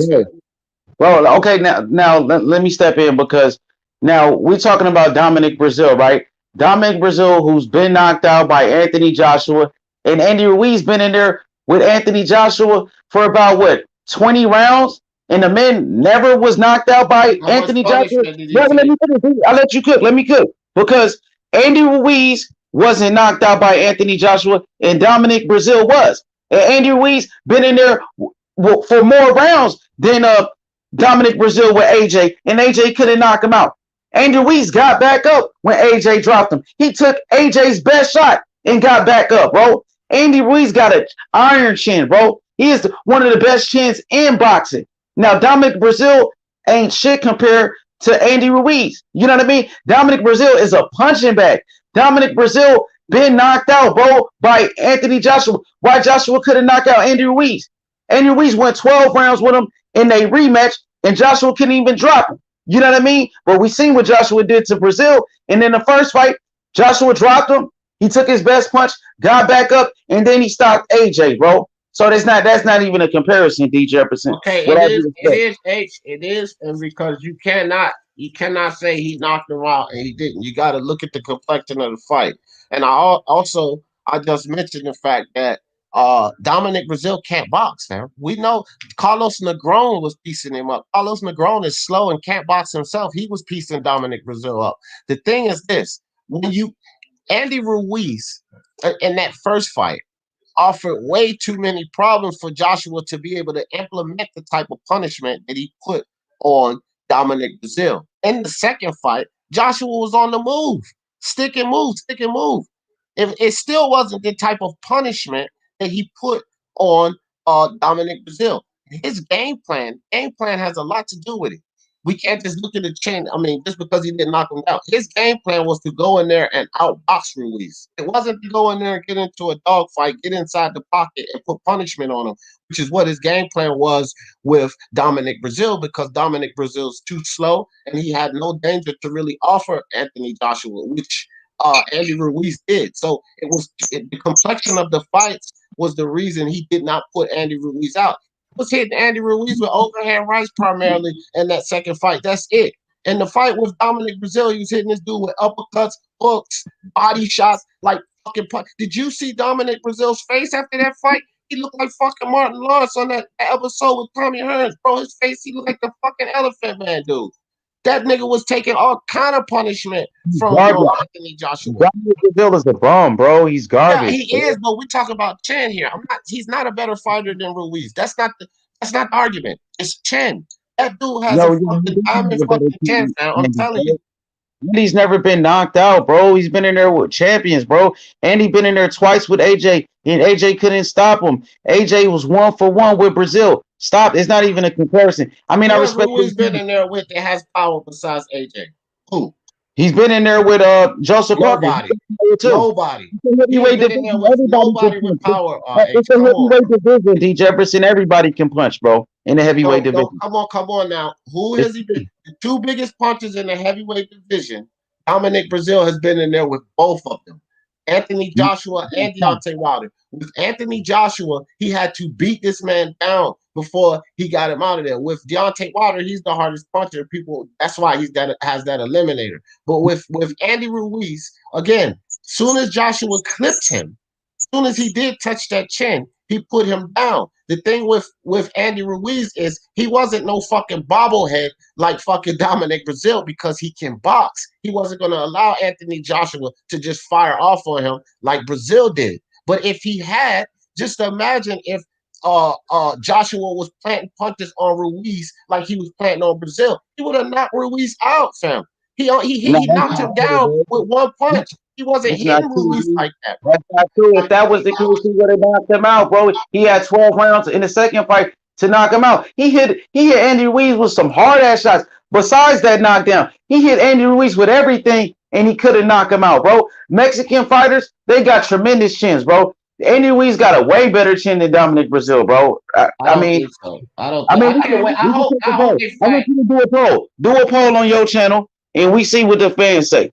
They hate If Wilder, you bro. can. You know what they're gonna say. People No, hate but Wilder. Brazil, who has a better chin, Brazil or Andy Ruiz? And take a Yeah, poll. well, yeah. Well, taking a poll, bro. Fans are 90% of the fans are casual, fam. You know this. That's why they But listen to us. you got a great I, channel. You got a I, great channel, I and do, I I do. Oh, you on my channel, I bet you, I'll do it on my channel, and I bet you it'll be Brazil because I people better, understand. I Watch better it. be Andy. It's the thing. Don't. Look, just saying that that Joshua didn't knock Andy Ruiz out. I'm just saying that's leaving context out of the discussion. The thing is this: Dominic Brazil is not. He doesn't have defense. He doesn't move his head, and he doesn't offer that hand speed to keep you from punching him so much. Andy Ruiz does offer that. So that's the reason Joshua couldn't put all of those shots on because of his boxing ability. His level, he's a much higher level boxer than Dominic Brazil is Andy Ruiz. So it's about sometimes your offense, like Terrence Crawford, he's not the greatest offensive fighter. I'm sorry, defensive fighter, but his offense allows for defense because he's too busy beating you up. So you can't put those punches on him. This is why Anthony Joshua couldn't put those punches on Ruiz and not stop him. But with Dominic Brazil was an easier target. This is a big slow motherfucker that's not going anywhere. It's not gonna fucking hit you on the temple and hurt you. That's the difference. That's why he was able to knock Brazil out and knock Ruiz out. That's not really about chin. That's more about boxing ability, fam. Bro, I'm gonna say this, D. Like, Anthony Joshua gave Andy Ruiz his best punch in 2 fights, and he still wasn't able to knock him out. Like I said, Mexican fighters got great chins. Canelo, great chin. You know what I mean? These guys could take a punishment. You know, and Dominic Brazil, bro, he doesn't have a chin, bro. Dominic Brazil is a bum, bro. He's a complete bum. You know what I mean? And JC, he said a salute to D Jefferson. So I want the people in the chat. You know, who has the better chin? I want to ask the people in the chat, who has a better chin? Dominic Brazil or Andy Ruiz? Who has a better chin? Andy Ruiz or Dominic Brazil? So let's see what they say. You know what they say, H? Julius Ring IQ and a lot of beats and rhymes. They say this about Deontay Wilder's power. They say we can't say that Deontay Wilder has the best power because he hasn't shown us that against the higher level competition, right? That's what they say. Andy Ruiz with Anthony Joshua, he didn't take these shots from Joshua that other guys are taking. That's just the fact. And he ain't been in there with a puncher like Wilder. So I ain't really seen it from Ruiz either. I'm not convinced that Ruiz's chin, listen, because he was put down after the first punch, I can't say that he has a tougher chin than Dominic Brazil, because Dominic Brazil won't put down after the first punch. They landed clean. Joshua landed hella 5 punches on him before he put him down. When he landed that first punch on Ruiz, he caught that dude on the button. He put him down. Ruiz didn't allow him to catch him clean like that. Dominic Brazil kept allowing Joshua to catch him clean like that, but he kept coming. That motherfucker took 7 rounds of beating. That dude's face was swollen up grotesquely, bro. And that shows you the amount of punches that he took from Joshua before he went out. To me, that's a guy that one of these guys whose chin is his only attribute. That's Dominic Brazil. The fact that, you know, the reason he has success is because he has a good pop. Well, he has good pop with him, but his chin is his best attribute, fam. Dominic Brazil. His chin is his best attribute. Hey, you're an idiot. It's not about a triangle theory. Yo, D, man, you know I respect you, man. You great at this boxing stuff, man. You got a great channel. You know, AOBZ, your boy said D trying to use some weird triangle theory. You know, D Jefferson is a professional at this shit, bro. You know what I mean? So D Jefferson, he be trolling me. Even on my channel, he be trolling. But you do got experience with debates, especially on BDA boxing, on the Kumite. So you know, D, I respect your boxing knowledge. You know, we have a difference of opinion. Now I want to talk to you real quick about this fight tonight. Maurice Hooker, Jose Ramirez. How do you like this fight, and who do you pick? Oh man, this is a great fight. I got Virgil, man. I got Virgil and against Hooker. I think Virgil gonna take him out in like the 9th round. I see a lot of people picking Virgil earlier, but I think Hooker's going to offer some issues to Virgil. It could be an upset here. It could be an upset. Now I picked Virgil to stop him in like the 9th round. I think Hooker has the habit of giving up his height. You know, he has good height and reach advantages, but he has the habit of giving up his height and allowing himself to get into dogfights. And fighters that are able to pressure him can force him. They can force their will on Hooker and cause him to get into those fights, which is how Ramirez beat him. Ramirez and Virgil Ortiz are different style fighters, but they both come forward and offer pressure. And Hooker gives up his height when that happens. The problem here is that Virgil Ortiz is a bigger version of a guy that's going to come forward and give you that pressure. Now, when it comes to Maurice Hooker, why I think that, you know, it's going to be a little later when Virgil stops him, if he gets the stoppage, is because Hooker's going to surprise a lot of people. He's 3 years removed from 140, in my opinion. He should have been moved up. You know, his frame and his size and his height, he was draining himself down. He's going to be more fluent, more aware, more powerful. His punch resistance is going to be better at 147. So I think we're going to get a better version of Hooker. I just don't like the fact that he's taking this level of competition on as his first fight at 147. I think he should have, you know, maybe went in there with a Jamal James or something like that, and then moved to like a Virgil Ortiz. So I'm just you know, I just think Virgil gonna put him down. He's gonna keep the pressure on him. He's gonna take that range and that height away from Maurice Hooker. Virgil's an excellent body puncher. Gonna get him to drop those arms, work him over, and eventually stop him. Yo, D. So, I mean, do you respect the fact that Maurice Hooker he didn't take a tune up or anything like that? He went straight to the smoke. Much respect, fam, because he's a champion. That's the heart of a champion. You know, he want to fight the best and be the best. Fuck all of these short steps. And if more guys in this sport get that fucking mentality, then like all of these fucking guys at 135, even Teofimo, people hear me hollering about Teofimo. Yeah, but when he said some, Devin Haney's got to do something, I didn't like that shit, bro. I flamed Teofimo for that. Like, kid, you don't say you got to do something. You go get that smoke. All of these fighters need to just go get that smoke. Stop all having all of these fucking reasons why you can't make the fight. This guy don't nobody need to do nothing, man. Get in there and get that smoke. So I got all respect for Hooker. For just like Errol Spence coming back, going right to Garcia. Fuck all that tune up. I'm coming to get that smoke. And two more quick questions. I want to ask you, what do you think about Maurice Hooker's chin? We seen him get knocked out by Jose Ramirez. Also, he been dropped a couple of other times. Do you think Maurice Hooker is chinny? Do you think he can take the power of Virgil Ortiz? We're gonna find that out because that's what I was saying. Like I think he has a decent chin.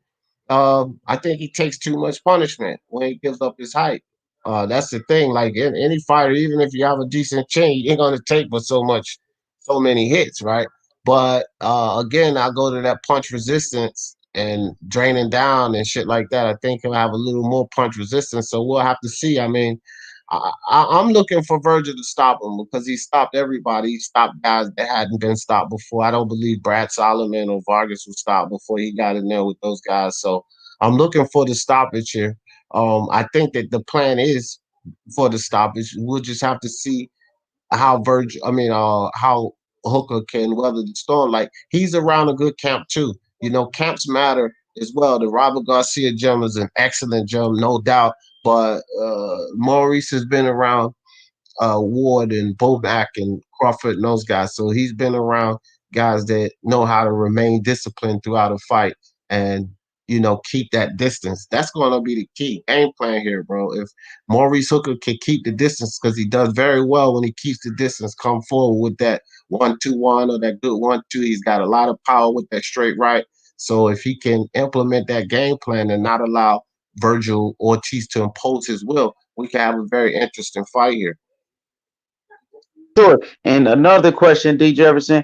What do you think about Maurice Hooker, his power now? Do you think Virgil Ortiz, do you think he could take the power of Maurice Hooker? Maurice Hooker has a strong right hand, right? Virgil Right. Ortiz, I don't think he's ever been tested like this with this type of puncher. So what do you expect from Virgil Ortiz once he get hit with the power of Maurice Hooker? Do you think he'll be able to take that? Or do you That's think that's going to be the question right there? that's a good question. That's a good question, H. And I think that a lot of people, because Hooker's coming from 140, that's one thing that I think that they're underestimating about Maurice Hooker. We still have to consider this. Maurice Hooker, regardless of him coming from 140, is the highest level of competition that Virgil Ortiz has ever faced. Those guys he's faced before, not former champions. This dude was a former champion. He defended well. He just ran up on a better champion and Jose Ramirez.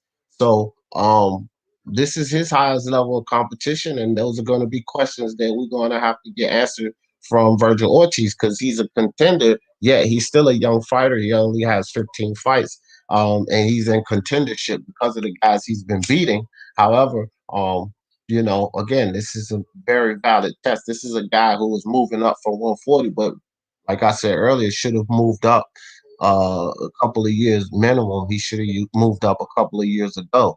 So, uh, good question, H, because that's something that we will get answered tonight. How does he deal with this type of adversity? Because Maurice Hooker will definitely offer some. He gonna let his hands go for sure. Ben Israel, you got any questions for brother D Jefferson? You there, Ben? Yeah, I think he fell off. Come back, Ben, if you can. But Yeah, D, we lost a great champion. Last week, marvelous Marvin Hagler. yeah. What's your thoughts on the legacy, the history of Marvin Hagler, former undisputed middleweight champion who fought the best from Sugar Ray Leonard? I thought he beat Sugar Ray Leonard. Um, he knocked out Thomas Hearns. He beat Roberto Duran. He beat John the Beast Mugabe. Undisputed for 7 years. What's your memories and your favorite moments of marvelous Marvin Hagler? My favorite moment from Marvin Hagler was when he beat my guy. The first fight I ever watched, I was 5 years old. The first fight I ever watched was Sugar Ray Leonard versus Roberto Duran 2, his second fight. And Sugar Ray was my guy. And when Marvin Hagler beat him, although they gave it to Ray, when Hagler beat him, I said, man, this dude is amazing. He beat my guy. And I didn't even like I had this funny feeling because it was like, yeah, Sugar Ray won, but I felt like Hagler won that fight. And I had much respect for him because he beat that guy. You know what I mean? That's my most memorable thing from Hagler is that he beat my guy Sugar Ray. Um, and that's when I was first introduced to the crookedness of this sport and all of that. Like, that's bullshit. Hagler won, you know what I mean? So that's the biggest memory I have. But when it comes to um his passing, my cousin a few months ago just got shot down in Cali. This is a cousin I grew up with, my first cousin. R.I.P. I just look at the celebration of life, the times me and my cousin have. So that's how I look at it with Hagler, man. I celebrate everything he gave to us in this sport. Not really mourn his death, but to celebrate everything he gave to us in this sport, fam. Yeah, he definitely was a great champion for sure. Yo, D, how you get that membership joint on your channel? How that work? Um, I don't. I don't know. I'll look for it. They sent me a link for it. YouTube. I guess they have to approve it. But go into your back office. You might have the link for it. It just you got to get started with the program. You got to go through all of these steps and set up your tags and all of that type shit. But it should be in yours, bro. Because I only have 2,000 subscribers. You got 6, and congratulations on hitting 6 too. So it should be in yours, fam. Just go into the you do studios and then go down to settings and go to community, and it should be in there. It should show you like a 4-step program. You set it all up. They'll approve it like the same day, and then people will start joining. That's what's up. Appreciate that, D Jeff, for sure, man. So also, I want to talk to you about this Dylan White Povetkin rematch. It's gonna be next week. Who you favor in this rematch? Povetkin shocked the world by knocking out Dylan White in the first fight. Dylan White he was winning every round. Dylan White he dropped Povetkin twice, but he made a mistake by being flat footed. And we all know in the heavyweight division, it only takes one punch. So, what's your thoughts on the rematch next week? Dylan White versus Povetkin. Who you pick? Man, I was wrong the first time. I picked Dylan White, and I could be wrong the second time because I'm gonna pick Dylan White again. Here's the thing: when they first announced the rematch, I said Povetkin was going to beat him because Dylan White had that concussion. I thought like it was too early for him to come right back and fight. Well, with all of this rest, the fact that Povetkin is older and supposedly coming off of COVID, nah, bro. I gotta get this one to Dylan White because he had him in trouble. He got a little undisciplined. Dylan White was clearly winning that fight. He knocked him down twice already. He had the dude in trouble, and he got a little undisciplined and got caught with that uppercut. But time is not Povetkin's friend. Dude's already 40 years old. and this layoff and the extra time for White to heal off of that concussion is just too much. I think White's going to come in there, have a little more patience, and I think he's going to put Povetkin out probably around 8. Sure. Yo, D, so I know you from the Virginia area. Is that correct? You from Yeah, the DMV, Richmond, Virginia, my dude. so D, we know about great champions from your hometown. I believe Pernell Whitaker, he was from that area. What do you think about Keyshawn Davis? He's a very good fighter coming up. Do you think Keyshawn Davis could carry on the legacy of the great fighters from Virginia like Pernell Whitaker? Keyshawn Davis looks great, fam. I like the kid. I mean, he looks spectacular. He looked good in the amateurs. The only one guy in the amateurs I thought looked better than him was a Cuban fighter named Andy Cruz. Um, Other than that, I didn't think anybody looked better than him. And his debut performance, I mean, look, I believe his amateur skills are going to transition over to the pros just fine. And I'm super excited about Keyshawn Davis. Anybody that comes out of Virginia, Maryland, or DC, I'm going to be excited about. I used to be a huge fan of Tank Davis, but I just couldn't deal with the foolishness, man.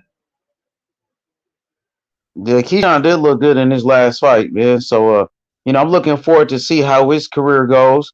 Um, any other young prospects that you like in the game besides the Keyshawn Davis? Yeah, hell yeah. Our new fucking American heavyweight standout, Jared Big Baby Anderson. Let me tell you something, man. Everybody better keep an eye on Jared Big Baby Anderson. We got two guys in America that's gonna make some noise, and that's Keyshawn Davis and Big Baby Anderson, man. We got another guy that's gonna make some noise, and he's gonna prove it to the world when he fights Sergey Lipinets, Jerron in his boots. So we got some good prospects, but I'm liking what I'm seeing big time out of Big Baby Anderson, and I like Jerron already. I've been like Jerron in his boots, but Big Baby Anderson, bro, everybody keep an eye on this dude because he's a total package. He just showed in this last fight with he fought didn't he fight Kingsley Abe, I believe. He took some good shots. So he showed the chin. But, that was one of the questions I had about Anderson because he still has some defensive issues to work on. Um, and don't get me wrong, he has good foot movement. He works the body. He changes levels. He throws straights, hooks, jabs, uppercuts. So this kid is a total package. He looks really good, and he's extremely active, fam. He fought 5 times last year, and he's moving just right along. He already fought twice, I think. I think he fought twice this year. I'm not sure, but he's in the past 6 months, he's fought 8 times. So this kid is moving forward very nicely. Yeah, and he got a good team around him too, D Jefferson. He's managed by Jay Prince. He's on the same stable as Shakur Stevenson. He's fights on ESPN, Top Rank. He got a great future, man. That's what America needs. We need the next great heavyweight, and I think Jared Anderson is the guy. He was Tyson Fury's main sparring partner and getting ready for that second fight with Deontay Wilder. He helped Tyson Fury get ready for Deontay Wilder. He was a lot of help for Tyson Fury. This kid is the truth. He got speed, he got power, he got great boxing skills. I agree with you, Jared Anderson. He's gonna be the next great American heavyweight for damn sure. What was that? Yo, what do you think about uh Deontay? I mean, not Deontay Wilder. Floyd Mayweather joining Team UK. With Anthony Joshua? Yeah, right. I don't know if it's a Do they hate Top Rank so much? Do they hate Top Rank so much that he would join Team UK? Think about that. Think about that. Yeah, AD. I think it got something to do with him being close friends with Anthony Joshua. We know Floyd Mayweather went to the last Anthony Joshua fight. Also, we know that him and Anthony Joshua are friends. They hang out with each other. I remember they did a meet and greet with each other once in the UK where Floyd and AJ were signing autographs together. And I remember Anthony Joshua, he actually went to the Floyd Mayweather gym in Vegas, and he was there watching Floyd train for one of Floyd's fights. So I think this fight is just that big, D Jefferson, where everybody wants to be involved with Anthony Joshua versus Tyson Fury. Even Floyd Mayweather wants a piece of the pie. So I think Floyd, he wants to get some of that spotlight. To be honest with you. Let me tell you something, H. You know, I always call things out of head. You want to know what's going on in this sport? Fucking most sports. You follow the money. Look, Floyd Mayweather, I don't care what anybody says, they can get mad. He's still the biggest name in the sport. He most certainly is, and he's keeping it that way. You damn right he want to get a piece of the pie. You follow the money. Floyd Mayweather trying to ease in on the winner. Look, he can't team up with Tyson Fury. He can't do it. He can't team up with the enemy, basically top rank. So you got to take your chances here. Floyd betting on Joshua to win. And if Joshua does win and Floyd's showing him the support, you understand? It's kills two birds with one stone. You stick it to top rank again, and now you align yourself with earning some more money down the line. Because you better believe that all of this friendship is going to lead to some type of money down the line. And another thing is, I know that Floyd Mayweather actually is a fan of Tyson Fury. I know Floyd, he bet money on Tyson Fury to beat Klitschko. Floyd, he won a lot of money on Tyson Fury against Klitschko. Floyd, Yeah. Floyd, he picked Tyson Fury to beat Wilder. He thought Tyson Fury beat Deontay Wilder in the first fight. So, I think Floyd is actually a fan of Tyson. I think he met up with Tyson Fury at a basketball game or something like that. So they laugh with each other, they joke and shit. But like you said, man, Floyd, he wants to be a part of this fight. He wants to be a part of AJ versus Fury. So that's how big this fight is. But Floyd can help Anthony Joshua. He can help him. But at the end of the day, man, I still favor Tyson Fury, no matter who trains Anthony Joshua. Fury just got the heart, bro. Fury got everything that it takes. He will do whatever he has to do to get the victory. Fury is mean. I mean, he's elusive. He could fight on the inside. He could outbox you on the outside. Fury could do it all, D Jefferson, for damn sure, bro. Indeed, bro. Indeed, he can. I would tell you something. You know what people sleeping on with Tyson Fury, H Money? This what they sleeping on. Power. Because I just did a live a little while ago, right? It was about pillow fisted fighters. Are they pillow fisted or do they get a bad rap? And so, I had him up there, Haney, fucking Demetrius Andre, a lot of Shakur and these guys that people say pillow fisted. So are they pillow fisted or do they get a bad rap? And the thing with Tyson Fury is I think he gets a bad rap. I don't think he's a power puncher by any means, but I think he has respectable power.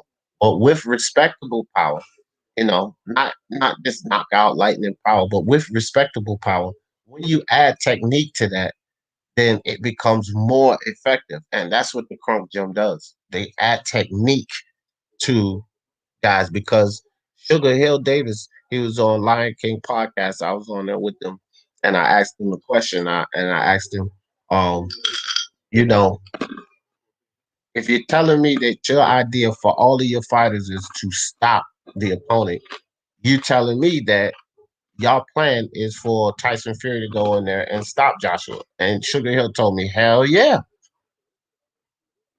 But that's what they work on. They work on adding effectiveness to your punches and technique on stopping guys. So Fury gets a bad rap for being pillow fisted, and people gonna find out when you fight Joshua. If the man say he gonna stop Joshua, I'm picking Fury to win that fight by stoppage. I agree with you, D Jefferson, and you're right. A lot of fighters they get criticized. That or people say, "Oh, Devin Haney doesn't have power," but we seen Devin Haney knock out Antonio Moran, one punch knockout, and Antonio Moran never been knocked out before, and he won 12 rounds with Jose Pedraza, right? You know what I mean? Pedraza won 12 rounds with Lomachenko. Devin Haney then he broke Zaur Abdullahev's face, stopped him, and then he fought Santiago with a torn labrum in his shoulder. Devin Haney dropped Santiago, right? You know what I mean? So, I mean, Devin Haney's only 22 years old, so he hasn't even fully developed his strength yet, right? So I think these fighters get a bad rap. Same thing with Tyson Fury. Tyson Fury just showed us tremendous power against Wilder, the first man to stop Wilder. And you made some great points about the Crunk Gym, right? Talking about Sugar Hill. I remember when Jonathan Banks did an interview and somebody asked him, "Do you think Sugar Hill can increase Tyson Fury's punching power?" And Jonathan Banks said yes. Jonathan Banks said yes. Sugar Hill can teach Tyson Fury to sit down on his punches and increase his power. Yep, technique, fam. That's what Sugar Hill and the Crunk Gym, that's what they specialize in. And so you know, I'm never gonna I doubted my guy in that second fight with Wilder. I was like, man, Fury bugging out, bro. He's not putting Wilder away. I said, I'm gonna pick Fury to win. And I picked him to win. I think I picked him by late stoppage, though. I think I picked him by late stoppage. Him coming in there flying out like he did, man. You know I was battling between late stoppage or decision. I may have picked him by decision. I don't want to lie. I might have picked him by decision, but I didn't believe Fury was gonna come out there and blitz Wilder like that. But my whole point is, I'm not gonna doubt him. Like I'm already a fan, but I'm not gonna doubt him. And the fact that he's with the Crunk Gym, if they said they're gonna stop Joshua, this is how I'm looking at it. Either he's gonna stop Joshua or he's gonna get stopped trying. Yeah, see, the thing is, it's gonna be a different fight than the Wilder fight, right? Because Wilder, he can't fight going backwards. Wilder doesn't know how to fight. Either. Say it again. Joshua can't either. Well, he showed us in that Andy Ruiz rematch that he can't. He was moving, pumping the jab. He was staying on his back foot. He was moving, pumping the jab. Then he would come forward with that straight right and be on the move again. But he wasn't fighting going backwards. Like if you watch that Pavlin Salagan fight earlier against AAA, if you watch that fight, that dude can fight going backwards. Like while he's moving backwards, he's throwing punches and shit like that, right? But Anthony Joshua is not good on the back foot. He's still not. He's improved on his foot movement, but that's why I'm telling people Fury's going to beat him, because Joshua needed a whole training camp to improve on what Fury does naturally. See, that was his problem in that first fight with Ruiz. So he needed all of those months and a whole training camp to improve to get to that point where he was with Andy Ruiz in that second fight. Fury does that naturally. That's already his game. So he's already way behind there, bro. Fury going to lump this dude up, man. I'm telling you. People don't see it coming. He's going to lump him up.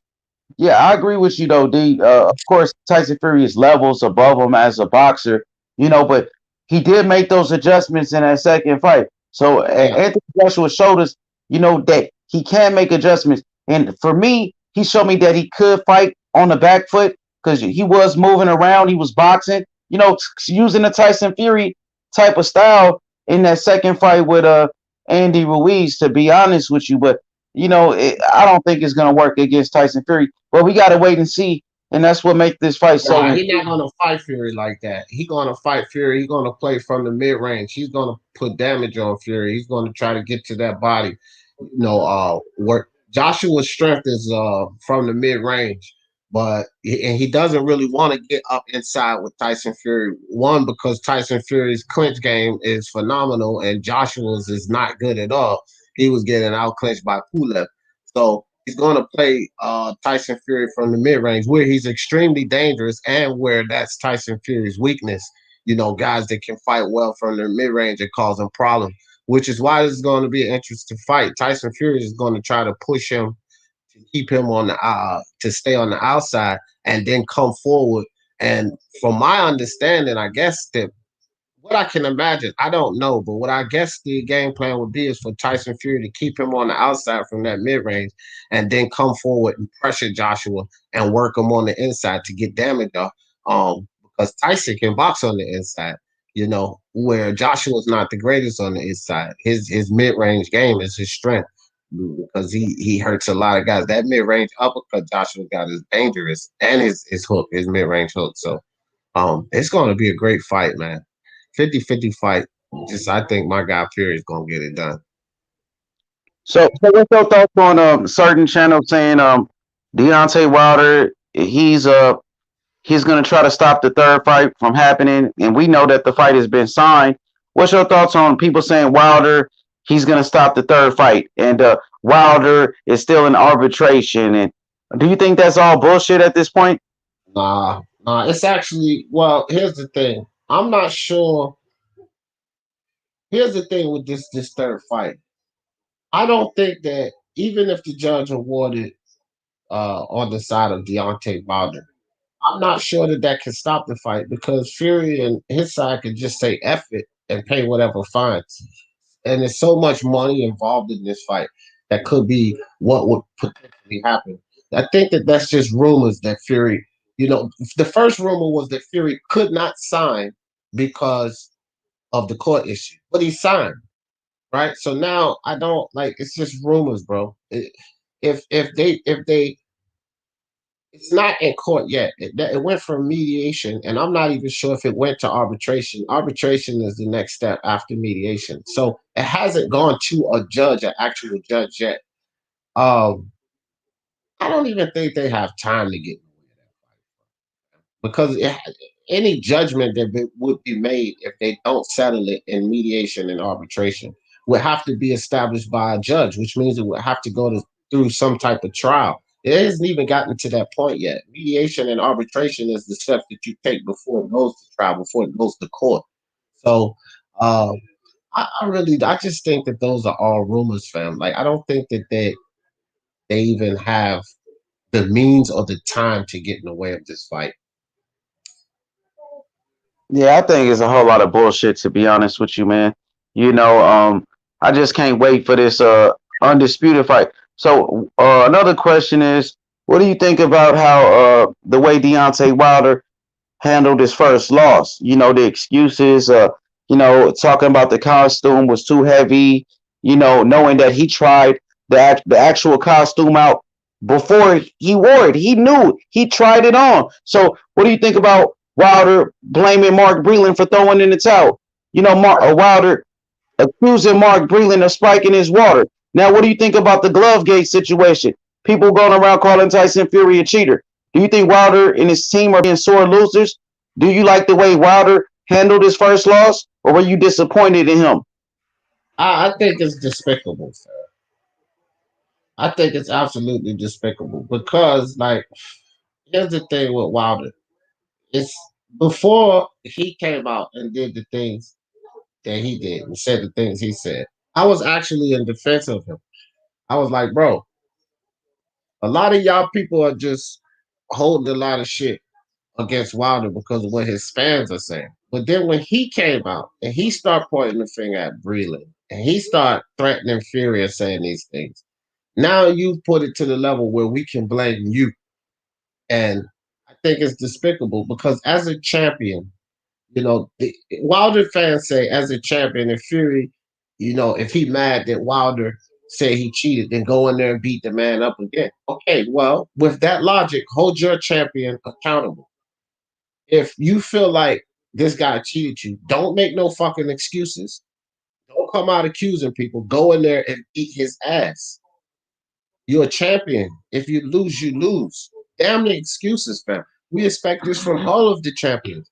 Anthony Joshua lost to Tyson Fury. I mean, to Andy Ruiz. His fans was making excuses. He came out 2 days later with a fucking video. He said, "Listen, the best man won. Y'all stop making excuses for me because I'm not making excuses for myself." That's the champion, fam. Whether it was shit going on with Joshua or not, that's the heart of a champion. You make no excuses. So hell no, bro. It's despicable what's going on with Wilder. So, what do you think should be next for Deontay Wilder? I'm hearing a fight with Charles Martin, even though I heard Wilder fans in the past saying Charles Martin was a bum when Anthony Joshua beat him, but now they talking about Wilder fighting Charles Martin. What about the Charles Martin fight? What do you think about Otto Wallin versus Deontay Wilder? Oh, Well, I'll tell you what I've read on all of this. H is that so Andy Ruiz is supposed to be fighting Chris Arreola, as we all know. Um, which is PBC. They're gonna try to stage this on pay per view, and the idea is to get Andy Ruiz some pay-per-view numbers. I don't know if they really care if it's low or many, but to get him on pay-per-view, to get him some pay-per-view numbers, we do expect him to, pretty much wash Areola. So Wilder is supposed to be fighting either Prince Charles Martin or Robert Helenius. Now, should Andy Ruiz and Deontay Wilder be successful, they're actually scheduling a pay-per-view Andy Ruiz versus Wilder, which I'm fucking buying it if that actually happens.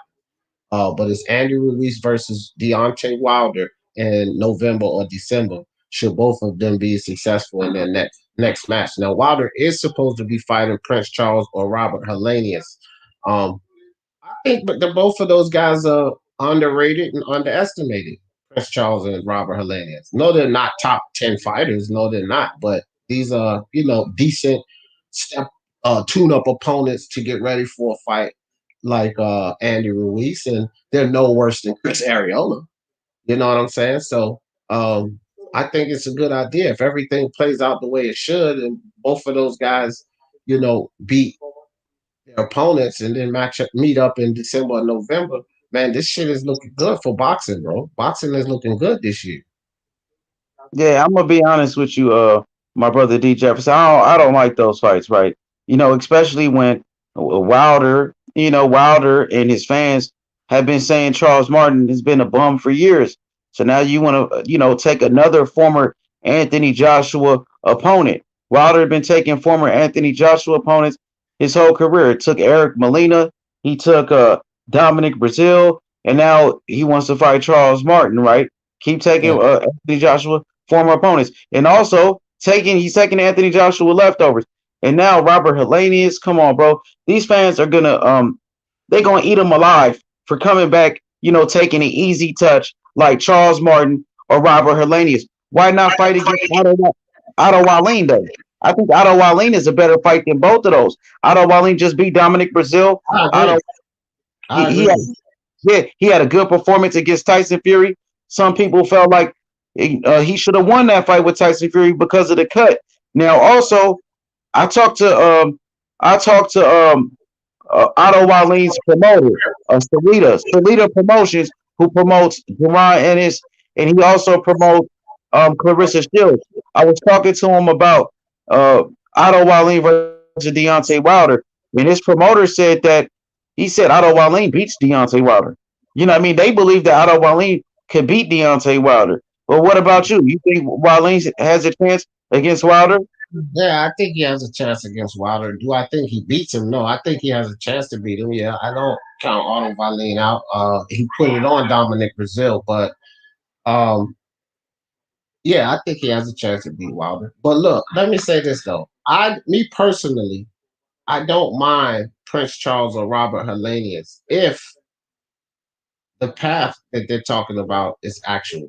Because to me, it's like just like Andy Ruiz. So if we say Wilder, how the hell are you gonna go fight Charles Martin? Then we can say the same thing about Ruiz. You beat Joshua. This is what you're famed for. This is what you got all your credit for because you beat Joshua. You lost to him.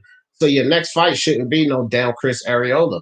So if we're gonna expect, and I'm just talking about the path that they have set here. So if we're going to expect Wilder to fight an Otto Wallin or the winner of Dillian White Perfection or some shit like that before going to Ruiz, then Ruiz should fight at that level as well before going on to Wilder. Or both of them should take these tune-up fights because they've had a long layoff and then meet up with each other. So I don't mind the fights if that's the path to Ruiz.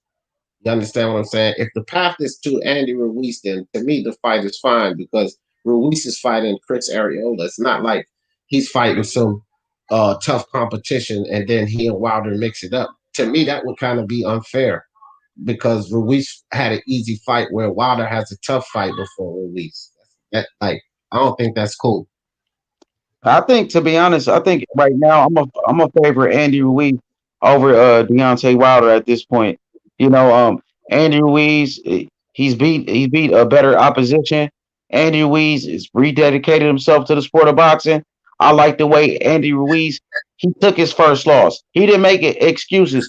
He got back in the gym. He wasn't crying like Wilder, bro. Wilder, he still doesn't even have a new trainer. Wilder I've been seeing him on Instagram, drinking whiskey, with a pistol on his lap. Wilder making excuses, his team making excuses. I don't like the body language. I don't like the energy coming from Wilder. Wilder has been depressed. So at this point right now, I will favor Andy Ruiz. He's been working.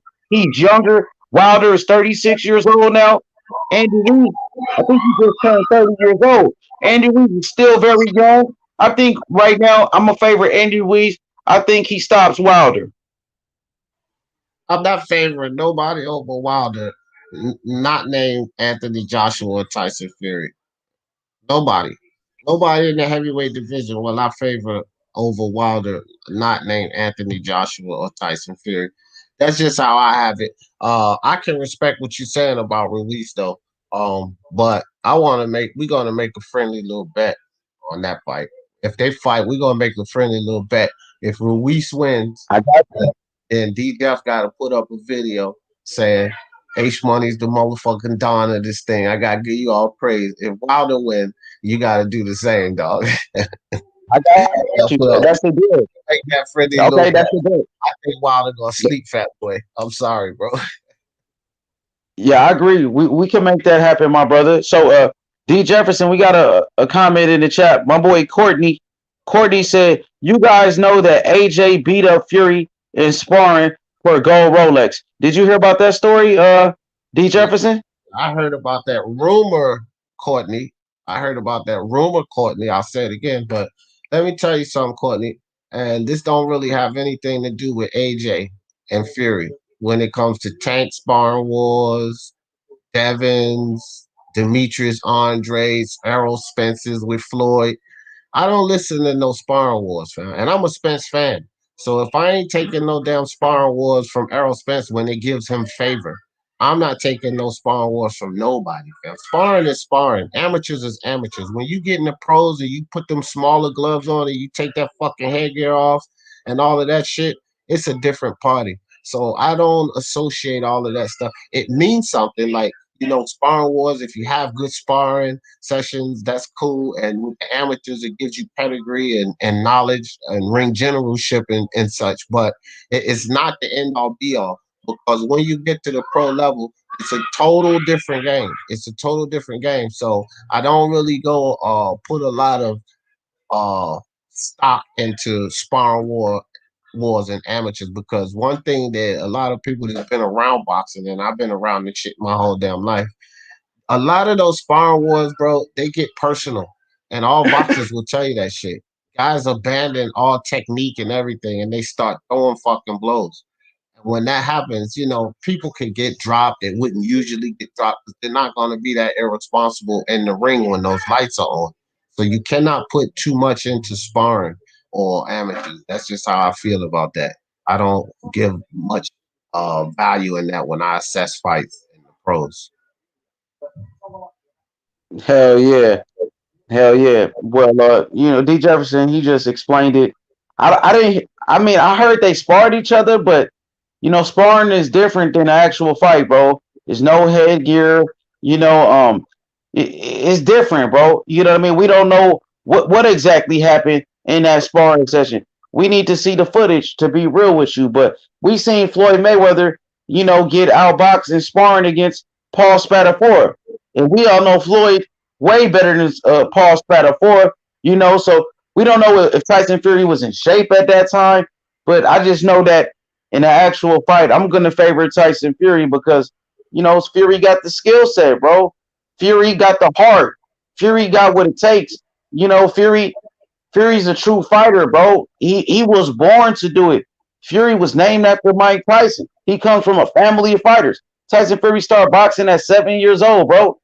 Tyson Fury dropped out of school, I believe, at 14 to become a full-time fighter, bro. You know what I mean? Tyson Fury is a throwback type of guy, man. And he'll do whatever it takes to win the fight. He'll do anything he got to do, bro. Similar to Bernard Hopkins. People say, Andre Ward didn't have power, but Andre Ward knocked out Kovalev. Andre Ward stopped Mikhail Kessler. Andre Ward stopped Chad Dawson. But people say he was pillow-fisted, bro. Fury's a different type of animal, bro. We have never, ever seen a heavyweight like Tyson Fury at 6'9" to be able to move and box and be elusive like that. And Fury could fight every type of style. Like I said, he could walk you down. He could fight on the inside. He could fight going backwards. He could outbox you. He could outslug you. Fury's the real deal, my guy. You know what I mean? Hit the like button, subscribe to the channel. Subscribe to Speak Your Mind Sports right now, man. Shout out to D. Jefferson in the building. Appreciate you, fam. Appreciate you. Yeah, Much man. Lawrence Okolie get ready to fight now. I think somebody in the chat, I think maybe Danny or somebody said that they know Glowacki. Yeah, let me see. It was way back. I don't know if it'll be up there, but yeah, they said they know Glowacki. Oh, they know him. Okay. Yeah. Yeah. And yesterday on Mark's channel on Rival Boxing, shout outs to Mark. You know, you broke it down for me. You picked Okolie. At first, I was leaning towards Glowacki because of the experience. But like you said, man, it's set up. It's pretty much set for Lawrence Okolie to win this fight. And Okolie at 6'5", very big cruiserweight, right? And Glowacki. Go ahead. I'm sorry. No. I won't cut you off. I was just saying that dude is huge. Who is his manager? Is Okolie managed by Dillian Whyte or Anthony Joshua? I have no clue. I believe he might be under Dillian Whyte or something like that, but I don't even know, bro. I ain't even gonna tell you no lie. I don't even know. But, Yo, D, I like the way Eddie Hearn really setting up his fighters, like, you know, putting them in position. Like, Dillian Whyte got a bunch of fighters. He got Richard, what's his name? Richard Arakpour, right? The cruiserweight. Yeah. Yeah, and now, you know, he has plenty of fighters. So Eddie Hearn helping his fighters, you know, get money. Eddie Hearn teaching his fighters the business. Now, Dillian Whyte is like a mini Al Heyman out there in the UK. You know, he got plenty of fighters. Anthony Joshua, I think he got Joshua Buatsi. You know, Joshua got his fighters. And I like what he's doing, bro. God damn, bro. Okolie weighed in at 199.4. This dude almost 200. He looked big. They just showed him on the face off. Man, this ain't looking good for Glowacki, man. Like Glowacki, he does have experience. And, you know, one thing about it, he hasn't won a fight, I believe, in like 3 years. So, you know, it's going to be hard for him to overcome the size advantage of Lawrence Okolie in the youth. You know, he's young, he's hungry.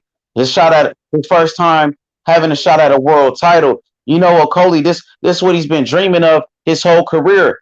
This is why he fights, to become a world champion. These with the fighters, when they get into the sport of boxing, their dream is to become a world champion. And now Lawrence Okolie has a great opportunity, man, to seize the moment. And I think he will. But, you know, you can't underestimate the experience of Glowacki. He going to come to fight for damn sure. He got a lot of fans in here, bro. I got Glowacki. I got Glowacki H on a parlay for the upset. Oh, for real? Nah, look, it's some crazy shit though.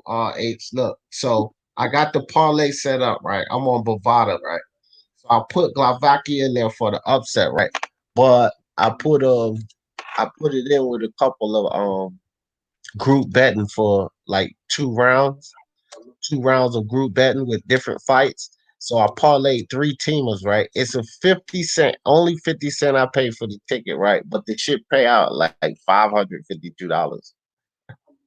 So if he upset Lawrence Okolie here, those other 2 fights I got in are for like knockouts in the range of 2 rounds, which is still hard to hit, but I could get those. One of them I already hit. So I could get $552 off a 50-cent bet. Yeah, he does got the experience. You know, he's been in there with some of the top guys. But I just think Okolie right now, it's his time right now. You know? So what you think about Breedis in the cruiserweight division? You think Breedis is the top guy right now and he just beat Doherty Coast? Would you say Breedis? Hands down. That dude's a fucking animal. Nobody's better than him in cruiserweight. So you think a fight between Okolie and Breedis could happen? I think Breedis is too much for Okolie right now. I think that would be a mistake for them to put him in there with Marius Briedis. Yo, I want to ask you real quick before the fight start, man. Talk to the fans a little bit about your boy Teofimo Lopez, man. You believe this kid? You believed in him since day one. I know Lopez. He's been doing some things that we don't agree upon. We wanted to see him fight Devin Haney or give Lomachenko a rematch, but the kid to take less money to risk it all against Lomachenko, bet on himself, and come out on top, man. What's your thoughts on that kid, Teofimo Lopez, and the type of fighter he is? Yeah, well, you already know Tio, my guy, and I have no complaints about Tio besides the shit he said about Haney. Um, as far as telling him to go fight some all of that dumb shit, I didn't like that. Outside of that, bro, I'm all for Teofimo Lopez. That's my dude, and um, people could say what they want, and I'm with Bill. I done talked to Bill plenty of times about it. Like, guys not stepping up to the plate, so I get it. But with Teofimo Lopez, he doing it, bro. He beat Nakatani, he beat Richard Coleman, he beat Lomachenko, so he doing it. He doing this fucking thing. The whole shit with the George Kambosos Jr. thing is like with a lot of these fans, man, and I told Bill the same thing. And I ain't talking about Bill because he's doing excellent concerning his son. But a lot of these fans are hollering about Teofimo have to see Devin Haney for 4 belt undisputed. Okay, good. I get that. If he don't fight Kambosos Jr., the IBF will strip him. Like, that's just the thing. And then the fight won't be 4 belt undisputed. So just let him go beat up Kambosos Jr. And I'm going to tell you right now, he got to fight Haney next, man. That's forget about Lomachenko. You already beat him. The next fight got to be Haney. Tank ain't going to fight him, so people could talk about that. Floyd not putting Tank in there with Devin Haney nor Teofimo Lopez. He's not going to do it. Ryan Garcia too busy running away from any significant fight. So the next fight got to be Teofimo and Devin Haney. To me, no question. That shit got to happen. And then both of them move to 140, win, lose, or draw. And then there you go. Yo, the thing about it though, D. Jefferson, Teofimo Lopez had he had a time period where he could have fought Devin Haney, but he colluded around the whole time, bullshitting, making excuses to the point where he waited until the IBF mandated that fight, right? He had a time period where he could have made that fight with Devin Haney. His manager, David McWaters, he talked about that. So let me send a link to Bill Haney. Yeah, Bill Haney said what happened? I know about all of that. What happened was this: he did have a time frame where he could have did this, that, and the third. Here's the thing: during that time frame, over in Australia, the pandemic, and Bill and I already talked about this too. The pandemic, it wasn't on lockdown. I already got video clips and everything concerning this. George Kambosos Jr., the Greek investors, because it's Greek investors. George Kambosos Jr. is part Greek. They're Greek investors that was going to put up the money. People like where they're going to get the money from. The Greek investors, it was already, it's articles and everything to support this. They were going to put up the money. At the time, they were having events being staged and open venues already. They had a venue that was set up where they could host 60,000 people. But this was prior to the lockdown. So at the time, it was like, okay, I just took the fucking biggest pay cut that anybody is taking to fight Lomachenko. I got to make some money here. The Aussies was offering him 10 million Australian dollars, which translated to 7.2 million American dollars at the time, where he had this window where he could have just said, okay, Haney or Kambosos Jr. for all of this money out in Australia. Okay, so then they went on lockdown. They had flight restrictions. It was a 14-day quarantine if you even came in there. So everything changed. There's no Greek investors going to put up that much money with no venues available. They couldn't have venues. The country was back on lockdown. Now they closed the window. That window closed during that period. So it's true that he did have that window, but he also had this huge opportunity in front of him during that time. The pandemic is killing a whole lot of situations. So it killed that situation, but now he's in a situation where the fight is mandated and he'll be stripped. So he has to take the Kambosos Jr. fight. But at the time that he had that window, he had this $10 million, 10 million Australian dollar offer in front of him, which was $7.2 million. Even when Bill talked to Lopez Sr. initially before the 10 million Australian, his maximum was $4 million. There he goes. What's up, Bill? There you go. So like at that point in time, that's the window. Bill, you're on mute. Bill, you're on mute. Hey D, I'm loving the way you cooking, bro. And What's one up? thing What's up, about Bill? you, and the people, hey D, one thing I said, I love the way that you cooking. And one thing that the people got to know is that you ain't no punk, you ain't no none of that. You know what I'm saying? You got to earn this shit to get a guy like D Jeffries to talk anything good about you. You got to go in there. You got to go in there like a Teofimo Lopez. You got to step up to the plate like a Devin Haney. You know what I'm saying? So I'm appreciating it. I just want to come on and talk. You know, I love my little brother H. Respect, Bill. I love Respect. my little brother H. The way that y'all are talking. You know what I mean, in a real classy way. You know, it's real healthy. You know what I mean. You guys haven't always seen odds, but you know, neither has Stephen A. and Max Kellerman, or I mean, excuse me, yeah, Stephen A. and Max Kellerman, or Shannon Sharp and that Skip other Bayless. guy, Skip Skip Bayless. Bayless. You Hey, know what I'm hey, hey, saying? hey, Bill. Hey, Bill. You know what?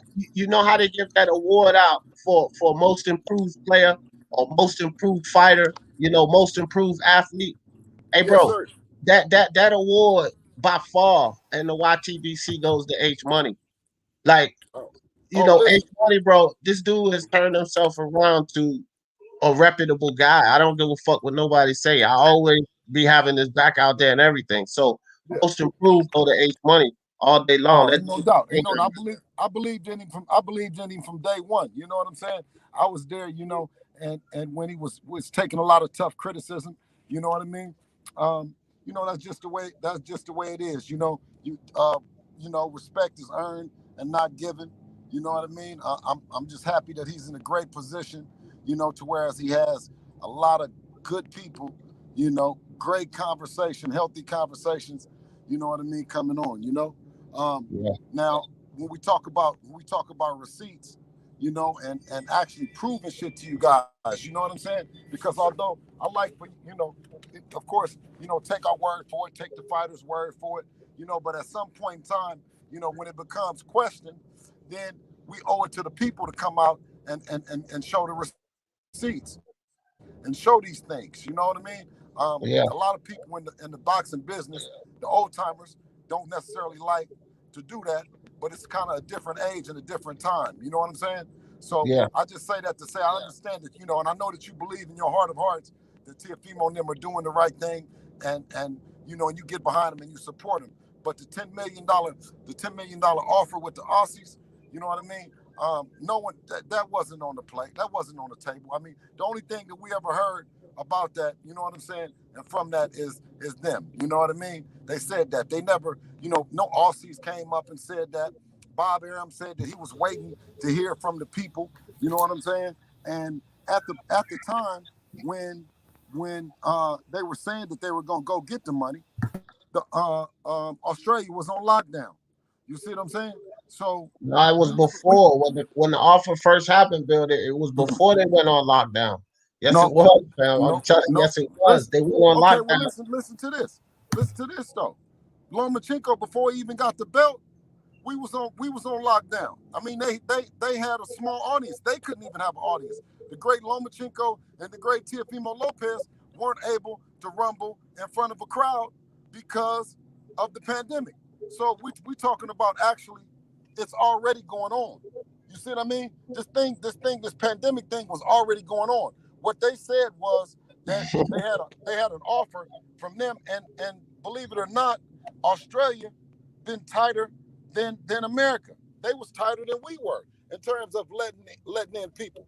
And when Bob Arum said that he's waiting to hear an offer, right? Or he didn't even say an offer. He just said he's waiting to hear from his people over there, right? And also, he also said, and you remember this, D, he said is none of his fighters do no promotion business in terms of in terms of getting offers and where fights were going to go and all that.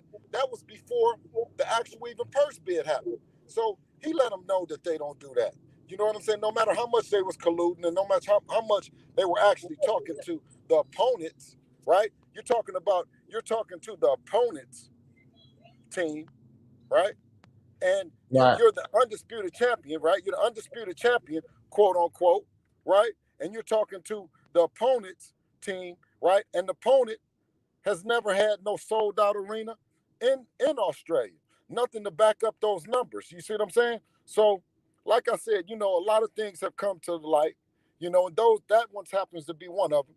And I'd like for you, D, to dig in. If you want to say it, you got to dig in deep, and they owe you a receipt. They owe you something, man, because your name and your credibility, you know what I mean, is intact. You know what I'm saying? You, like I say, respect is earned and not given. You know what I'm saying? And they owe you that for you to say with your eyeballs, I didn't seen that. Because if you say that you didn't seen it, then it's another thing, right? But to say that we hearing that they're saying, they can't say it. They can't say it without No, actually no, doing I don't utilize hearsay. I know what they saying, Bill, but at the same time too, I do a lot of research. I read a lot of different articles. Okay, I look at a lot of interviews. Now, my thing is this. My thing is this. It's not just coming from the Lopez's. I would never make an assumption just off of something Junior Lopez or Tim Fimo said. I'm going to go try to validate what they're talking about. Can Now, I take my other phone? Can I take my other phone and take a look at what you might be talking about? Who is the Aussie people? So I can look them up. it's Yeah, it's Huh? go ahead, H. no, I was It's gonna say, D. We would like to see a term sheet, and Well, I offer. don't even know H. Who are the people? it's all Bill. Look, all you got to do is real easy. Reputable source, boxing scene. Uh, it's like a bunch of reputable. All you have to do is type it in. All you have to do is type in George Cambosis Jr. Fimo. You'll find a hell of a lot of information on different reputable channel pages I'm in. So like it's Right, articles. It's but you would say, hold on, Bill, hold on right quick. It's articles about the Greek investors that were willing to put up the money. That's all I'm saying. So I'm taking that along with what Tio is saying, along with what Cambosis Jr., his trainer, and his team are saying. Like Cambosis Jr. said himself, it is going to be amazing to fight Teofimo in front of 60,000 people. I mean, why would everybody be in on the lot? The idea is he thought right, he was fighting in front but of 60,000 people as well. But the hey, but pandemic listen, happened and that couldn't go forward. but when you talk about that, right? You say it would be amazing to fight in front of 60,000 people. Who didn't fought in front of 60,000 people? Give me somebody that just fought in front of 60,000 people. That was the plans. I'm not saying that they Okay, would I have. understand the plan, but I I'm want just to know. saying that I was want to their know plan. prior to that. Come on, D. I don't Prior look, to that. Bill. You have to ask them that. If this was No, the no, no, plan no. I'm they're saying laying out, in the history of boxing, who didn't fought in front of 60,000 people? man, Wembley Stadium has sold out before. Bill, what are you talking about? Oh, Wembley oh, Stadium oh, has more oh, than oh, 60,000 okay, people. okay, I mean, it's okay. plenty of venues. How many Okay, people okay, does Madison okay. Square Garden hold? Wait. Hold on, brother. Don't get upset now. I I'm mean, not getting upset. I'm just saying no, that's a listen. crazy No, question no, because no, no. We said no, no. Well, we can't say plenty of people. When we say Wembley Stadium, are you talking about? Are you talking about when Anthony Joshua and um what's my man name? bro, you know he sells Klitschko. out wherever he You talking goes, about You right? Klitschko? You do know this. you said Like, Klitschko, it's no Anthony need for us Joshua, to and even start Klitschko. comparing Joshua numbers. Huh? Bill broke up, but the dude sells out, Bill, everywhere. Joshua's going to sell out. Like, it's no need for us to question if he's But going to sell out. No, I'm not questioning. I'm not questioning him. Look, you see that spot here? Oh, but big and spot. No, I'm not questioning the spot, but I'm saying is when we talk about okay, well, has Australia had a boxing event that has 60,000? Because Wembley Stadium is notorious for selling out the venues. The Right. what's O2 Arena and those events over there in the UK, who have a tremendous fight crowd, tremendous fight following. They did it not once, not twice, maybe more. But I mean, have we ever had an event in Australia to do that? I don't know exact numbers, but I would imagine guys like Tim Tszyu probably sells a lot out there. I don't know the exact numbers, Bill. I'm not analytical on numbers for fighters, venues, and all of that. I won't even lie to you. But I would imagine, okay, so places like that in Australia, things that I do know about that is they have few stars coming out of those places. So when they have someone that gets to a level, then the support is going to be out there for that. This is a guy that is popular there, but is going for a championship. So to get Teofimo over there, an American star, this is just something I guess those investors felt like they could fill this soccer stadium with, which held 50,000 people. What was the name of the investors? What's the name of the investors? Again, Bill. This is stuff in articles. Like, bro, I don't have all that information you asking me for. I'm gonna tell you that right now. I don't. I can go back and reread the articles and give it to you, but like, bro, I ain't no computer. I'm no computer fan. But D, what Bill is saying is Teofimo Lopez Sr. was capping. T.O. and his dad was capping about that 10 million. They never had an offer for 10 million, and we never seen a term sheet. So it was a whole lot of capping going on. That's all Bill is saying. I'm not going off of no Teofimo and his dad. That's what I'm telling you and Bill. I'm going off of all the sources as well. Like, well, we need to see those sources, though. That's all we need to see. We can say that it happened. We can say was it an offer? Did you see an offer, though? Hold on for a second. Hold on, H. Hold on. We can say that they're happened. That Teofimo and his dad's happened. Now, that's fine. That's another argument. What I'm saying is, I've seen articles on Boxing Scene. I've seen interviews with George Kambosos Jr. himself, with his trainer, with his team, his people. Like, all of them have to be captain too, because they were all singing the same song. It's not only as if Teofimo and Junior Lopez was the only one singing this song. So we could say that they capping, but we would have to say that there's a lot of other people that was capping for that situation as well. Okay, but listen, Bob Arum came on and shut it down and said that none of his fighters do that. None of his fighters do any of that, right? And listen, Bob Arum never said that it was an offer on the table for $10 million, right? In the contrary, right? Okay, so there's an offer for 10 million, but he comes back and offers him 1.22 and tells him, listen, and also says that the fight is not even a big fight, right? It's not a fight that's an elite fight against a Devin Haney or Ryan Garcia or anybody like that. So Bob Arum came back and shut all that shit down, D. Hey, we have those receipts, D. Now we got footage, we got audio of Bob Arum saying that, and now that's factual. Now, listen. Hey, Bill. Let me ask you this, Bill. You're a promoter, because you know I give you respect for that, right? Now, you know, I know that you understand that Bob Arum has control, and he has to have control, right? And he displays. Hold on. And he displays control. So if he comes out and he says anything against Teofimo and them finagling some type of deal behind him, then that's showing a lack of power. That's showing a lack of control. That's not something he's going to do in the media. But if we're going to act like Bob Arum is 100% credible, like, come on, bro. That man contradicts himself within the same interview. Hold on. 20% of the $10 million, right, would have been $2 million, right? Mm-hmm. Why would not he want 20% of the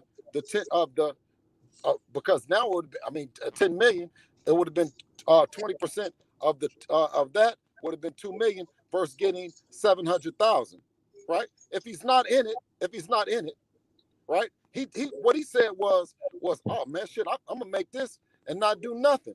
So why would he not be interested? Why would he not be interested? And why would he not be vocal about it being that much money wanting to be paid to him on the table? Okay. Because he gets more money. Right. And that's a fact. That's a fact, right?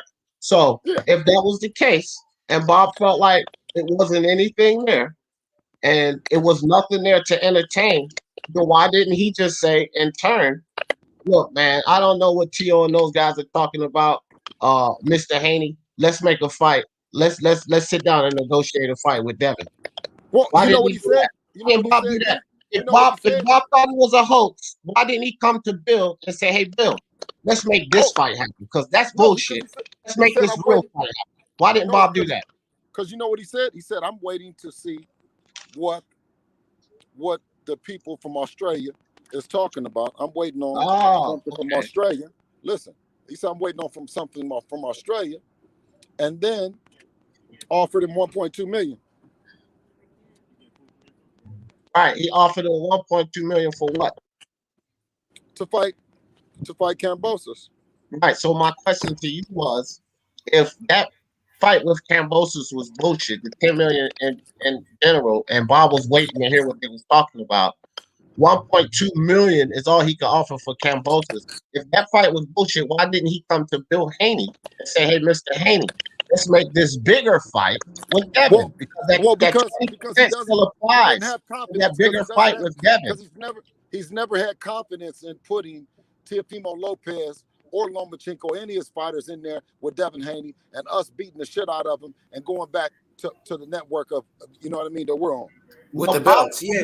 D, let me make one point, D. I want to say one thing, D. You remember when Bob Arum said Devin Haney signed with the wrong promoter? That's why he doesn't want to make that Lomachenko fight. Right. And that was when he made that Jose Ramirez Maurice Hooker fight with Eddie Hearn. So it's obvious that Bob Arum doesn't want to do business with Devin Haney. He even said it, that Devin signed with the wrong promoter, so they don't want to make the fight. Okay, now listen to where we're going with this. Now, Bob Arum said that the fight in Australia was, that offer was fugazi or whatever, according to what Bob Arum said. Bob Arum also said, according to what you guys are saying, he's not really interested in Devin Haney fight, right? But Bob Arum said, Bill, that the only reason he won't fight Devin is because he has to do something with himself. Now, where's the validity in that? So it has to be valid that Bob just doesn't want to fight you because he feels like Devin Haney got to fight somebody better, right? Yo, can I interrupt real quick? That's what Bob said. Bob, Haney. I'm sorry. Don't answer that. Okay, I don't think he heard you. Repeat it. I don't think he heard you. You can repeat it. Did you hear that, Bill? Hey, listen, hold on 1 second. I know H Money is certified, qualified to answer any of those questions. Just give me a minute, and then I'm gonna readdress it, because I don't want to hold y'all up from cooking, but I just pulled up here. Just give me 1 second, okay? Take your time, brother. Is that okay, D? Yeah, we good. I ain't going nowhere, Bill. We good. Okay, all right, listen, all right, because I ain't showing your question. Just give me 1 second, because I just pulled up to this place because I was in the car. So, hey, just cook for a minute. I'll be right back. Okay, yeah, D. What I was saying was, Bob Arum, he said out of his own mouth that he said Devin Haney signed with the wrong promoter, who was Eddie Hearn, when he just made Jose Ramirez versus Maurice Hooker. Maurice Hooker, who was signed with Eddie Hearn too. And then he just made Anthony Joshua versus Pulev.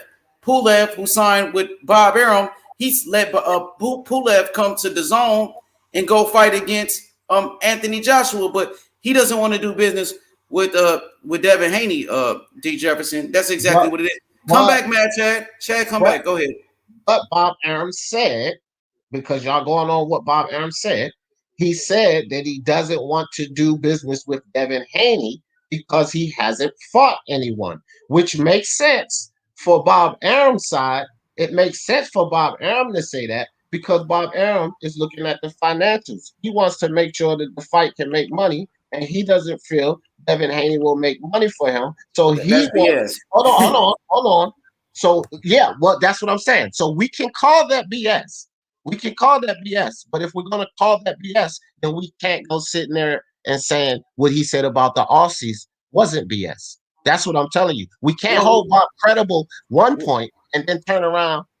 What Bob said about the Aussies is 100% true. But what Bob said about Devin is BS. So where's the term sheet though, D? Where's the term sheet? No, D, I just want to know. I'm sorry, D. Where's the term sheet, right, for this $10 million? It's money. Term sheets describe a deal. Listen, hold on. That's why I wanted Bill to come back with this. Yeah. Fights always go into negotiation before you get to the point of a term sheet. And we know this. You negotiate before you even get to that point. You don't just send term sheets right away. Like the talks happen, these fights are in talks. Then negotiations sit down. Then those term sheets start popping up. Not term sheets first before anything. It's not like selling a home. It's not an earnest money deposit. Like, come on, those term sheets don't Yo, come. D, I just want to say, D, that $10 million offer they was talking about they got for Kambosos was a lie. They Yeah, never but the received. only They proof never on received that, it. No, let me finish. They never received $10 million to fight Kambosos. That was a lie. They were capping about that, bro. right?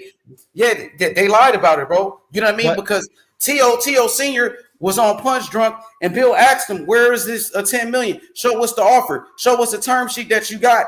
And he wasn't able to provide that. Now, as far as Bob Arum is concerned, saying Devin Haney is not a big name, that's bullshit, bro. We know Devin Haney is a big name in the sport of boxing because we talk about him every day. We know that Devin Haney's getting $3 million for Linares. We know that Devin Haney is a big money fight for Teofimo Lopez. We know that Devin Haney will be a bigger money fight for Teofimo Lopez than the Lomachenko fight. We know that would be his biggest payday. Now, Bob, he's been trying to downplay Devin Haney because he wanted to sign him. He tried to sign Devin, and Devin decided to sign with Eddie Hearn. And this is how he gets his get back by trying to blackball Devin Haney, not give him the opportunities or whatnot. But recently, Bob Arum did say in an interview with Barbershop Conversations that if Devin Haney beats Jorge Linares, he said then we can make that Teofimo Lopez fight. So hopefully he keeps his word. But go ahead, D. I'm gonna listen to you cook. yeah, I'm sorry. no, you good. You good. It's just your platform, fam. Here's the thing, though. The only thing I'm saying with Bob Arum is we cannot pick and choose when he's credible, fam. That's all. That's my whole point. That's what I'm telling. Because we can sit here and say, okay, the whole deal with the Aussies was a lie, but Bill's validation for that being a lie is based on what Bob Arum is saying. But then later on in the conversation, we call Bob Arum a lie when it comes to Devin Haney. Okay, once a liar, always a liar. Look, this guy is in the business of being deceiving to get his agenda across. He's not going to be perfectly honest. So we can't assume that he's being perfectly honest with this Aussie deal not being available, because again, that makes him look weak as the guy that's supposed to control. No, none of that's going on behind my back. Of course he's not going to admit to that because he's in position of power. Right, so we can't. I'm not gonna sit here and say, "Oh, because of what Bob Arum said." Like he's 100% credible over here, when I think that he's full of shit when it comes to Devin Haney as well, on a lot of levels. Bob Arum is doing a lot of things so that he can keep belts in house. He doesn't want to take the risk of sending those belts away from Top Rank, and he knows that Devin Haney is a risk. There's a lot of things that Bob Arum do where he's finagling. So I don't believe in a lot of that. That he's talking about concerning Devin Haney either. But on the same note, I understand that Bob is deceptive. So when it comes to Teofimo, you think that I'm going to believe everything this man says? No, because he's full of shit. It's not like he's honest, super honest, and a stand-up guy about Teofimo. He's only full of shit about Devin Haney. Come on, stop that, bro. He's full of shit, period. He is. He's a deceiver. That's what he is. So Bill's only validation for the fight not being accurate is from a guy who's known to deceive everyone. Devin, Tio. Why do people think him and Tio are in an argument right now? Because Bob Arum is deceptive. Whoa. So we're supposed to believe everything Bob Arum says concerning Tio when he Well, just I can say this. Come I'm sorry. on, no, I'm sorry, dude, but what I can say is this: that Bob Arum, he wanted to sign Devin Haney. Now, when it comes to Devin Haney, Bob Arum says Devin Haney signed with the wrong promoter, and he's busy making fights with Eddie Hearn. As far as Lomachenko versus Luke Campbell, he made that fight with Eddie Hearn. Bob Arum made Lomachenko versus Krolla with Eddie Hearn. He made Maurice Hooker versus Jose Ramirez with Eddie Hearn. Anthony Joshua versus Pulev with Eddie Hearn. But he doesn't want to give Devin Haney opportunity because Devin Haney rejected signing with Top Rank. So now, as far as this $10 million, so if the $10 million was real, where is the offer? Where is some documents, some paperwork that they got a $10 million offer to fight Kambosos? Like I said, his dad lied about that. Teofimo Lopez lied about it. They got caught in a couple of lies, bro. If they did receive the offer, he should show it. They should show us some paperwork. And Bob Arum would have said we got the $10 million offer because Bob Arum is Teofimo Lopez's boss. Bob Arum isn't Devin Haney's boss.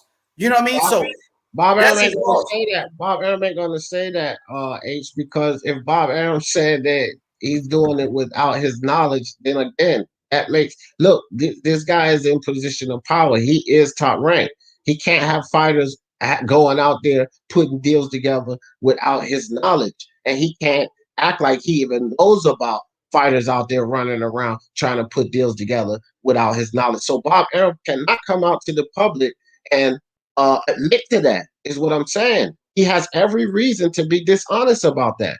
And from a guy like Bob Arum, which we know is a dishonest guy, when it fits his agenda, when it fits his narrative, come on. It's only like let's put two and two together. Like Bob might not be actually being 100% honest about that situation. We see that Teofimo just they're not on the same page now. These guys are they're tired of, they had to take a big cut. Everybody knows this. They had to take a big cut to fight the man. Lomachenko was the man at the time, and he had to take a massive pay cut to fight this man. Now Bob wants to pay him 1.2, so they want to get. Oh, Okolie just put Glowacki down. Don't look like he getting up neither, but he ain't getting up. It's over, fam. 6-round knockout. It's over. But so it's like this, fam. Bob Arum doesn't want to do anything that's not in the best interest of Top Rank. He doesn't give a shit about Bro, Tio. why is that? Because he Devin. gave his honest opinion of what he thought the fight between Teofimo Lopez and George Kambosos was worth. Now all of a sudden he's the one that's throwing Teofimo Lopez under the dirt. Nah, he knew that fight wasn't worth shit. He knew that fight wasn't worth that $10 million. So Is it an honest opinion that Devin Haney's not worth anything? Because the same man said that. Is it an honest that opinion? he's I don't agree. the worst part, D, let me just say this. The bad thing about it is he's Teofimo Lopez's promoter. He's not Devin Haney's promoter, so he's going to talk bad about Devin Haney. That's not his fighter. Teofimo Lopez is his own fighter, and he's saying that he ain't worth that much. He's not worth that $10 million. Go ahead. Okay. My question is this. The fight with Devin Haney. We all understand. Now, Pound for pound boxing, real news. Hey, shout out to pound for pound boxing and real news. What's up, pound for pound? Hey, listen, it would be just like you saying, tell Anthony Joshua to tell Tyson Fury to show the offer, right? You guys don't have no problem with them discussing this, right? And you hear them talking about, oh, it's going to be the biggest fight in British history and all the shit. Show the offer, right? Has it been signed yet? Wait, hold on. So you're going to give an offer and you're going to sign something and you don't even have the venue. You don't even have the date, right? But you have to negotiate it, right? When you talk about Teofimo Lopez and George Kambosos, were they not talking about the fight before Bob Arum actually put the offer on the table? Come on, man. You see what I'm saying? Yeah. Bill. So when we talk about, listen, I come on here to talk to y'all. I come on here to talk to y'all. I say I come on here to talk to y'all, right? And I talk to y'all civilly. I talk to y'all like, you know what I mean? Just like the intelligent people that you are, right? You ain't just because we in boxing and, well, okay, so now I can just tell you, okay, don't worry about it. Take my word for it.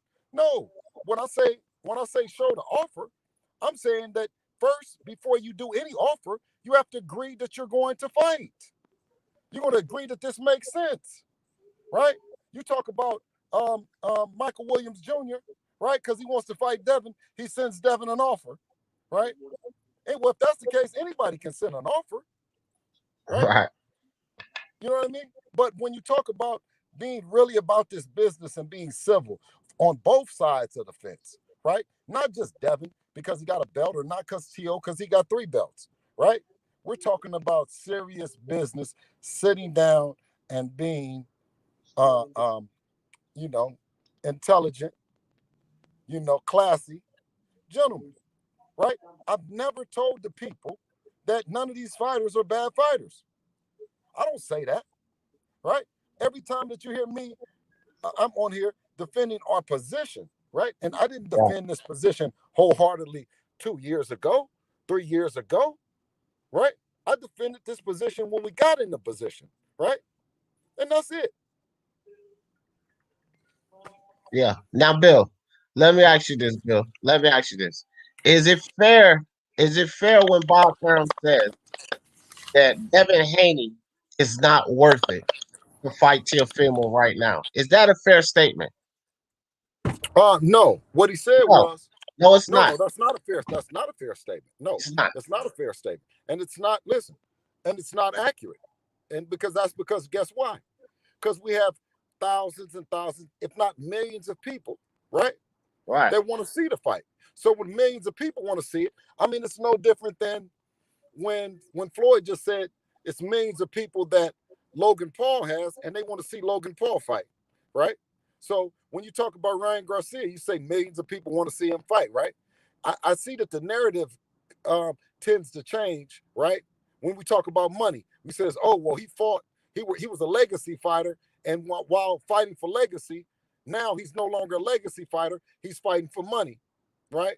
Why not do both, right? And once again, I don't say anything negative towards him, right? And I appreciate if no one said anything negative about Dev, because there are two warriors, there are two, tremendous athletes that deserve to get in the ring, deserve to have that opportunity, win, lose, or draw, like a game 7 in any world any championship round of basketball, whether it be a Super Bowl, right? Two fighters, right, who've made it through the season, right? They both deserve to be on television and perform, right? That's what Devin has gotten this in the sport to do. That's what Teofimo has gotten this sport to do, right? But unfortunately, the fans, they're diehard ride or die fans, and they are actually harder than their favorite fighters, right? They ride harder than their favorite fighter. And I would think, some of these fans would have been gotten in the ring with Devin Haney. They don't have no problem getting in the ring with Devin Haney for the kind of money that has been offered or the kind of money that's on the table. Right, right. And see, the reason I asked you that question is because when Bob says that, no, it's absolutely inaccurate, not a fair statement, which is the same bullshit that he said about Teofimo, his own fighter. Like, just because this cheap guy, and he's cheap as hell for all you fans that don't understand, because this cheap guy assess value of these fighters much lower than it really is. We can't utilize that for argument. Nobody cares what Bob Arum says. Yeah, he offered Teofimo 1.2, but this is the same guy that offered Teofimo 1.2 to say Devin Haney is not worth the fight. That's bullshit. Devin Haney's worth the fight. Bro, he's gonna downplay Devin Haney. Let me just say this: he's gonna downplay Devin Haney because Devin Haney is not his fighter. So he's gonna try to do that.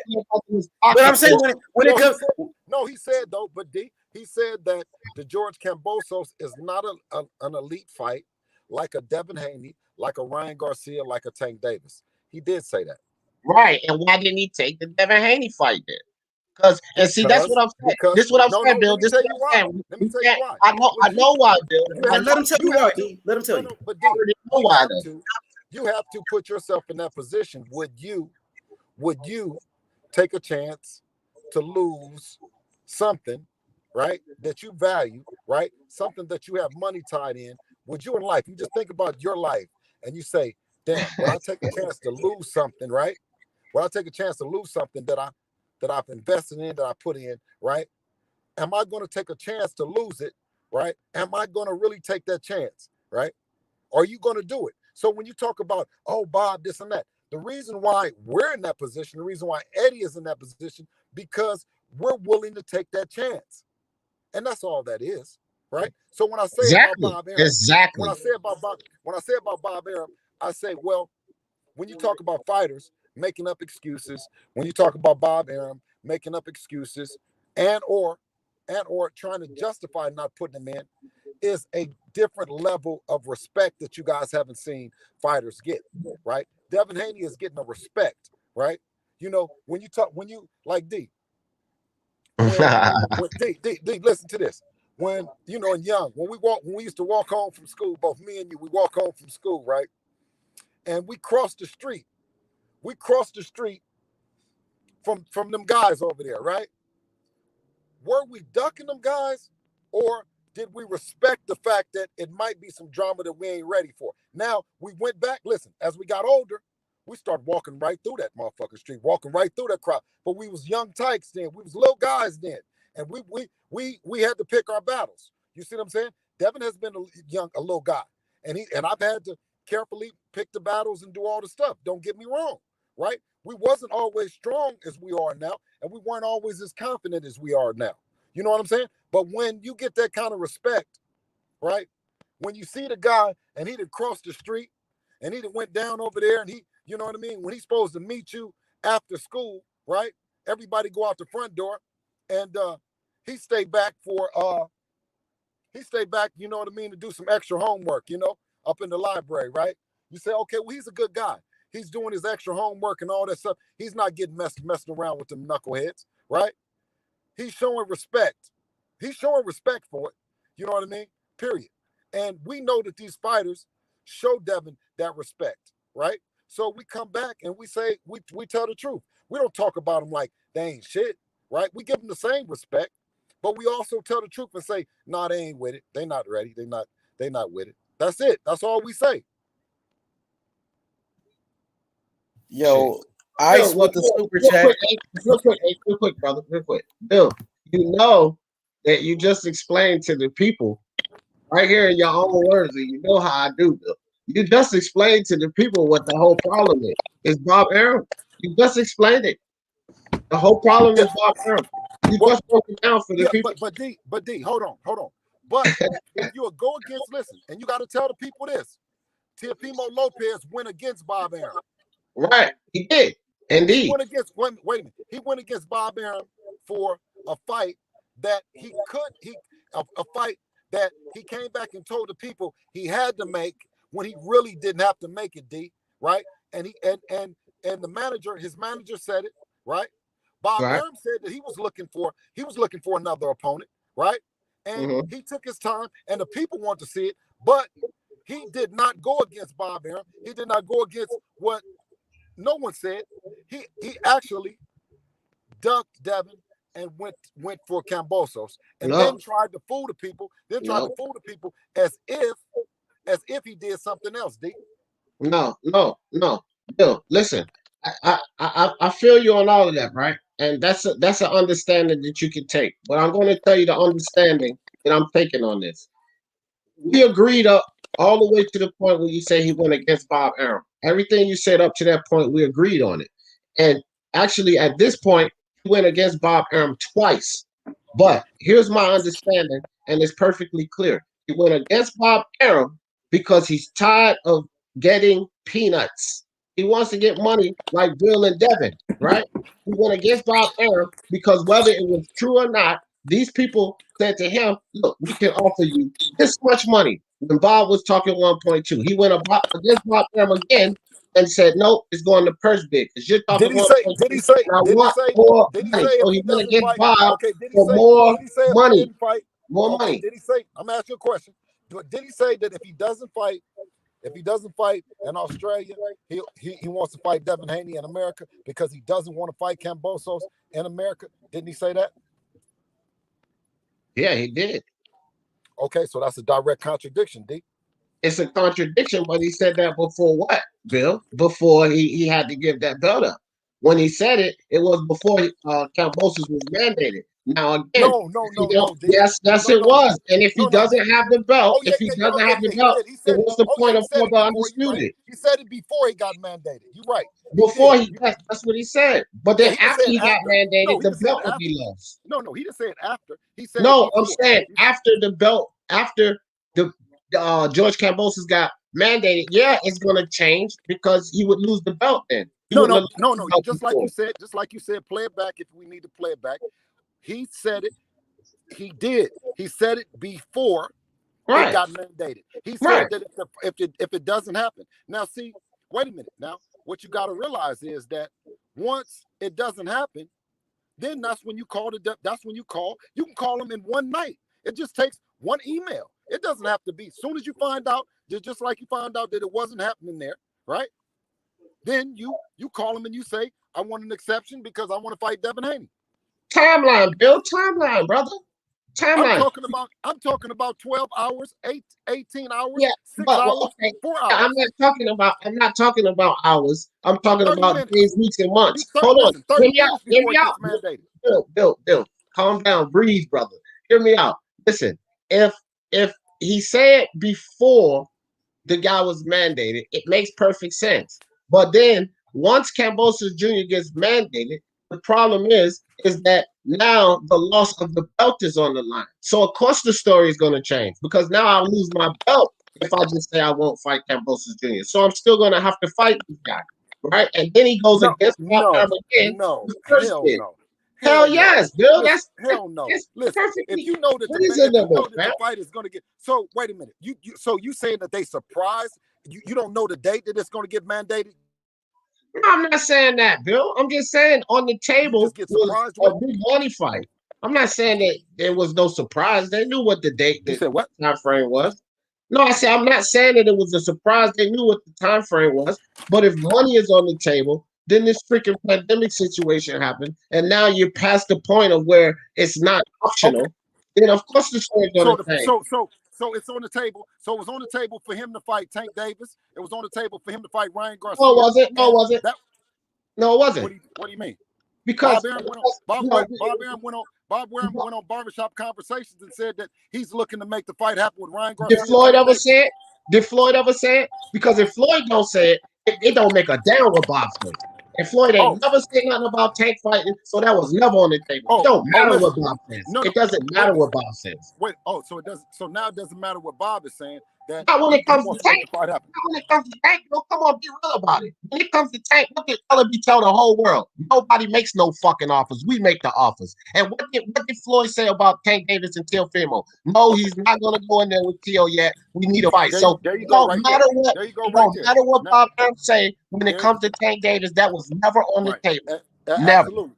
So okay. So we then know, we understand that once again you've reiterated it takes two to negotiate, right? There's no offer on the table until two negotiates, right? So Bob Arum could never get Tank Davis to negotiate, right? Never. Okay. He got to go through Floyd. Why didn't he try to get Eddie Hearn to negotiate? I already told you why, bro. See, this is the thing. Bob Arum didn't try to get Eddie Hearn to negotiate because that puts him in a position of risk. Look, if Bob Arum fights Kambosos Jr., he know damn well, the whole world know that Teofimo gonna beat that boy up. So Bob Arum knows that those trinkets are gonna be safe at home, right there at top rank. The risky fight is in Devin Haney. That's the fight of a guy that can beat Teofimo. So Bob ain't gonna take that risk, Bill. We know this. Bob ain't gonna take that risk. That's why he did the whole bullshit with Lomachenko, so that it could be an in-house fight. Lomachenko versus Teofimo, no matter who wins. So you are comfortable with Bob Arum and them taking fights with hold on, give me a second. Taking fights, it's okay for him to reach out to Tank Davis because he feels like he can beat Tank, or reach out to Ryan Garcia because he feels like he can beat him then, correct? Because I'm not comfortable. No, I'm not comfortable with Bob Arum. I flame him for this type of shit all the time, fam. All the time on my channel, I flame Bob for this type of nonsense. Okay. You know, I remember, I'm gonna say this, Bill. I remember you was on Barbershop Conversations and you was talking to Bob Arum, and he said he wanted to make the Tank Davis fight a Ryan Garcia fight, but if he couldn't make that fight, he said that he would do the Devin Haney fight. You know, he never said anything about George Kambosos. Bob Arum had no interest in that fight. That was Teofimo Lopez pushing for that George Kambosos fight the whole time, lying about getting $10 million for that fight when he never showed us a term sheet, or he never showed us an offer. You know what I mean? So, you know, at the end of the day, D, I love the fact that you're keeping it real, man. And let's get to this super chat. You know, you and Bill having a great conversation. I stay out of it. You know, two grown grown men talking. You know what I mean? And I respect D Jefferson. Let me read this comment real quick. My boy Ice said, Bill Haney, punch drunk, is Teofimo Lopez / Latino bias, H Money, and Speak Your Mind Sports. D Jefferson are the only remaining non-biased boxing channels. Yo, shout outs to Punch Drunk. I'm cool with Punch. You know, I think Punch got a great channel. You know what I mean?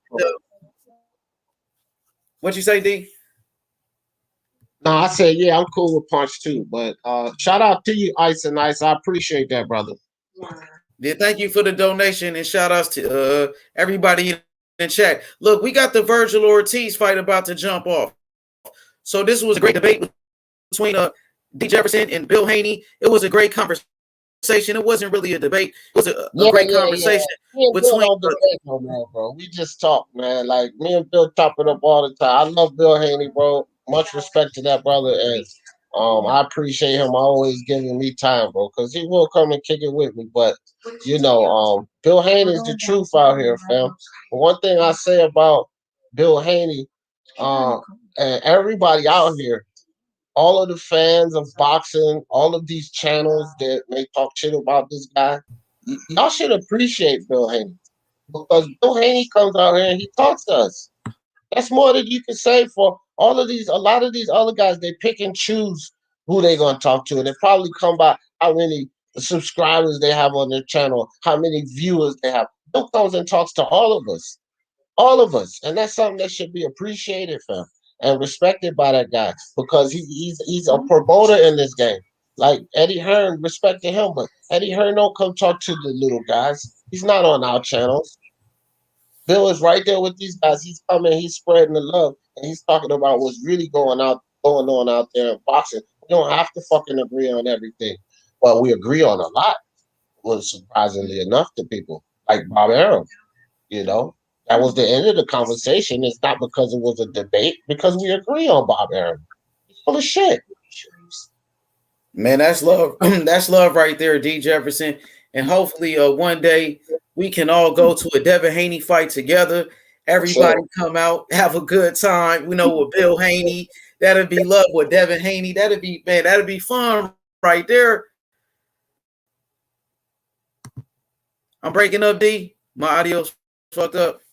No, that was me. I put myself on mute. All right, babe. Love you. My daughter was my oldest daughter was here. But yeah, D, bro. Okolie just knocked out Glowacki. He knocked him out. Yeah, that's what I was yelling about, fam. When I was talking to Bill, that's what I was yelling about. I got it on the zone. I was watching the zone. I've been watching fights all day. I got ESPN Plus and the zone. But yeah, bro, he stopped his ass in the 6th round. Nice hook to the temple. Yeah, you called that one out, D Jefferson. You remember? I think in the morning with Mark. You told, you know what I mean? You corrected me on that one. And you see, I changed my pick. So, I mean, D Jefferson was, you know, it's all about, you know what I'm saying? Learning at the end of the day. Knock that motherfucker out, fam. I told you he was going to knock that motherfucker out, dog. You called it out. You know, D Jefferson, he knows his boxing. D Jefferson got experience. And I'm learning from D Jefferson. And I'm happy that he's here. Appreciate you, my brother. Speak Your Mind Sports Talk on YouTube. Go check him out right now. You know, so we getting ready for this Maurice Hooker, Jose Ramirez fight. So I guess we're going to go straight to that live right now. So, you know what I mean? I'm going to drop the link in the chat. D, you going to be going live for the Maurice Hooker fight? Or you chilling tonight? I'm on another damn strike, bro. YouTube fucking around. Real? On your other channel? Yeah. But, I mean, I sent in the counterclaim and they sent the counterclaim back, so they investigating it now. Last time they didn't even investigate it, but at least this time they investigating it, because it's some bullshit. Like, bro, I'm not playing no sound on my shit. I don't have no audio, no visuals. Like, I ain't showing no fights. Even in the title description, I say no footage, all of that. And my thumbnails are original. Like, I do my own cutouts and everything. So it's no way I should have got a strike. It's something wrong with the YouTube algorithm. That's what they told me on. Because I even talked to the zone. I went, because you know, you got the option to go to them. And they said that it wasn't them. It's something wrong with YouTube algorithm. So they're probably gonna put my channel back up in a couple of weeks or less. But even still, Yeah, I'm on another strike right now, so I'm only putting videos out at the moment.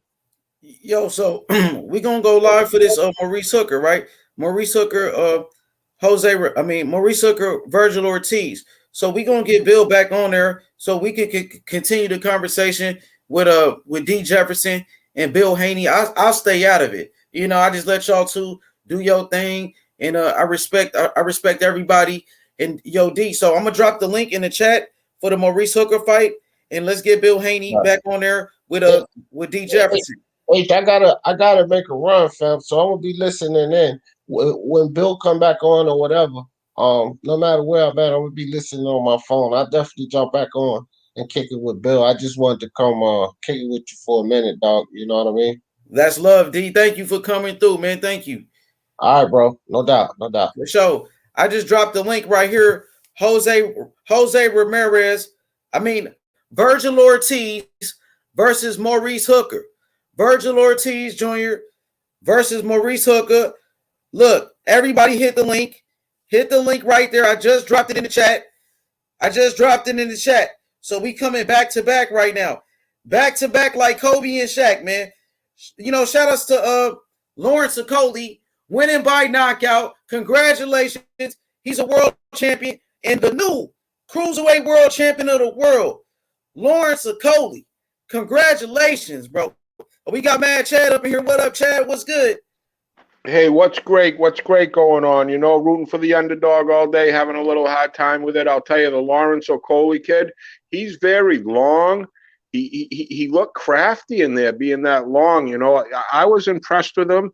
The Beterbiev, I wasn't that impressed with him, even though he's coming off a layoff and all that. H money. But it's been a great day of fights. You know, I'm excited about this, the Hooker Ortiz fight. I'm pulling for Maurice. He's the underdog. People aren't giving him much of a chance. But the kid's tough. The kid's coming in with a chip on his shoulder. Yari's going against the young gun with all these knockouts. But I think it's going to be a great fight. And I know us fight fans, we're looking forward to it. That's some great stuff with Bill Haney out there, H Money. You are the man. You were on at 6 in the morning, I believe. You're on at 7 at night. H Money don't sleep. He's up here grinding. He's a, you know, real hitters, real hustlers don't sleep.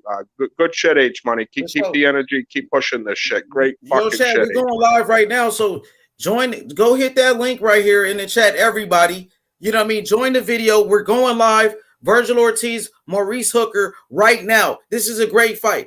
Congratulations to my boy Lawrence Okolie, new cruiserweight champion and the new cruiserweight champion of the world. This guy is a beast. Matt Chad just talked about it. He's very big, very long, powerful.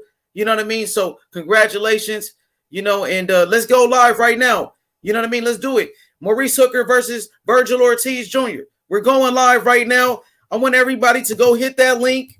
Hit the link right now. Hey, Matt Chad, join the panel right there on this channel, my brother. All right, buddy. On that video. I'm going live right now on this video. Come right back, bro. We're going live. Hit the like button and subscribe to the channel. H20 Mr. Supreme, we out of here.